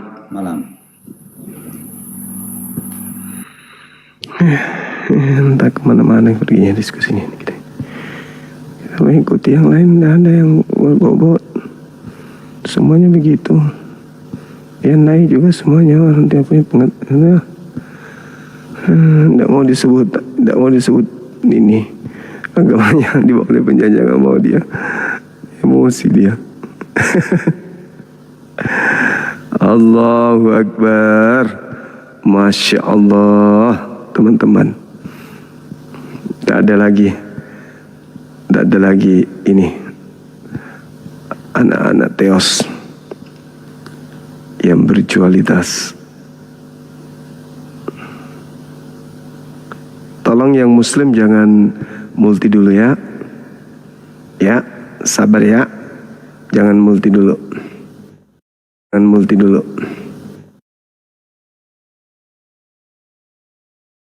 Jangan multi dulu.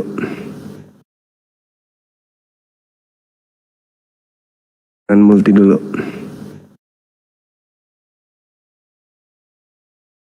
Jangan multi dulu.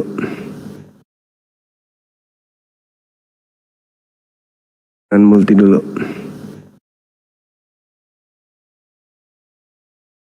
Jangan multi dulu.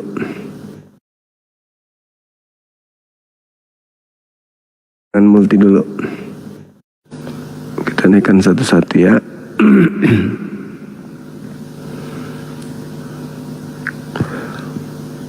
Oh yes. Nggak ada yang nyangkut teman-teman. Banyak kali pun kunekkan. Ah ini satu, mantap sekali.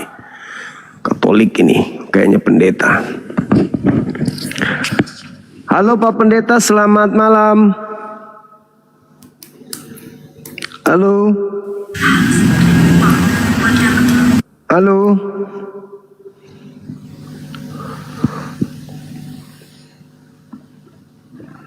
Halo Ya, Bang. halo, Bang. Katolik Halo, Bang. Protestan. Islam bang. Ada yang ingin dibantu atau membantu? Cuma nanya aja bang.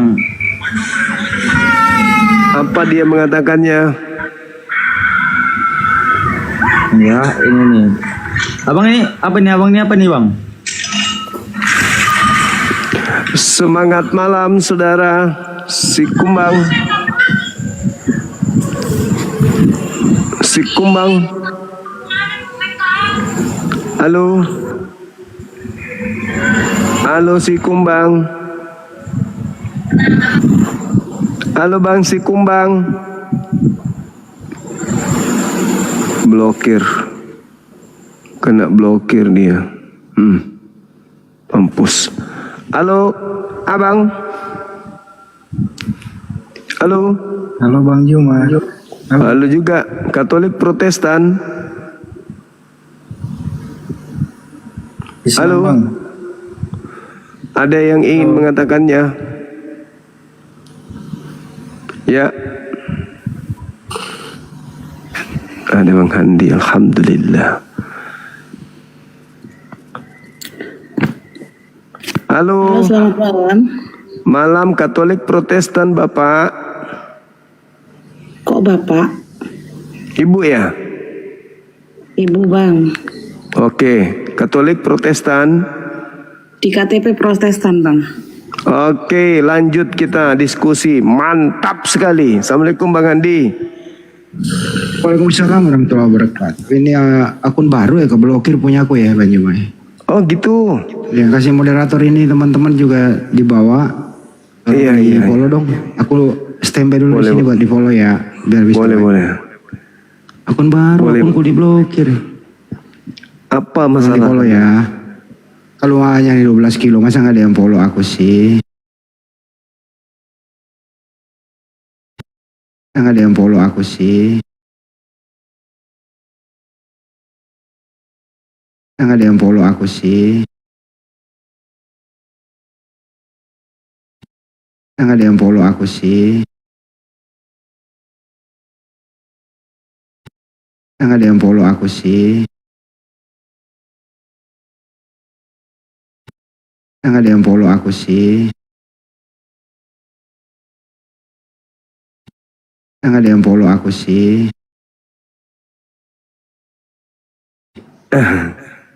Ya, Halo Ibu, lanjut, Bang silakan Juma. Ibu. Iya, ini sesuai dengan tema ya Bang ya. Selamat malam Iya, untuk semua. malam-malam juga. Silakan.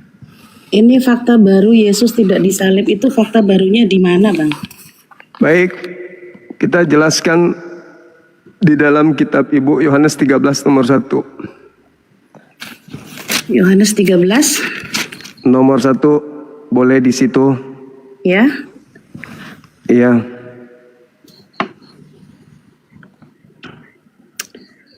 Yohanes 13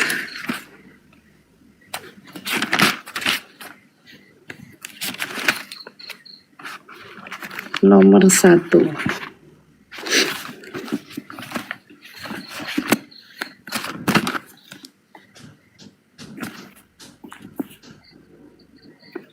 Bentar ya. Saya penasaran soalnya.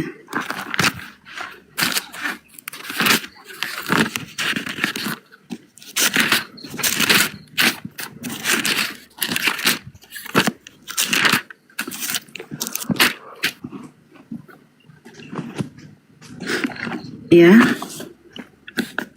Yohanes 13 ayat 1. Iya.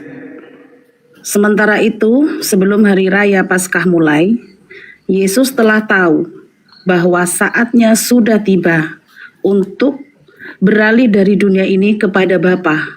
Sama seperti ia senantiasa mengasihi murid-muridnya, demikianlah sekarang ia mengasihi mereka sampai kepada kesudahannya.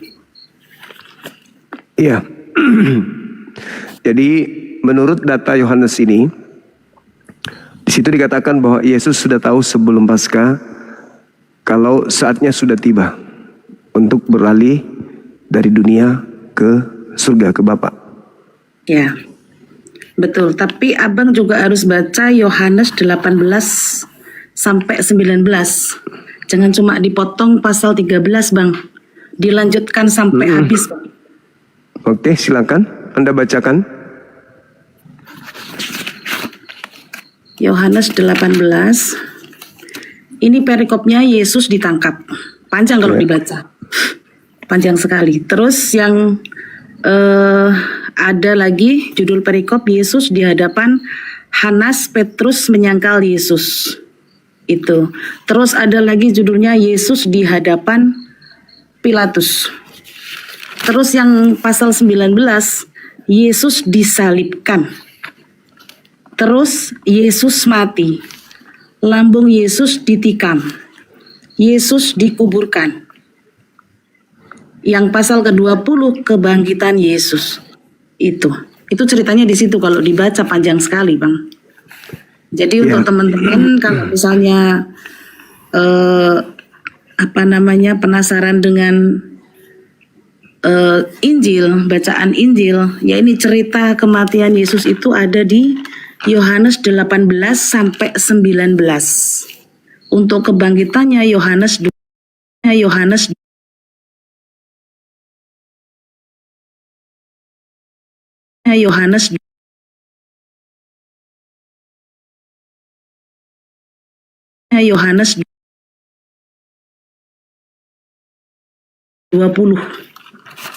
gitu, dibaca sendiri ya, soalnya ini panjang sekali. Oke. Jadi kalau kita kembali ke Yohanes 13, saatnya sudah tiba. Yesus beralih dari dunia kemana? Ke Bapa. Ya. Berarti saatnya sudah tiba itu sudah tiba atau belum tiba? Saatnya sudah tiba untuk penggenapan firman Tuhan itu, Bang, maksudnya. Saatnya sudah tiba untuk Yesus kembali kepada Bapa. Iya, tapi kan ada terusannya di situ, bukan hanya berhenti di situ saja. Apa terusannya, Ibu? Ya, ini terusannya dari pasal 13 sampai ke pasal 19. Oh, enggak dong. Gitu.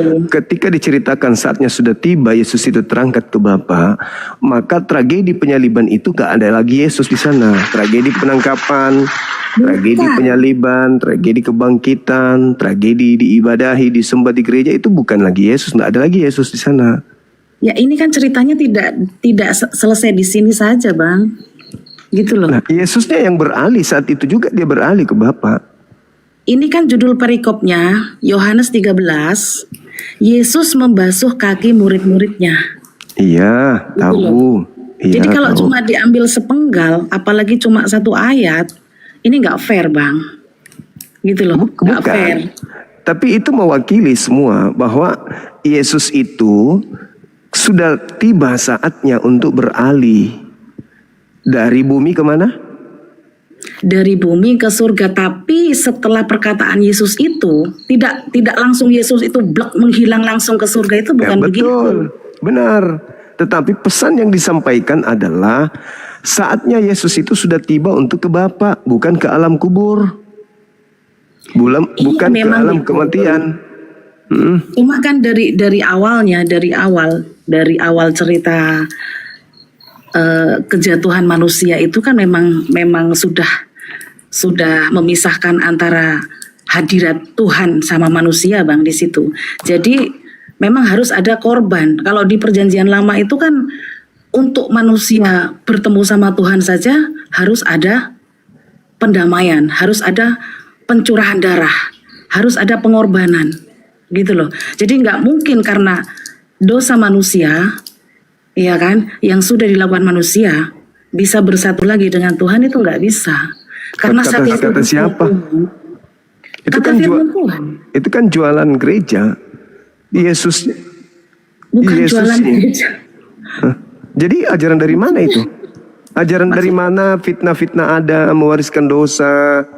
Loh, Itu yang ajaran bilang dari mana? mewariskan dosa itu siapa? Saya nggak pernah bilang. Dari tadi saya nggak bilang. Nah, terus mewariskan Yesus dosa. nebus dosa apa? Dosa mula-mula, Abang. Apa itu dosa mula-mula? Dosa mula-mula adalah pelanggaran manusia Manusia yang siapa? mengikuti tipu daya iblis. Manusia siapa dihapuskan dosanya oleh Yesus? Bukan manusia siapa? Semua manusia, Itu keturunan fitnah, Adam dan itu Hawa. fitnah, itu fitnah. Fitnah itu ajaran dari mana? Emang dosa apa yang dilakukan oleh keturunan Adam? Cek tunggu dulu. Ini yang mau Cek tunggu dulu. Ini yang mau Cek tunggu dulu. Ini yang mau Cek tunggu dulu. Ini yang mau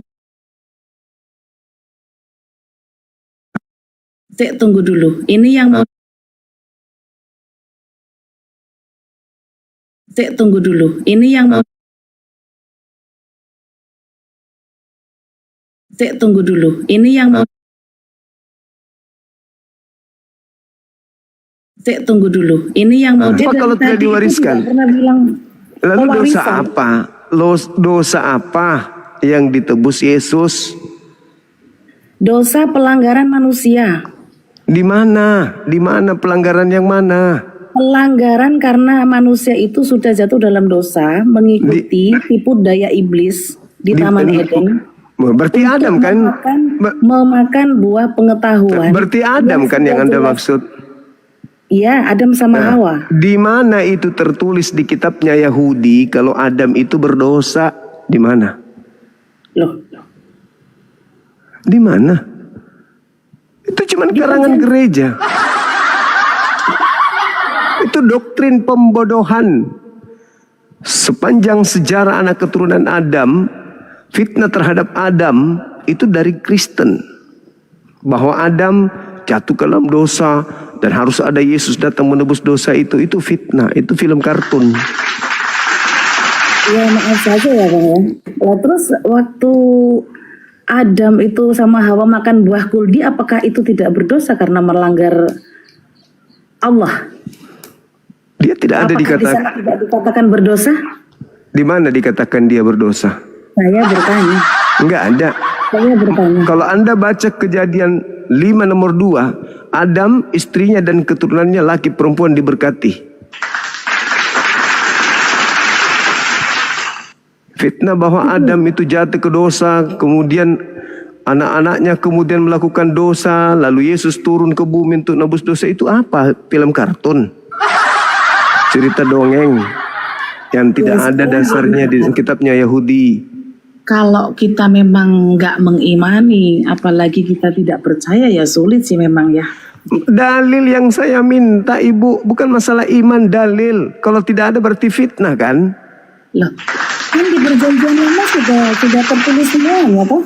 Di mana? Makanya saya minta dalilnya di mana? Kok cuma Iya, ngomong kalau misalnya dibaca satu-satu itu panjang Bang, panjang. tadi giliran Yohanes 13 Anda bisa panjang sampai Yohanes 20 Anda sebutkan. Nah, sekarang giliran hal yang sangat fundamental di mana ada Ya, fitnah gini. bahwa Saya Yesus itu kan turun ke bumi untuk mendamaikan mengangkat dosa. dari judul, dari tema yang Anda pakai, fakta baru, Yesus tidak disalib. ini ceritanya kan sudah kemana-mana aslinya seperti tadi, seperti karena- tamu-tamu yang sebelumnya. Jadi dari fakta baru Yesus tidak disalib sampai ke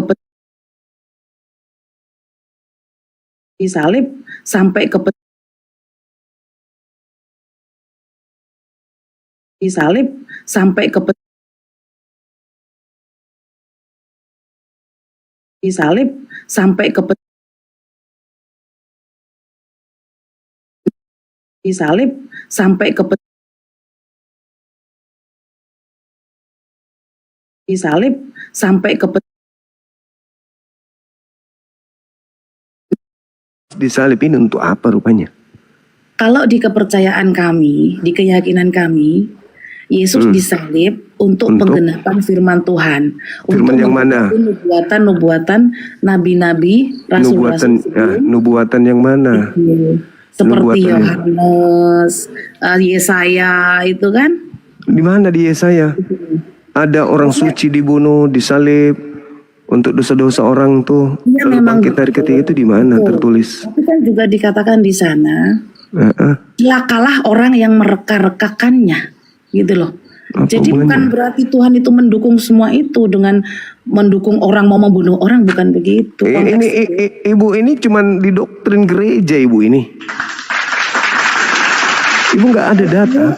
Kalau saya nggak di doktrin gereja ya. Lalu dari mana ilmu ibu ini semuanya kalau bukan doktrin? Coba. Saya baca Alkitab, Bang. Saya baca Ya sudah, coba Anda tunjukkan di mana Tuhan menginginkan pembunuhan untuk orang benar agar membuat dosa-dosa orang yang berdosa itu ditebus. Itu di mana tertulis di kitabnya Yahudi, di mana? Nanti besok mungkin saya cari dulu, Bang, ya. Besok Boleh.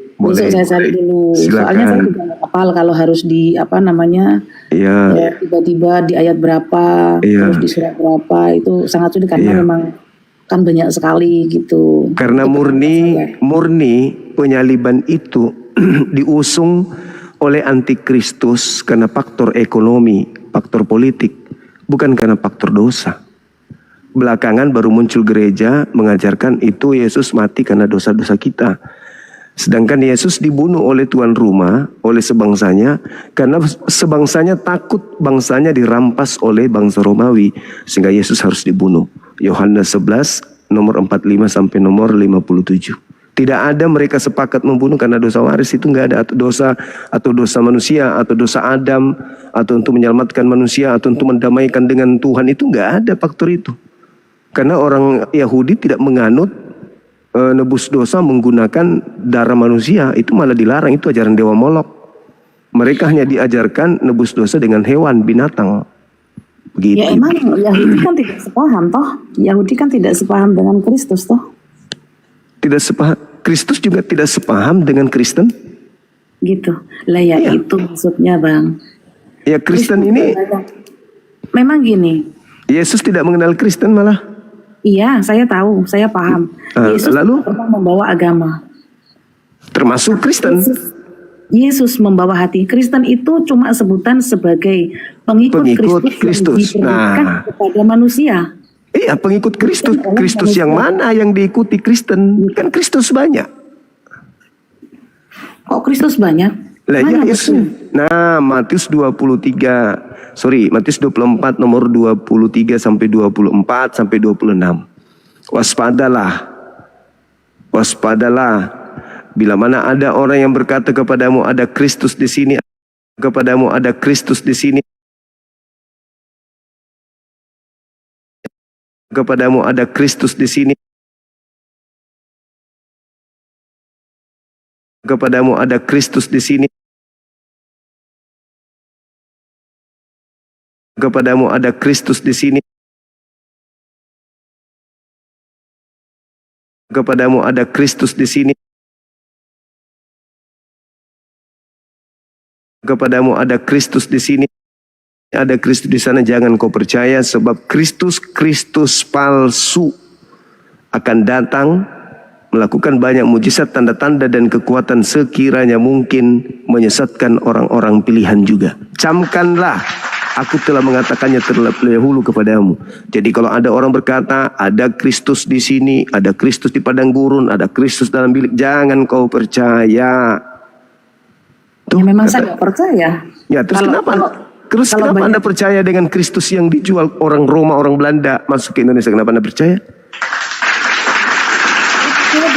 Kristus yang disalibkan untuk menebus dosa. Oh, masalahnya Yesus tidak pernah disalib. Kan Anda.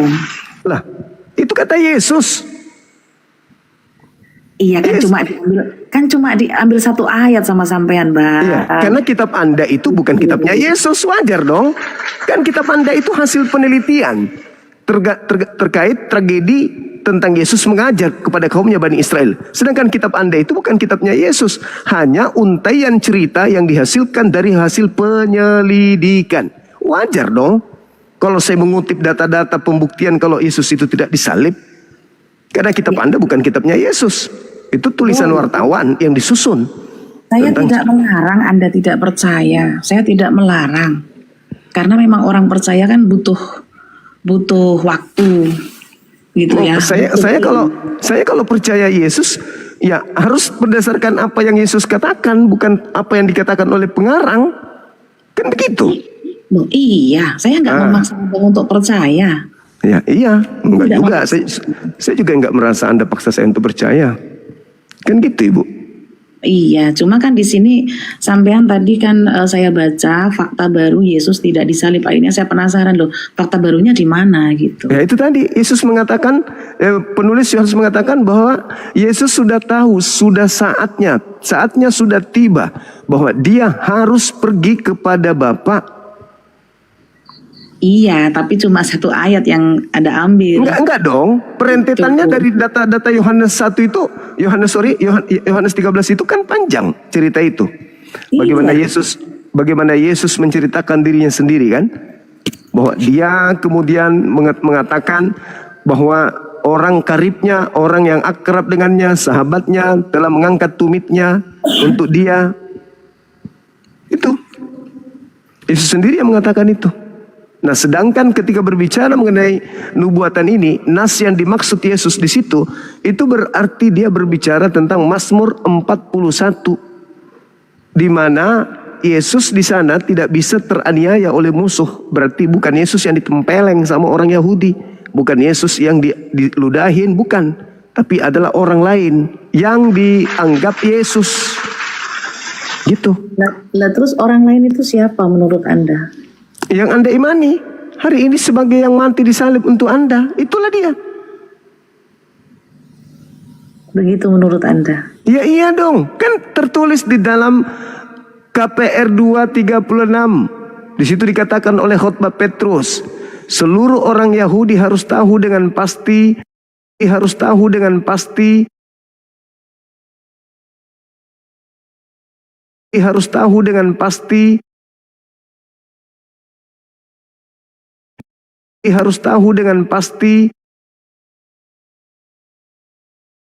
bahwa Tuhan telah membuat Yesus yang kau salibkan itu menjadi Tuhan.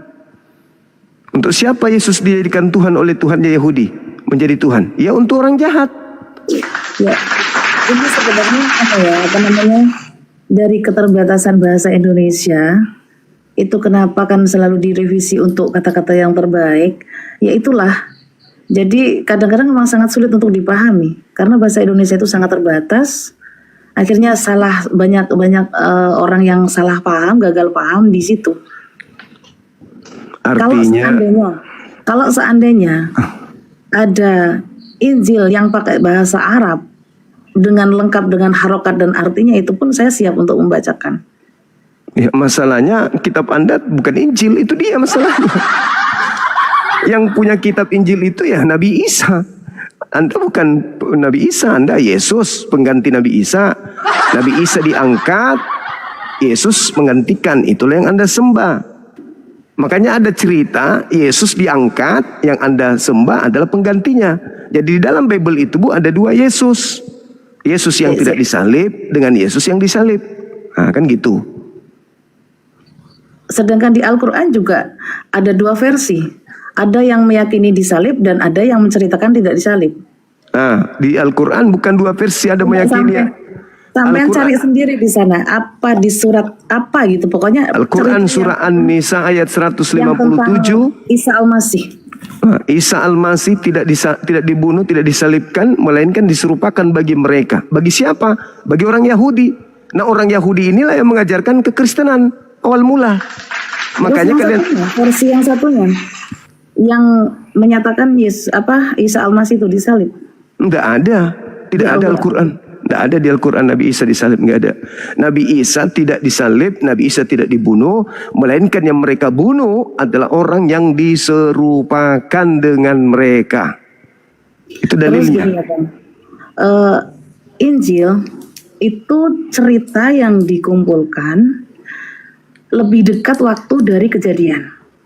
Ya, Sedangkan kitab Anda dituliskan jauh enggak dong. setelah kejadian. Itu bagaimana tuh? Oke, Bible Anda narasumbernya manusia. Al-Quran saya narasumbernya dari pencipta langit dan bumi. Nabi pun tidak melakukan penelitian, tidak mengumpulkan kesaksian-kesaksian orang, berbeda dengan penulis kitab Anda. Tidak bertemu dengan Yesus, tidak ada hadir pada saat itu, tapi dia menulis. Tulisannya bukan ilham dari Tuhan, tulisannya bukan wahyu, tetapi penelitian selayaknya wartawan mengumpulkan berita-berita. Sebagai tulisan wartawan pasti syarat dengan kesalahan. Tapi Al-Quran diwahyukan dari langit, siapa yang bisa lebih pintar, lebih mengetahui daripada yang maha menyaksikan? Nabiku tidak melakukan penelitian. Sama seperti Nabi Musa. Apakah Nabi Musa hadir pada saat Nabi Abraham menerima wahyu? Tidak. Kenapa Nabi Musa menulis? Ya karena wahyu dari Tuhan. Kenapa nggak diragukan? Ya karena wahyu dari Tuhan. Wahyu dari Tuhan.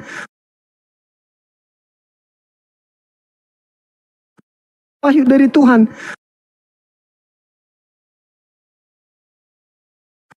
Wahyu dari Tuhan. Begitu juga nabiku. Berbeda dengan Bible. Bible itu bukan wahyu, tetapi hasil penelitian kesaksian-kesaksian. Oke. Saya terima pendapat Anda. Kalau Tuhan itu sendiri, Anda kan juga tidak melihat toh, bahkan di situ tidak ada saksi toh. Tapi Anda bisa percaya gitu. Ya, itulah tadi. Apakah Nabi Musa ada saksi ketika menerima Torah? Ada nggak saksi? Seperti 10 hukum Tuhan, saksinya banyak. Mereka di Siapa? bawah tuh menunggu tuh. Apa bedanya dengan Nabi Muhammad? Gitu. Ya, apa bedanya dengan Nabi Muhammad? Ketika Nabi Musa menerima Torah, dia berada di atas bukit Sinai. Ya. Nah, ada yang melihat? Nggak ada. Ya memang secara langsung tidak ada yang melihat. Nah, sama dengan Nabi Muhammad. Cuma waktu Nabi Musa ke atas naik gunung, itu memang hanya orang yang terpilih yang berhak untuk berhadapan langsung dengan Tuhan. Jadi orang-orang yang tidak terpilih emang nggak bisa, karena waktu itu tidak sembarangan orang yang bisa langsung berhadapan dengan Tuhan, dengan hadirat Tuhan, nggak bisa sembarang orang. Ya memang. Karena manusia kalau bertemu, bertatap muka, jangankan bertatap muka, dekat-dekat saja dengan hadirat Tuhan itu mati. Karena manusia itu sudah jatuh dalam dosa. Nah, itu lagi, fitnah lagi. Fitnah lagi. Loh kok bisa fitnah? Di mana dalilnya manusia jatuh dalam dosa itu dalil? Di mana? Di mana? Nanti tak carikan Ibu, sama saya. kalau Anda dalami dalilnya kitabnya orang Yahudi, di dalam Kejadian 3:15, Tuhan mengatakan begini di sana. Aku akan mengadakan permusuhan antara keturunanmu iblis dengan keturunan manusia. Nah, jadi yang menjadi musuh keturunan manusia adalah keturunan iblis. Ibu memfitnah manusia jatuh dalam dosa, berarti ibu adalah keturunan. Loh, kan dalilnya begitu. Tuhan mengadakan permusuhan antara keturunan iblis dengan keturunan manusia. Nah, agama ibu diajarkan memfitnah manusia, telah jatuh ke dalam dosa. Berarti agama ibu didirikan oleh musuhnya Adam. Oke, baik.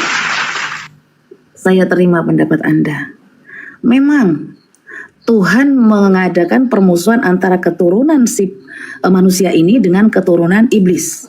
Ya. Tapi dosa yang dilakukan manusia itu gara-gara tipu daya iblis. Di situ. Oke. Anda mengatakan gara-gara tipu daya iblis. Sehingga manusia jatuh ke bumi.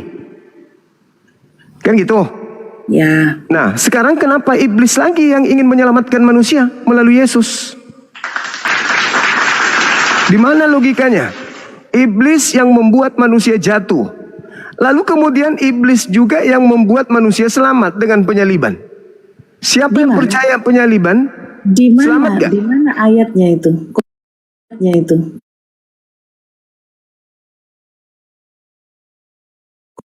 Ayatnya itu.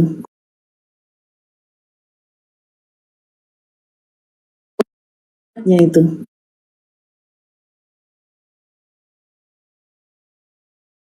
Ayatnya itu.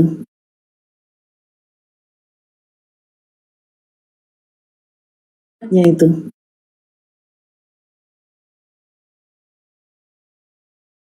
Ayatnya itu.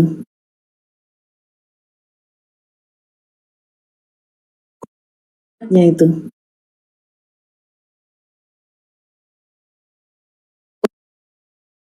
Kalau ternyata karya mereka membunuh Yesus justru menyelamatkan manusia. Kan itu poinnya. Iya. Sekarang dalilnya di mana Bapa pencipta langit dan bumi menyelamatkan manusia dengan membunuh, menyalib orang benar? Ada. Seperti di mana? Tunjukkan Ya. kepada saya. Saya Nanti tunggu. Bang. Nah, itu PR-nya ya. Carikan nanti semuanya. Justru Yesus mengatakan dalam Yohanes 8:37, kenapa engkau ingin membunuh aku? Karena kau tidak memiliki firman-Ku di dalam dirimu. Iblislah yang menjadi bapakmu. Dan kamu mau melakukan keinginan-keinginan bapakmu, yaitu membunuhku. Berarti keinginan membunuh Yesus adalah keinginan iblis. Kenapa Anda Iya. katakan, terus Ya kan, Bapak sendiri mengatakan, tetapi celakalah yang mereka-rekakan pembunuhan ini. Nantilah Betul. panjang itu. Iya Panjang betul. itu ayatnya. Yohanes Kalau 13 juga itu. Kalau Adalah lebih cuma dipotong-potong, adalah lebih nggak baik bakalan ketemu, Bang. Kalau cuma dipotong-potong nggak bakalan ketemu. adalah lebih baik sekiranya dia tidak dilahirkan. Kan itu poinnya. Sekarang permasalahannya bukan di situ. Yesus mengatakan di dalam Matius 26 nomor 24, aku memang harus pergi sesuai dengan apa yang ada tertulis tentang aku. Akan tetapi celakalah dia yang telah menyerahkan aku. Adalah lebih baik sekiranya dia tidak dilahirkan. Memang aku harus pergi sesuai dengan apa yang telah tertulis. Nah, apa yang sudah tertulis tentang Yesus dalam kitabnya orang Yahudi? Terangkat langsung, tidak mengalami kematian. Celakalah yang menyerahkan dia. Dialah yang mengalami kematian. Dialah yang Anda sembah. Ayo, sekarang pertanyaannya. Bangkit dari kubur pada hari ketiga menurut Yesus itu tanda yang diberikan untuk orang jahat atau untuk orang benar? Menurut Yesus. Untuk tanda untuk orang jahat. Soalnya biar dia percaya. Siapa yang menerima kemudian tanda kebangkitan dan memperingati setiap tahun kebangkitan hari ketiga? Hari Minggu itu. Ya kami yang percaya kepada dia. Nah, apakah Anda angkatan jahat? Ya sebelumnya, sebelum saya mengenal Yesus, sebelum saya menerima penebusannya, semua orang itu berdosa, Bang. Fitnah lagi. Tidak ada manusia yang tidak berdosa, Bang. Fitnah lagi. Apakah Anda merasa tidak punya dosa? Saya punya dosa, tetapi saya punya tanggung jawab untuk bertobat sendiri, bukan menggunakan darah orang menjadi tumbal untuk dosa saya. Darah orang menjadi tumbal untuk dosa saya. Darah orang menjadi tumbal untuk dosa saya. Darah orang menjadi tumbal untuk dosa saya. Darah orang menjadi tumbal untuk dosa saya. Darah orang menjadi tumbal untuk dosa saya. Darah orang menjadi tumbal untuk dosa saya. Itu bukan ajaran Tuhan menumbalkan orang. Bukan menumbalkan orang, Bang. Lalu Di sini kan bentuk kasih Bapa. Pasti Bapa. Bapak lagi yang difitnah. Fitnah lagi kepada Bapak. Di mana Bapak perintahkan membunuh orang benar? Justru Tidak ada perintah membunuh orang benar, Bang. Tidak ada. lalu kenapa Anda mengatakan Bapak yang perintahkan, Bapak yang punya karya? Bukankah Yesus mengatakan iblis yang menjadi bapakmu dan kamu mau melakukan keinginan bapakmu? Iblis loh. Kenapa Anda fitnah iblis itu Bapak? Susah, memang susah. Memang susah. Anda mengajarkan ajaran yang tidak ada dalam pengajaran para nabi. Anda anggap benar itu ajaran dari gereja yang Anda anut itu. Itu baik. Nah, belajar lagi Bu. Belajar lagi. Setelah menguasai Bible, baru hadir lagi untuk diskusi dengan saya. Karena satu hal yang perlu Ibu pahami, bahwasanya salib itu menyebabkan manusia jatuh ke dalam dosa. Di Kristen salib malah menyelamatkan manusia. Nah, di situ perbedaannya kita. Baik. Itu PR besar untuk saya. Iya, silakan. Nanti saya kumpulkan datanya. Ya mudah-mudahan kita diskusi kembali. Baik Ibu, Untuk silakan. selanjutnya mungkin ada kata-kata yang kurang berkenan. Saya juga mohon maaf. Saya juga Ibu, minta maaf juga. Terima kasih banyak. Makasih Ibu Erawati. Selamat Ya. malam. Malam Ibu. Oke teman-teman non-muslim, silakan kalau masih mau diskusi dengan saya, naik, tapi jangan emosi. Contoh Ibu tadi, beliau bagus berdiskusi. Sayangnya kelemahan Ibu itu argumentasinya tersusun rapi tapi tidak didukung oleh dalil. Nah, syukur dia menerima kelemahannya dan mau belajar. Mudah-mudahan besok dia tampil dengan data-data. Saya suka berdiskusi dengan orang yang menggunakan data daripada asumsi liar yang membuat kita kesal karena ngotot terhadap asumsinya. Cuman pelajaran yang dipetik di sini adalah Tuhan difitnah, ya. Adam difitnah. Nah, itulah yang saya minta dalilnya, kan begitu. Halo, Saudara Randi, apa kabar? Baik bang. Katolik? Ateis bang. Saya nggak percaya Tuhan sekarang bang. Soalnya melihat konteks perdebatan antara orang-orang beragama ini justru membuat saya menjadi ateis seperti ini bang. Oke. Sekarang kalau misalnya Tuhan nampak oleh kita, apa yang kita lakukan dalam hidup ini? Andaikan Tuhan menyatakan dirinya, nampak di setiap apa yang kita kerjakan, Tuhan menyatakan diri, memperlihatkan diri. Kira-kira yang kita lakukan apa dalam hidup ini bang? Ya kalau seandainya Tuhan nampak, ya berarti secara eksistensi ya kita udah pasti percaya dia bang. Nah, kalau sudah percaya oleh karena Tuhan itu nampak, apa yang kita lakukan dalam hidup kita? Ya pasti tunduk terhadap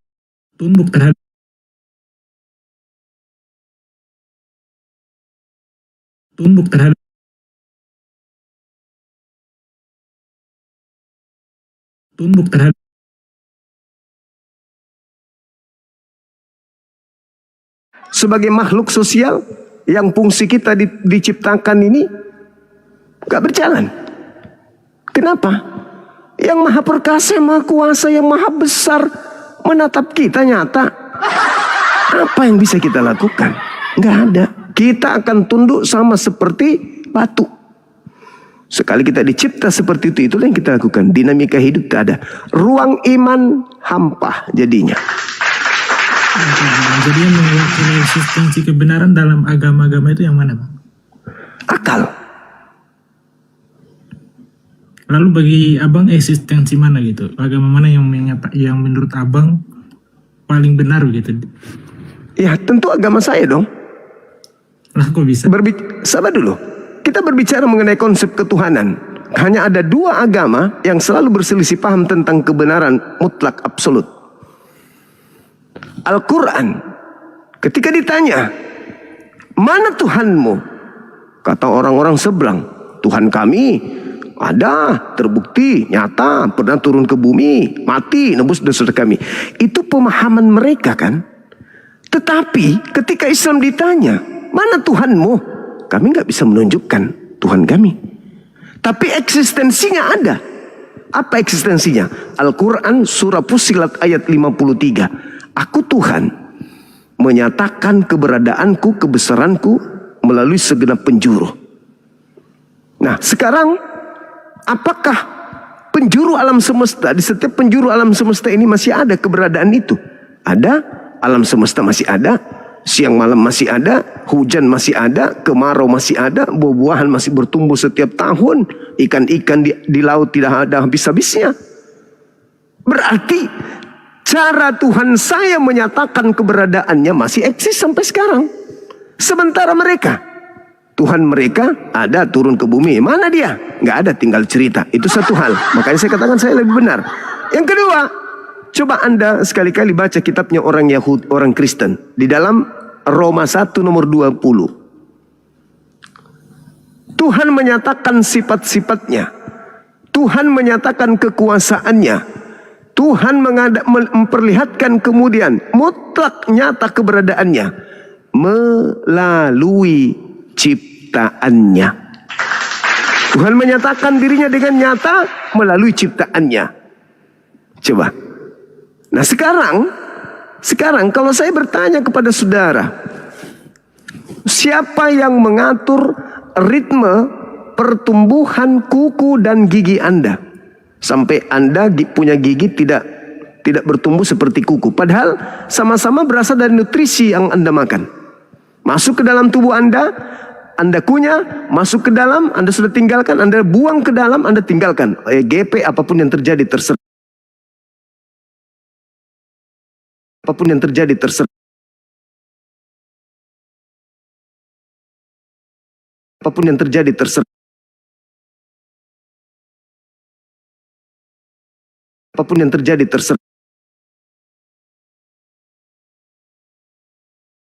Apapun yang terjadi terserah.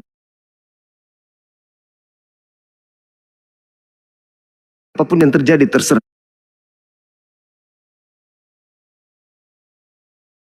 Apapun yang terjadi terserah. Pertanyaan saya, yang mengatur ada yang ke kuku, ada yang ke gigi. Itu siapa menurut saudara? Sampai gigi Anda nggak bertumbuh seperti kuku. Yaitu mekanisme proses biologis, Bang. Berjalan Jadi, dengan sendirinya? Iya, kalau menurut kepercayaan saya gitu. Hah?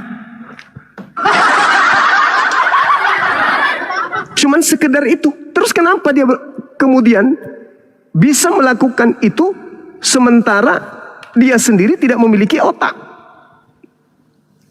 Otak Anda pada saat Anda tidur berhenti bekerja. Tapi bagian tubuh organ lain kenapa masih bekerja? Sementara otak nggak berfungsi saat itu.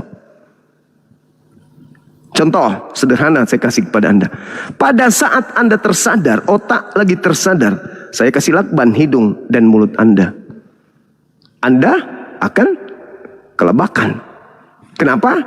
Otak bekerja untuk mencari napas. Tapi ketika Anda tertidur,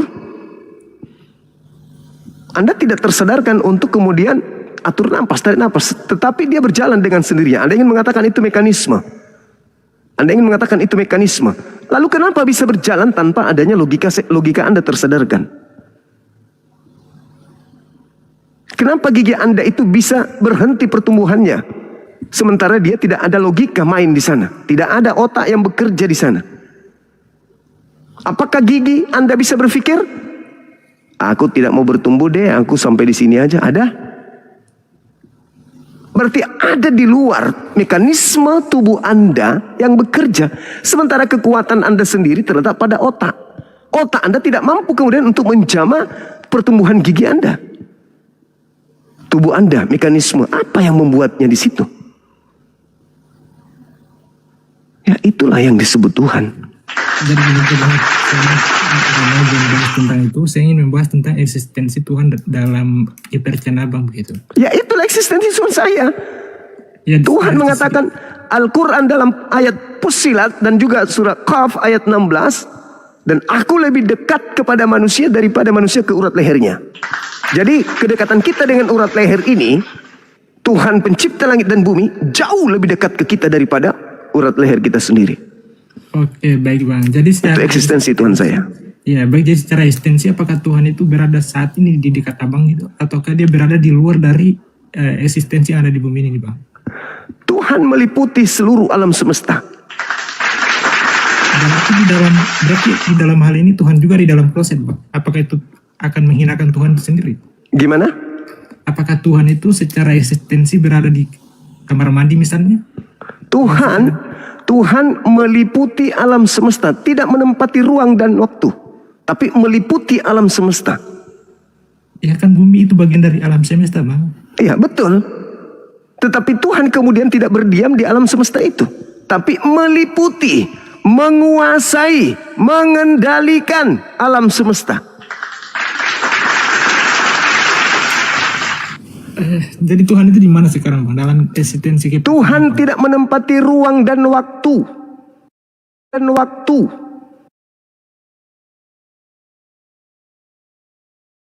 Dan waktu.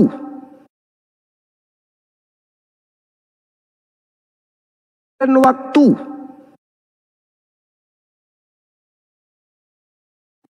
Dan waktu.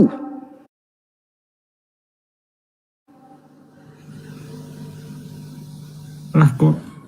Ya, karena dia bukan makhluk, maka Tuhan tidak meliputi waktu.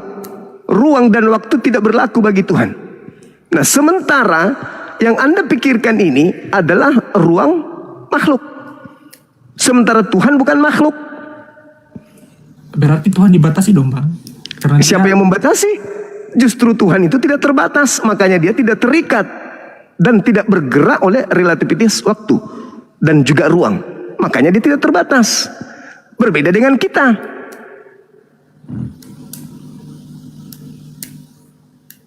Nah, saya jadi bingung deh, Bang. Ya, Anda bingung karena Anda menghadirkan Tuhan dalam rupa makhluk. Seibarat, Bang, seibarat periuk tidak akan pernah berbicara dan tidak akan pernah bisa menghadirkan keberadaan yang membuat periuk itu. Tetapi yang membuatnya ada. Tapi periuk tidak bisa menggambarkan seperti apa yang membuatnya.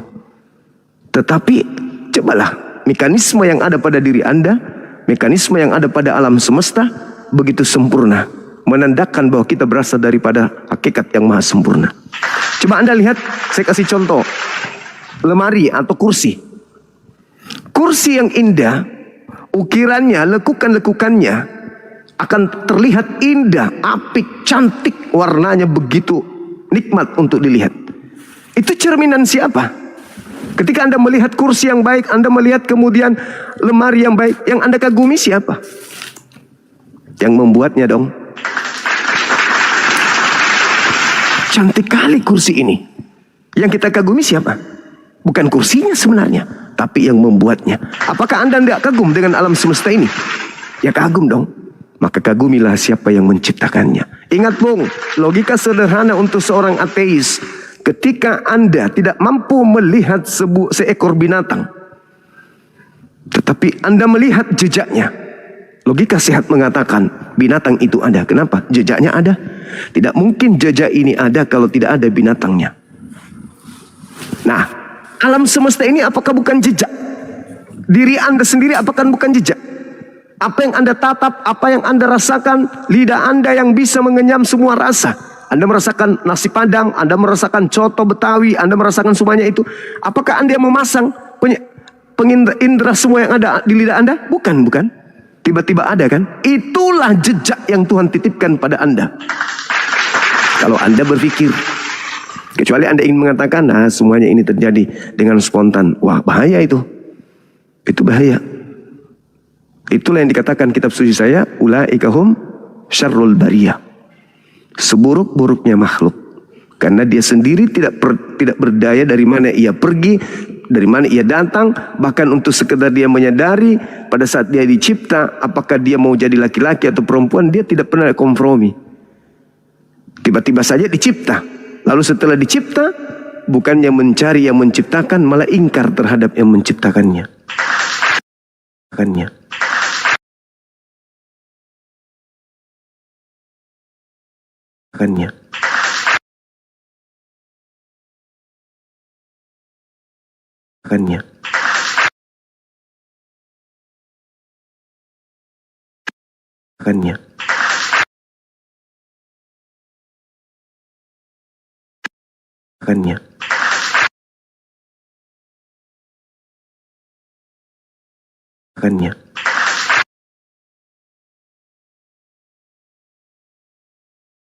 Jadi, menurut saya Bang, terkait eksistensi Tuhan dalam pandangan orang-orang beragama, saya pikir itu berasal dari ide atau pikiran orang-orang yang ada pada masa kala itu Bang, orang-orang terdahulu.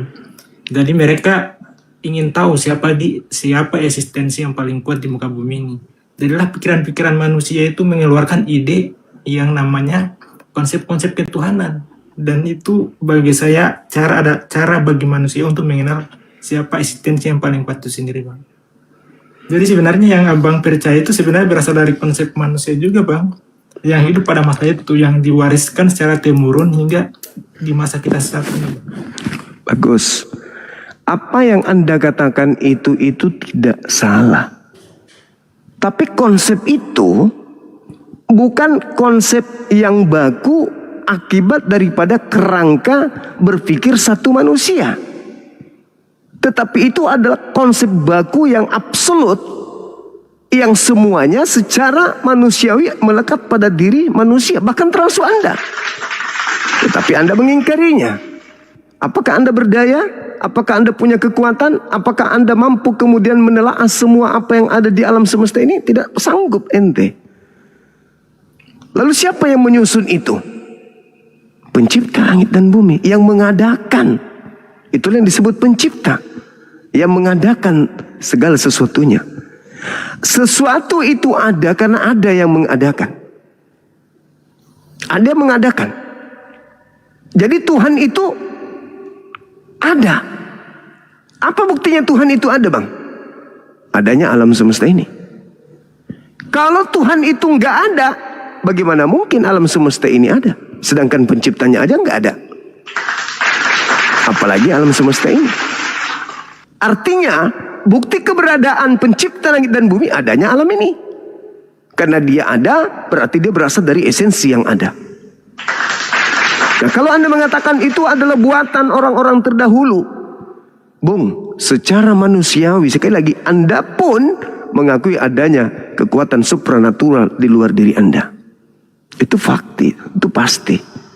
Hanya saja Anda malas ibadah, Anda tidak mau diatur, Anda mau hidup seenaknya Anda maunya tidak mau susah, apa adanya saja, hidup seperti kambing, terserah saya, maunya saya tidak mau diatur. Itulah yang menyebabkan Anda seperti ini. Tapi ada masa di mana Anda itu butuh Tuhan. Butuh Tuhan. Butuh Tuhan. Butuh Tuhan.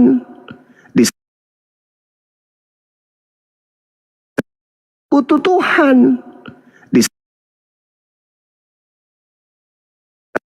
Butuh Tuhan. Butuh Tuhan. Saat Anda sakit, di saat Anda diuji dengan kelaparan, ekonomi, keluarga, pekerjaan, di saat-saat itulah nurani ciptaan akan berperan dalam diri Anda. Karena dalam konsep manusia, dalam ilmu psikologi, makhluk yang bernama manusia ini itu ada pada fase mereka memiliki logisme, kemampuan berpikir. Kemampuan berpikir yang tidak dimiliki oleh makhluk lain. Yang kedua, kehendak bebas. Yang ketiga, diuji. Sekarang Anda dalam ujian. Tapi apakah Anda bisa berpikir? Anda bisa berpikir. Ada pilihan antara bertuhan dan tidak bertuhan. Lalu Anda diuji. Apa ujiannya? Kalau Anda bertuhan, Anda harus sujud, Anda harus begini, Anda harus begitu. Nah, Anda pilih yang mana? Kehendak bebas. Kalau tidak bertuhan, ya bebas. Saya tidak terikat dengan sholat, saya tidak terikat dengan harus ke gereja, ke vihara dan seterusnya, ke masjid dan seterusnya. Bebas. Ya. Itulah manusia. Saya juga punya potensi itu, Bang. Saya kalau masuk ke tempat abang ikut-ikutan, saya nggak sholat. Tidak lagi memuji penyembah pencipta. Sama seperti abang. Anda dikasih 24 jam, saya juga 24 jam. Hari Senin besok adalah hari Senin yang sama bagi Anda dan bagi saya. Bedanya di mana? Sama-sama kita melewati ketukan. Menit, detik, menit, jam, hari, dan seterusnya. Sama. 24 jam kita adalah 24 jam yang sama. Bedanya, aku tunduk kepada pencipta waktu. Anda tidak. Padahal Anda dengan saya sama-sama digiring kepada ketiadaan di bumi ini. Yakin dan percaya, Anda masih ingat ketika Anda di Ayun, ketika Anda belajar berjalan, ketika Anda kemudian berlari, ketika Anda masih SMP, SMA, kuliah, dan Anda masih ingat itu. Sekarang Anda sudah mulai rambutnya memutih, lemah badannya, kulitnya keriput. Bukti bahwa Anda ada pada fase di mana alam semesta ini sudah muak. Tidak mau lagi, ada masa di mana pundak daripada bumi nggak mau lagi dipijak. Ada masa oksigen tidak mau lagi masuk ke paru-paru Anda. Ada masa Anda harus digiring, mau tidak mau, suka atau tidak, harus berpindah dari alam ini menuju fase berikutnya. Itu artinya apa? Anda mempertuhankan diri Anda yang tak ada dayanya sama sekali. Anda mempertuhankan akal Anda di mana akal Anda itu berdiri di atas tubuh yang lemah. Anda tak sanggup melawan rasa ngantuk. Anda tak sanggup melawan rasa lapar. Tetapi Anda tetap merasa hebat. Anda merasa Tuhan itu nggak ada. Tetapi otak yang Anda pakai, akal yang Anda pakai untuk menolak keberadaan Tuhan pun tak sanggup menahan lajunya waktu meski sedetik. Anda tidak sanggup kemudian dengan sombongnya Anda, kepungahan Anda menolak keberadaan esensi pencipta di luar Anda yang maha kuasa. Dengan Anda menahan kulit Anda jangan sampai keriput. Kalau Anda benar, kenapa Anda tidak bisa kemudian merubah diri Anda sendiri menjadi awet muda? Kenapa Anda tidak Kenapa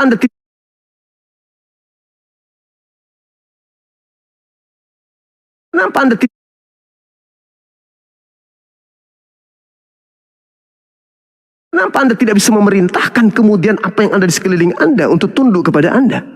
Karena ingat, dengan Anda tidak bertuhan, berarti Anda sudah menganggap diri Anda Tuhan itu sendiri. Menolak Tuhan, sabar, menolak Tuhan sama halnya Anda sedang mempertuhankan diri Anda sendiri. Ketika Anda mendudukkan diri Anda sebagai penguasa terhadap diri Anda, berarti Anda adalah selemah-lemahnya makhluk. Ketika Tuhan Anda batalkan keberadaannya dalam esensi diri Anda, berarti yang Tuhan sekarang adalah Anda. Kemampuan Anda apa? Anda adalah Tuhan yang sangat lemah bagi diri Anda sendiri. Jadi itu yang disebut makhluk zalim. Silakan. Bagi saya, terutama dalam perspektifnya sebagai manusia, hukum tertinggi itu adalah akal. Jadi pada poinnya ketika saya sakit seperti yang Abang bilang, mekanisme tubuh saya lah sendiri yang akan mengembalikan bagaimana caranya saya akan kembali sehat. Abang tadi berbicara tentang konsep akal dalam hal ini, dalam kepercayaan Abang itu sendiri. Abang melakukan sholat, di mana sholat itu dilakukan dengan batasan-batasan rakaat yang dalam perspektif Abang, misalnya sholat subuh, kata teman saya 2 rakaat. Mengapa Abang melakukan aktivitas semacam itu? Dan pertanyaannya, apakah itu diatur di dalam agama Abang, ataukah Abang hanya menurut sesuai peraturan itu dan tidak mempertanyakan akal Abang sendiri? Oke. Sebagaimana apa yang ada dalam diri saya, mata diatur oleh Tuhanku untuk melihat, bukan lubang hidung. Tangan diatur oleh Tuhanku untuk kupergunakan memegang, bukan untuk berjalan. Maka sebagai insan bertuhan, mau dong saya diatur oleh Dia yang telah menciptakan saya begini sempurna. Aku bangga, aku bersyukur jadi manusia. Gimana sejadinya aku jadi monyet, jadi kerah, Maka sebagai makhluk yang punya kelemahan syarat dengan kelemahan, ketika Tuhanku memerintahkan aku ibadah, apa salahnya saya menuruti perintahnya? Oh, dia sangat sayang sama aku. Dia mengatur kulitku begitu bagus. Dia mengatur kemudian bulu-bulu yang tumbuh di badanku begitu indah. Diberikannya kepadaku keturunan yang menyenangkan hatiku. Diberikannya istri yang mendampingi aku dengan sukacita. Aku diberi hidup, kelapangan, begitu mewah, begitu sempurna. Apakah susah bagi saya untuk mensyukuri itu semua? Artinya dalam prinsip kesyukuran dalam perspektif agama wajarlah abang mengatakan seperti itu. Iya dong. Tapi dalam konteks sebagai akal abang yang abang katakan sebagai fondasi abang untuk berpikir, mengapa dalam konsep-konsep dalam ibadah itu abang tidak menggunakan otak abang sendiri gitu? 2 rakaat. Kenapa harus 2 rakaat gitu? Kenapa harus 4 rakaat? Baik. Aturan-aturan begitu harus digunakan, Bang. Baik. Kenapa tidak 5 rakaat gitu? Yang lebih banyak. Baik. Kenapa sekalian aja Anda nggak mengatakan kenapa mata saya cuma 2? Kenapa nggak 3, 4, 5, 6? Dan kenapa mata saya tidak ada 1 di restoran supaya saya nggak usah berjalan ke sana untuk melihat-lihat? Itulah tadi yang saya katakan. Kita punya logika. Ketika kita punya logika, berarti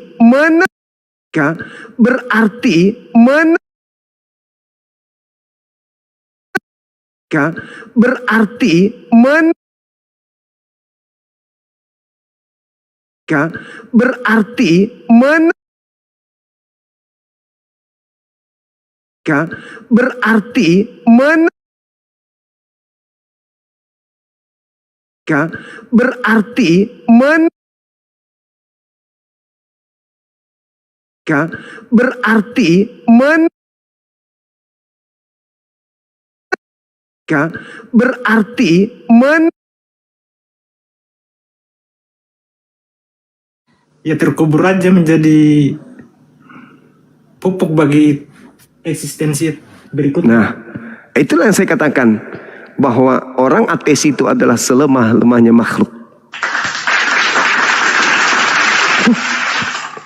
Anda punya anak, saya punya anak. Anda orang susah, maaf, saya orang berada. Saya belikanlah kemudian mobil anak saya. Anda ingin memberikan juga mobil kepada anak Anda. Tapi Anda nggak punya daya. Karena Anda tidak percaya Tuhan, tidak percaya hari pembalasan. Kenapa Anda nggak membunuh aja orang yang punya mobil? Itu nggak ada gunanya juga. Mati menjadi sesuatu yang tidak ada lagi. Bunuh. Nah, ketika Anda bunuh, tidak ada yang tahu. Tidak ada yang tahu. Anda tidak dipenjara. Anda sudah punya mobil. Anak orang sudah mati. Anda sudah punya mobil. Anak Anda menikmati mobil itu dari hasil membunuh orang. Anak saya meninggal karena ulah Anda. Apakah selesai sampai di situ? Begitu kejamkah kehidupan ini? Sementara kita lihat begitu sempurnanya dinamika hidup yang ada. Bagaimana ekosistem yang terjadi di sekeliling kita, di habitat kita, itu terjadi dengan begitu apik, begitu sempurna. Bagaimana kemudian pertumbuhan apa yang ada di antara binatang-binatang, tumbuh-tumbuhan begitu sempurna. Apakah itu Anda katakan terjadi dengan sendirinya? Itu tidak mungkin. Itu mustahil. Itu mustahil terjadi. Pasti ada yang mengatur itu semua. Itulah yang disebut Tuhan. Nah, sekarang ketika Anda mengatakan Anda mati begitu saja menjadi, itulah selemah-lemahnya manusia. Sorry, bukan manusia. Selemah-lemahnya makhluk. Itulah makhluk yang zalim. Padahal setiap upaya yang Anda lakukan, ada hasil yang akan Anda tunai, yang akan Anda tunggu. Begitu juga kehidupan di bumi ini. Kami mengatakan kehidupan kita di bumi ini adalah ujian, adalah cobaan. Kita diberi kehendak bebas. Apakah kita ini mau tunduk kepada perintah sholat 2 rakaat atau tidak? Atau kita habiskan waktu kita bertanya-tanya, kenapa ya? Kenapa ya? Nah, kenapa nggak bertanya, kenapa Anda punya akal? Kenapa Anda punya pemikiran? Kenapa Anda punya nafsu? Kenapa Anda punya ada dalam keadaan ada? Supaya gila ujungnya. Kan begitu adanya. Saya kira kalau orang ateis itu cebok pun tidak. Bukan begitu?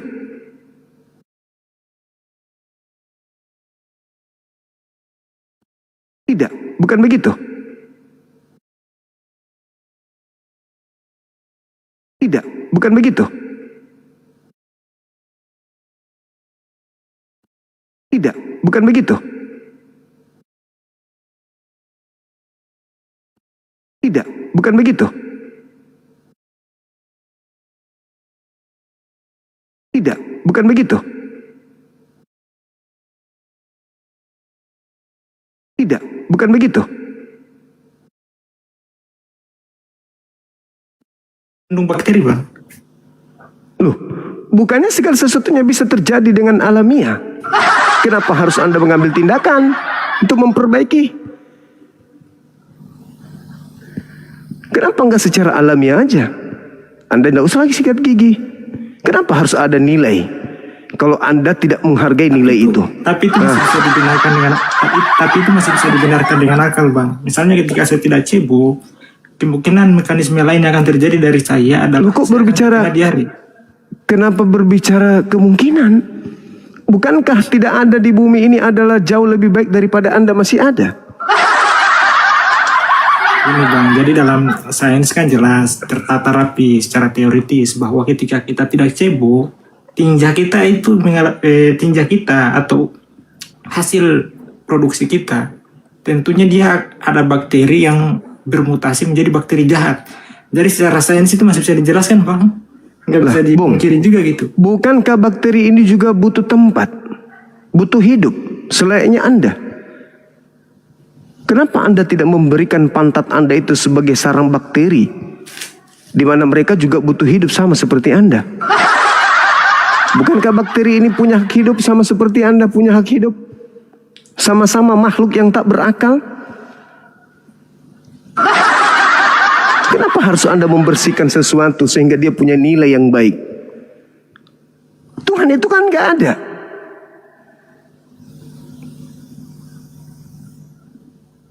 Jadi, Bang, gini, Bang. Jadi saran saya mulai besok pagi nggak usah lagi cebok, jangan berak di toilet, nggak usah sikat gigi, nggak usah mandi, sama seperti kambing, di mana aja mereka bebas mau tidak ada sikat gigi kambing itu, hidup bebas di alam bebas. Kenapa? Karena tidak ada norma, tidak ada adat dan seterusnya.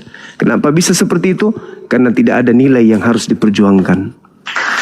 Abang tadi sudah menjelaskan tadi bukti empiris terkait mengapa Abang melakukan aktivitas sholat seperti 2 rakaat, 3 rakaat, semua selalu berdasarkan kepatuhan Abang terhadap Tuhan, tetapi tidak berdasarkan bukti empiris yang bisa menunjukkan bahwa kenapa manusia bisa menerima sholat itu sebagai hal yang secara akal kita, misalnya saya sebagai seorang ateis masih bisa menerima itu sebagai agama yang benar, Bang.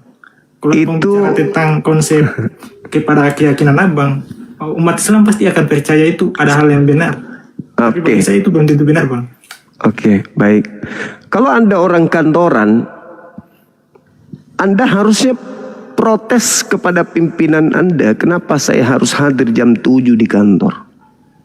Bukankah jam 8 itu ada, jam 9 juga ada, dan bukankah sama-sama hadir di kantor? Kalau saya datang jam 8, saya terlap harusnya jam 7, kan boleh saya pulang 1 jam setelahnya. Kenapa nggak main begitu aja? Nggak main begitu aja.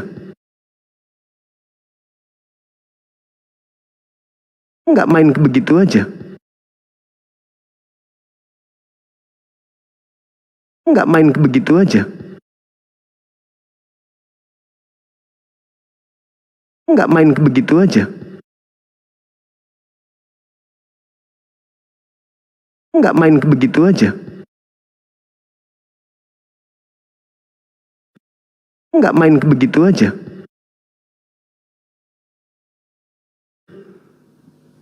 Iya kan? Artinya apa? Ada ketundukan kepada pemimpin. Ketika pemimpin memberikan aturan demi kebaikan kita sendiri, ya kita harus tunduk kepada apa yang pimpinan putuskan. Karena itu untuk kebaikan kita. Supaya kinerja kita baik, supaya gaji kita bertambah, jabatan kita kemudian naik dan seterusnya. Sejahtera kita, kuping kita tidak dimarah-marahi. Kan nilai aturan itu kembali kepada siapa yang menjalankan aturan tersebut. dan menjadi pilihan manusia. Sama ketika saya melihat aturan di Islam, ada aturan seperti itu, dan kembali kepada saya sendiri, ya saya lakukan ketundukan itu. Demi apa? Demi untuk kepuasan diri saya sendiri. Karena saya tahu orang ateis itu adalah orang yang sangat menderita batinnya. Hidup penuh dengan penderitaan batin, luka yang tak berdarah. Kenapa? Karena mereka tidak punya tujuan hidup. Tidak ada nilai, sekali lagi. Berbeda dengan orang-orang yang punya agama. Mereka punya harapan yang jelas. Kenapa dikatakan harapan yang jelas? Contoh, Senin besok adalah sesuatu yang tidak nyata. Ya kan? Siapa bilang Senin besok nyata? Ada yang bisa membuktikan? No. Tetapi karena sudah menjadi habit kita, setiap 7 hari, hari ke-8-nya adalah Senin. Hari pertama lagi kembali masuk kerja hari Senin. Maka apa yang dalam benak kita ini besok Senin. Apakah Anda yakin seperti apa bentuknya, seperti apa wujudnya Senin itu? Enggak. Tapi faktanya kita digiring ke sana kan? Senin itu enggak ada. Itu fata morgana. Hai, Anda tidak sadar udah jam 7 pagi loh. Dan berada di hari Senin. Padahal itu sesuatu yang abstrak. Sesuatu yang tidak nyata bagi kita. Tapi faktanya, kita tidak bisa melihat hari Senin. Tidak bisa mendengarkan hari Senin. Tidak bisa merasakan hari Senin. Pada saat kita belum sampai pada posisi itu. Tapi faktanya, suka tidak suka, ikhlas ataupun tidak, kita masuk ke hari Senin, Pak. Digeser oleh waktu. Yang tadinya tidak nyata, yang tadinya hanya angan-angan, hanya buah pikiran, nyata. Ya begitulah Tuhan. Ada yang bisa melihat hari Senin? Ada yang bisa melihat hari Selasa? Gak ada. Apakah Senin itu nyata? Nyata. Bisa dilihat? Nggak bisa. Tapi kan ada. Ada. Begitu juga dengan akal. Itulah Tuhan pencipta langit dan bumi. Tapi sekali lagi Bung, saya hanya ingin mengatakan begini. Bagi kami orang yang bertuhan yang menggunakan akal sehat, Tuhan itu membiaskan kemudian keberadaannya pada makhluk melalui 2 hal. Yang pertama ruh dan juga akal. Inilah serpihan cahaya yang Tuhan kemudian berikan kepada manusia. Tapi ya saya tidak tahu. Setelah saya belajar, ateis itu hanya karena tidak mau tunduk aja kepada pencipta. Baik Bang, artinya kalau yang Abang sampaikan tadi, mungkin saya rasa itu sudah masuk bukti empiris yang sesuai secara akal. Saya masih bisa menerima hal itu Bang. Artinya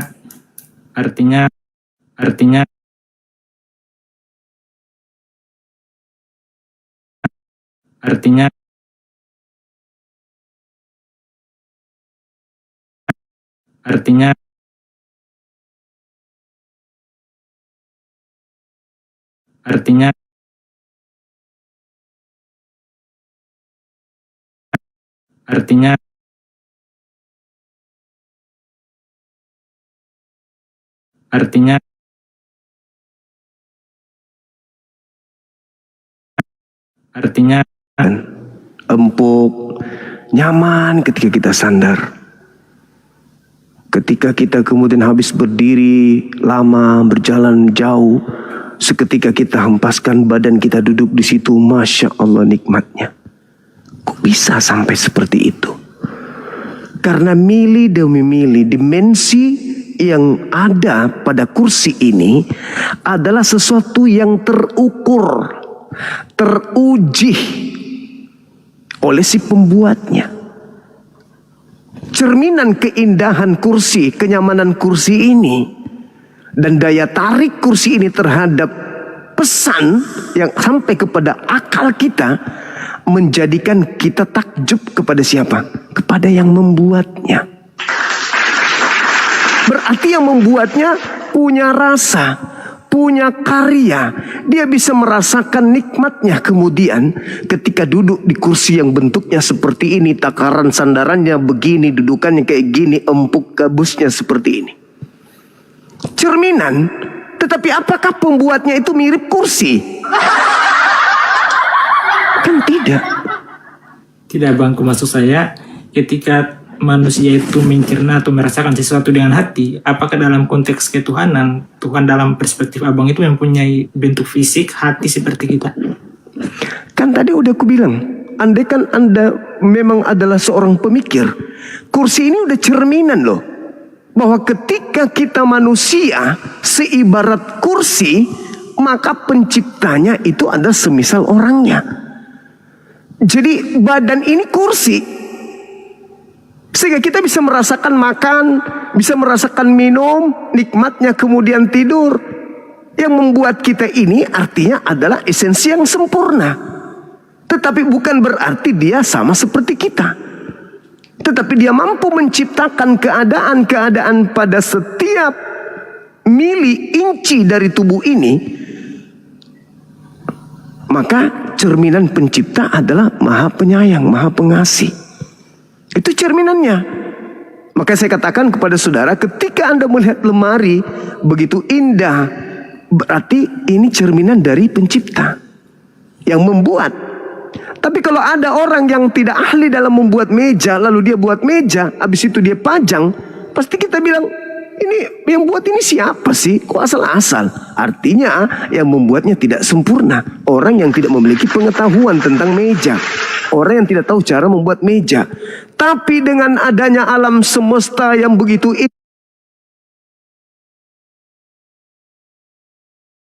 yang begitu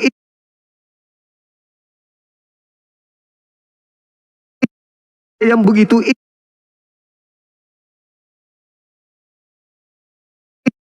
yang begitu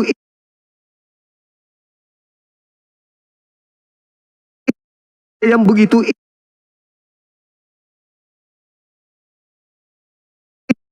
yang begitu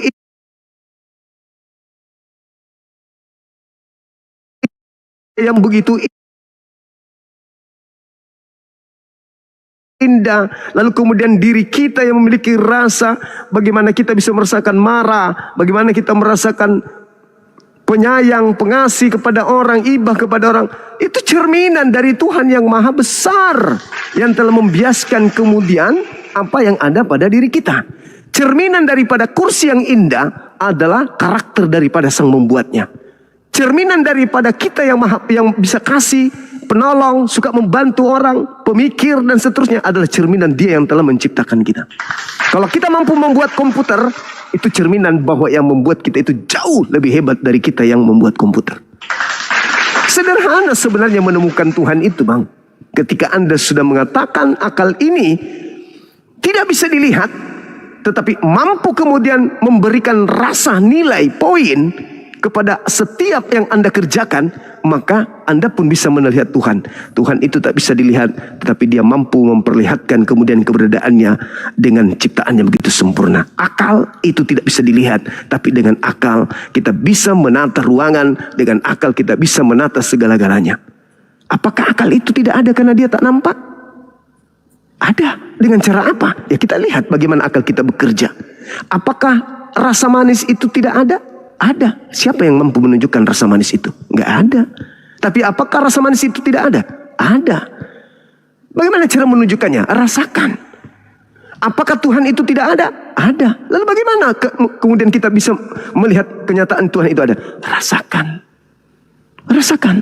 Bagaimana oksigen itu ada, bagaimana laut, bagaimana air, bagaimana gunung, bagaimana tanah tumbuhkan.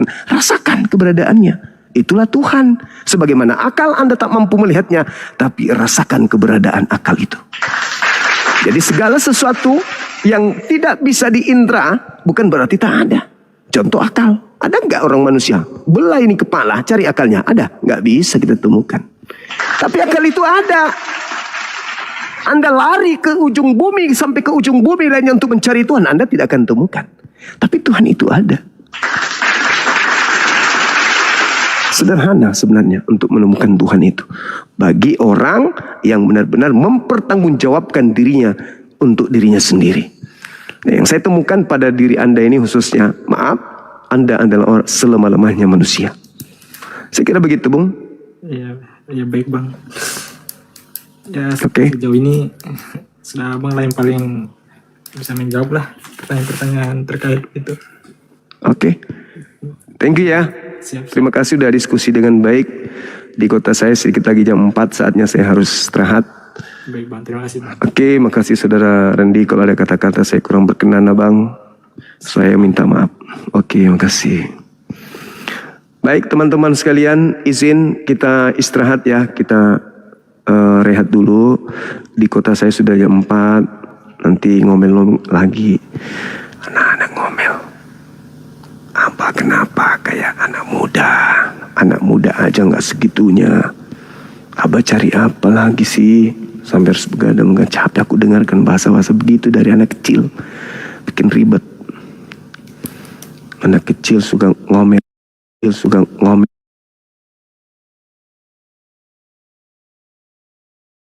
Suka ngomel.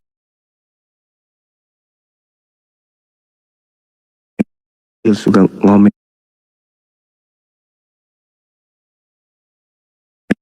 Marah kalau temannya datang ribut. Apa aku lagi tidur, please. Pulang. Aku dengar padahal. Pulang. Nanti aja. Pulang. Gak ada yang boleh datang. Bapakku lagi tidur. Itulah anakku. Ngomel. Bahkan si gadis itu kadang gak mau ngomong. Tanya sama Dek, kenapa Teteh? Marah itu Abah, kenapa? Karena semalam dia bangun jam 4, Abah masih debat, marah. Nanti sedih juga sih bilangnya. Kalau anak yang bungsu itu pada saat saya tanya beberapa kali apa kata dia, ya itu Neng bilang kata Teteh. Apa? Kenapa sampai segitu kali? Abah panggil kok kayak gitu responnya Teteh. Kenapa nak? Kata dia gini, Dek, kita sudah siap. Pol Abah tak ada lagi. Ibu udah ada, Abah lagi yang pergi. Apa hubungannya? Gimana kalau dia sakit, begadang terus sampai dia lapor sama adikku yang bungsu. Adik yang bungsu juga bilang, Kak, tolong jangan terlalu lama begadang kalau malam. Anak-anak gelisah. Sehebat apa itu katanya, kayak robot. Udahlah, pelan-pelan kata beliau. Ya aku sih mikirnya teman-teman, selama aku olahraga, tidurnya ada dan berkualitas, ya semangat juang tidak boleh surut. Kan begitu. Tapi kalau sudah ada batu-batu begitu, kita harus berhenti. Ya, ada batu-batu kecil, artinya mengerti Miki itu tahu.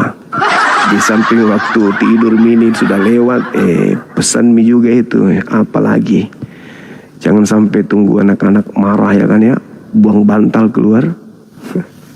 Begitu teman-teman. Ini karena semangat juang yang harus ya, tetap kita manfaatkan waktu. Namun saya bersih hati untuk melakukan ini, tidak ada niatan, tiada tendensi yang lain. Dan saya yakin sekali, saya bangga, saya senang, saya bahagia, sedikit agak terobati rasa kekhawatiran saya. Karena teman-teman API udah sepakat, yuk mari kita bismillah ajak netizen untuk membangun sekolah. Supaya kegelisahan kita bahwa kita tidak ada pelanjut, bla bla dan seterusnya itu akan terjawab. Nah untuk itu teman-teman sekalian, Indonesia butuh apologet. Indonesia butuh kehadiran sekolah apologet Islam. Umat Islam membutuhkan itu. Di Asia ini harus ada harus ada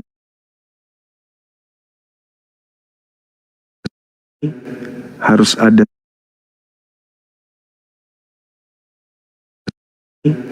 harus ada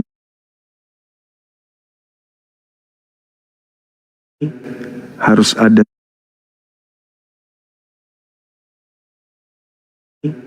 harus ada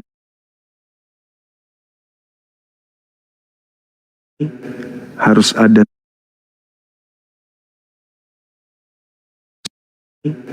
harus ada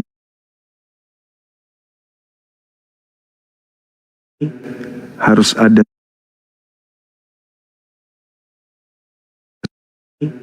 harus ada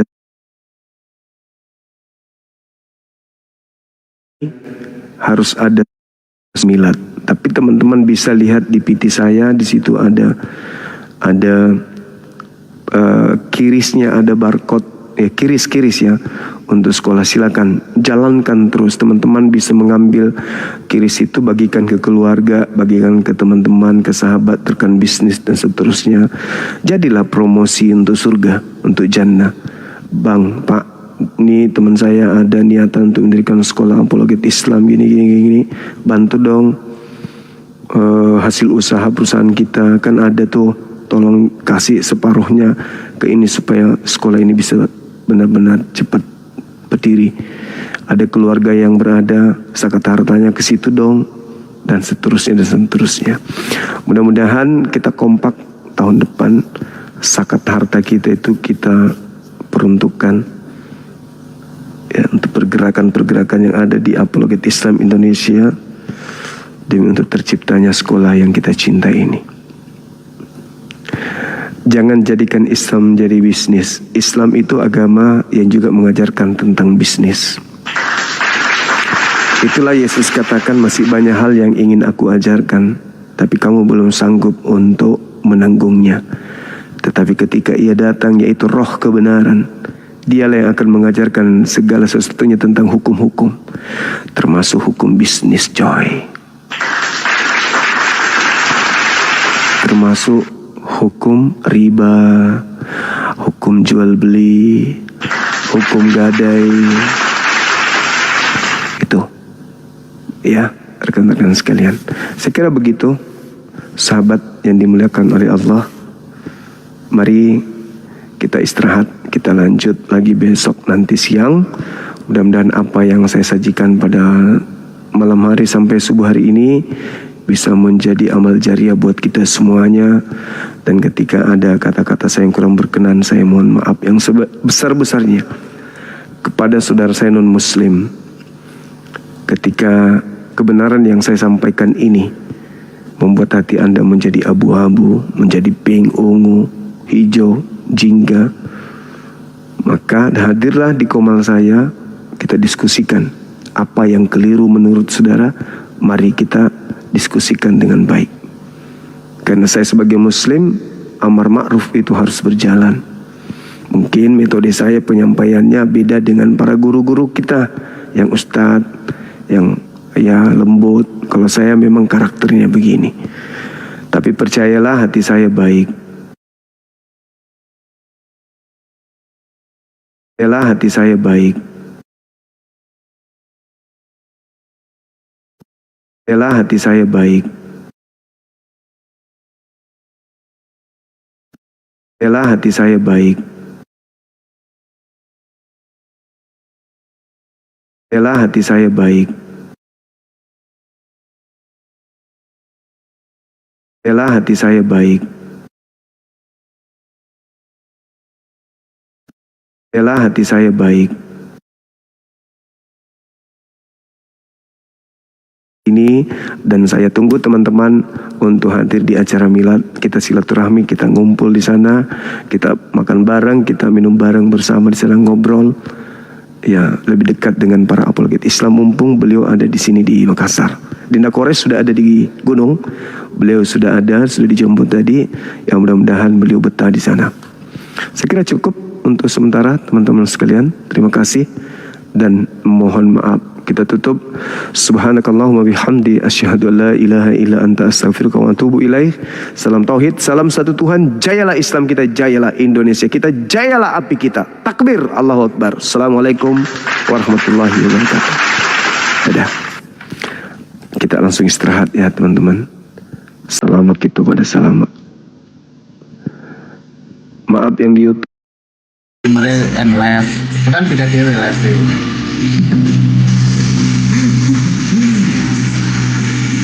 Sentience mirror.